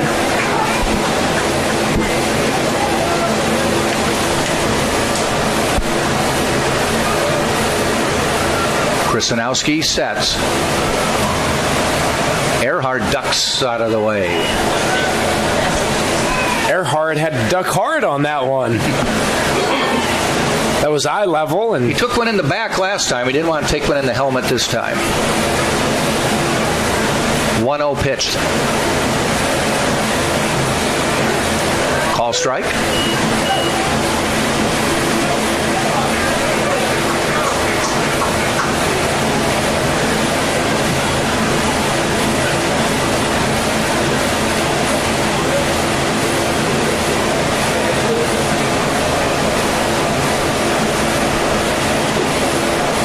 Nice one, pounds the corner, strike 2.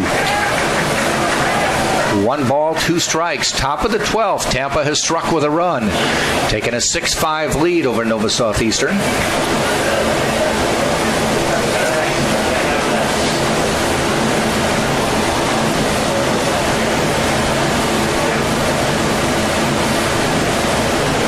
Earhart pops it up.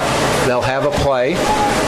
Krasinowski bails out. Pastore comes in, makes the catch. Will go to the bottom of the 12th with Tampa now on top, 6-5. Coming to the plate for Nova Southeastern will be Sear, Pastore, Lebowski. 6-5, Tampa leads on TampaSpartans.tv.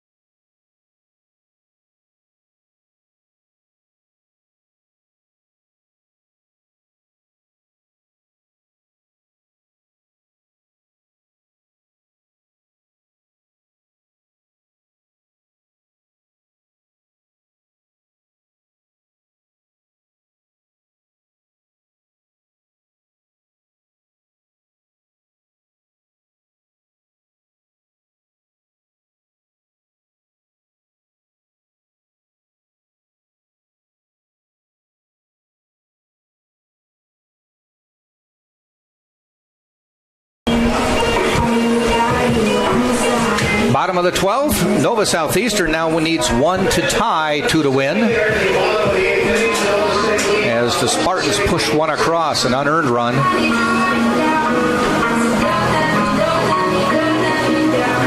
And where? I was going to say we'll start with Jeffrey Sear, the number 9 hitter. Let's take a look at what Tyler Beck has been able to do. Of course, that 3-run 8th inning with the Demby opposite field shot, but since then he has responded quite well. Let's take a look. Going to that 9th inning, Tyler Beck was able to work in and out of trouble. Of course, stranded at third with Chevalier, and then no problem striking out the side in the 10th. Gave up 1 single in the 11th, and now we're here in the 12th for his 5th inning of work in relief. First pitch is a ball. Sear came in as a defensive replacement, and so this will be his first at-bat.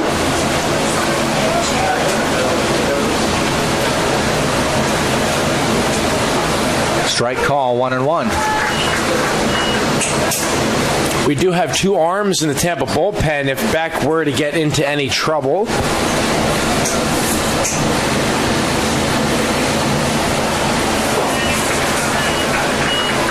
Two balls, 1 strike.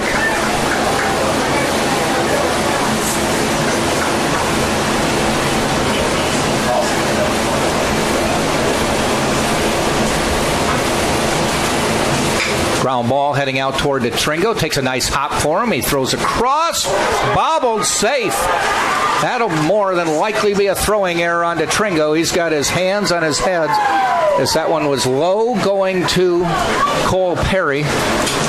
And it popped out of his mitt. The tie goes to the runner because once Perry collected it, Sear just was touching first base. And that was a bang-bang play, but the tie goes to the runner, and Sear is on first at the end of it. The Tringo just did not put enough on that throw to make it an easy catch for Cole Perry. He had to try to scoop it out of the dirt. So, a leadoff error puts the tying run on first for Nova Southeastern. And to the plate, Pastore, he gets the bunt down. They're going to go to first and get the easy one. But now the tying run is on second for Nova Southeastern. And with the heart of the lineup coming forward, the designated hitter Andrew Lebowski, and then, of course, Garrett Woolforth and Christian Demby following. So let's see what Lebowski can do. Tying run, second base, scoring position. Lebowski to the plate. Figure NSU will have two chances to drive home this runner. Lebowski and Woolforth.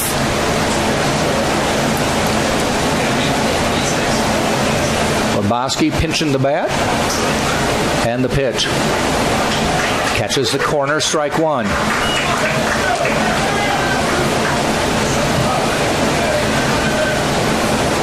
Notice Lebowski has a rip in his pants. Yeah, I saw that a couple innings ago. He's been active on the base paths. Right where there's some dirt. These players giving it everything they have and more. Chases Sear back. Well, Servin and Beck, two seniors, pitcher and catcher, fully expect them to go through a full repertoire of signs in case Sear is relaying anything to Lebowski. Hits one out to left field. Torrealba coming in. 2 down. And the Spartans are 1 out away from punching their ticket to the NCAA Super Regional.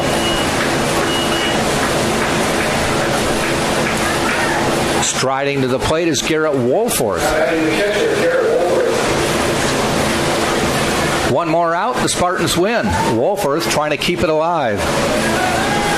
Well, this is the guy you want at the plate if you're Nova Southeastern.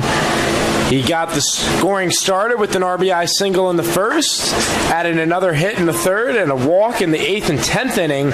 He's been on base 4 times in 5 tries. Back with a long look.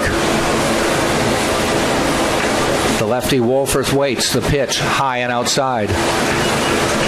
And this is the matchup that the fans come to see. Marquee matchup, Spartan closer against the big bopper of the Sharks.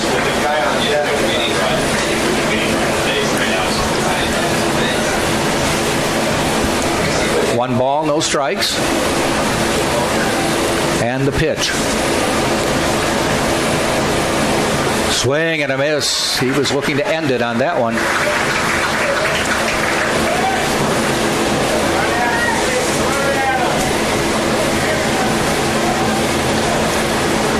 Well, Sammy Peralta has finished his Gatorade and Fritos because he's doing some tossing down in the Spartan bullpen just in case. The meal of a champion, as we like to call it. The pitch. Ground ball fielded by Beck. He's going to toss it over, and the Spartans win 6-5 in advance to the Super Regional next weekend, which will be here. What a ball game, and the Tampa Spartans have punched their ticket to the next round. We'll see you, ladies and gentlemen, Saturday, NCAA Super Regional, and the Tampa Spartans 3-0. What a performance it has been these past 3 days. Now, do you have an update on who may be coming coming down here to visit Tampa. I do indeed. The Delta State Statesmen are currently 4 outs away as there are 2 outs So they've bottom of taken the the lead 8th now. inning. They are up They've battled 8-6 against Valdosta That's State. been back and forth as and well. we may very well have a 1-2 matchup in the South Regional. Let's make it super and call it Super Regional Yeah. because it will be a super environment. So the Tampa Spartans push over a run in the top of the 12th and hold on with a runner in scoring position in the bottom of the 12th. Take this game 6-5. Tyler Beck gets the victory. Krisanowski will take the loss. Tampa on the season now 39-14. Nova Southeastern ends the season 34-17. Join us next Saturday. We don't have a game time yet. It is a best of 3 series. We'll figure out who they play. Maybe Delta State, maybe Valdosta State. That game's been back and forth, but it will be here because the Spartans are the top seed. Connor will be ready for a weekend, Memorial Day weekend, right here at the old ballpark. Thanks everybody for joining us. You've been watching this game, NCAA Regional 1 in the South, right here on TampaSpartans.tv.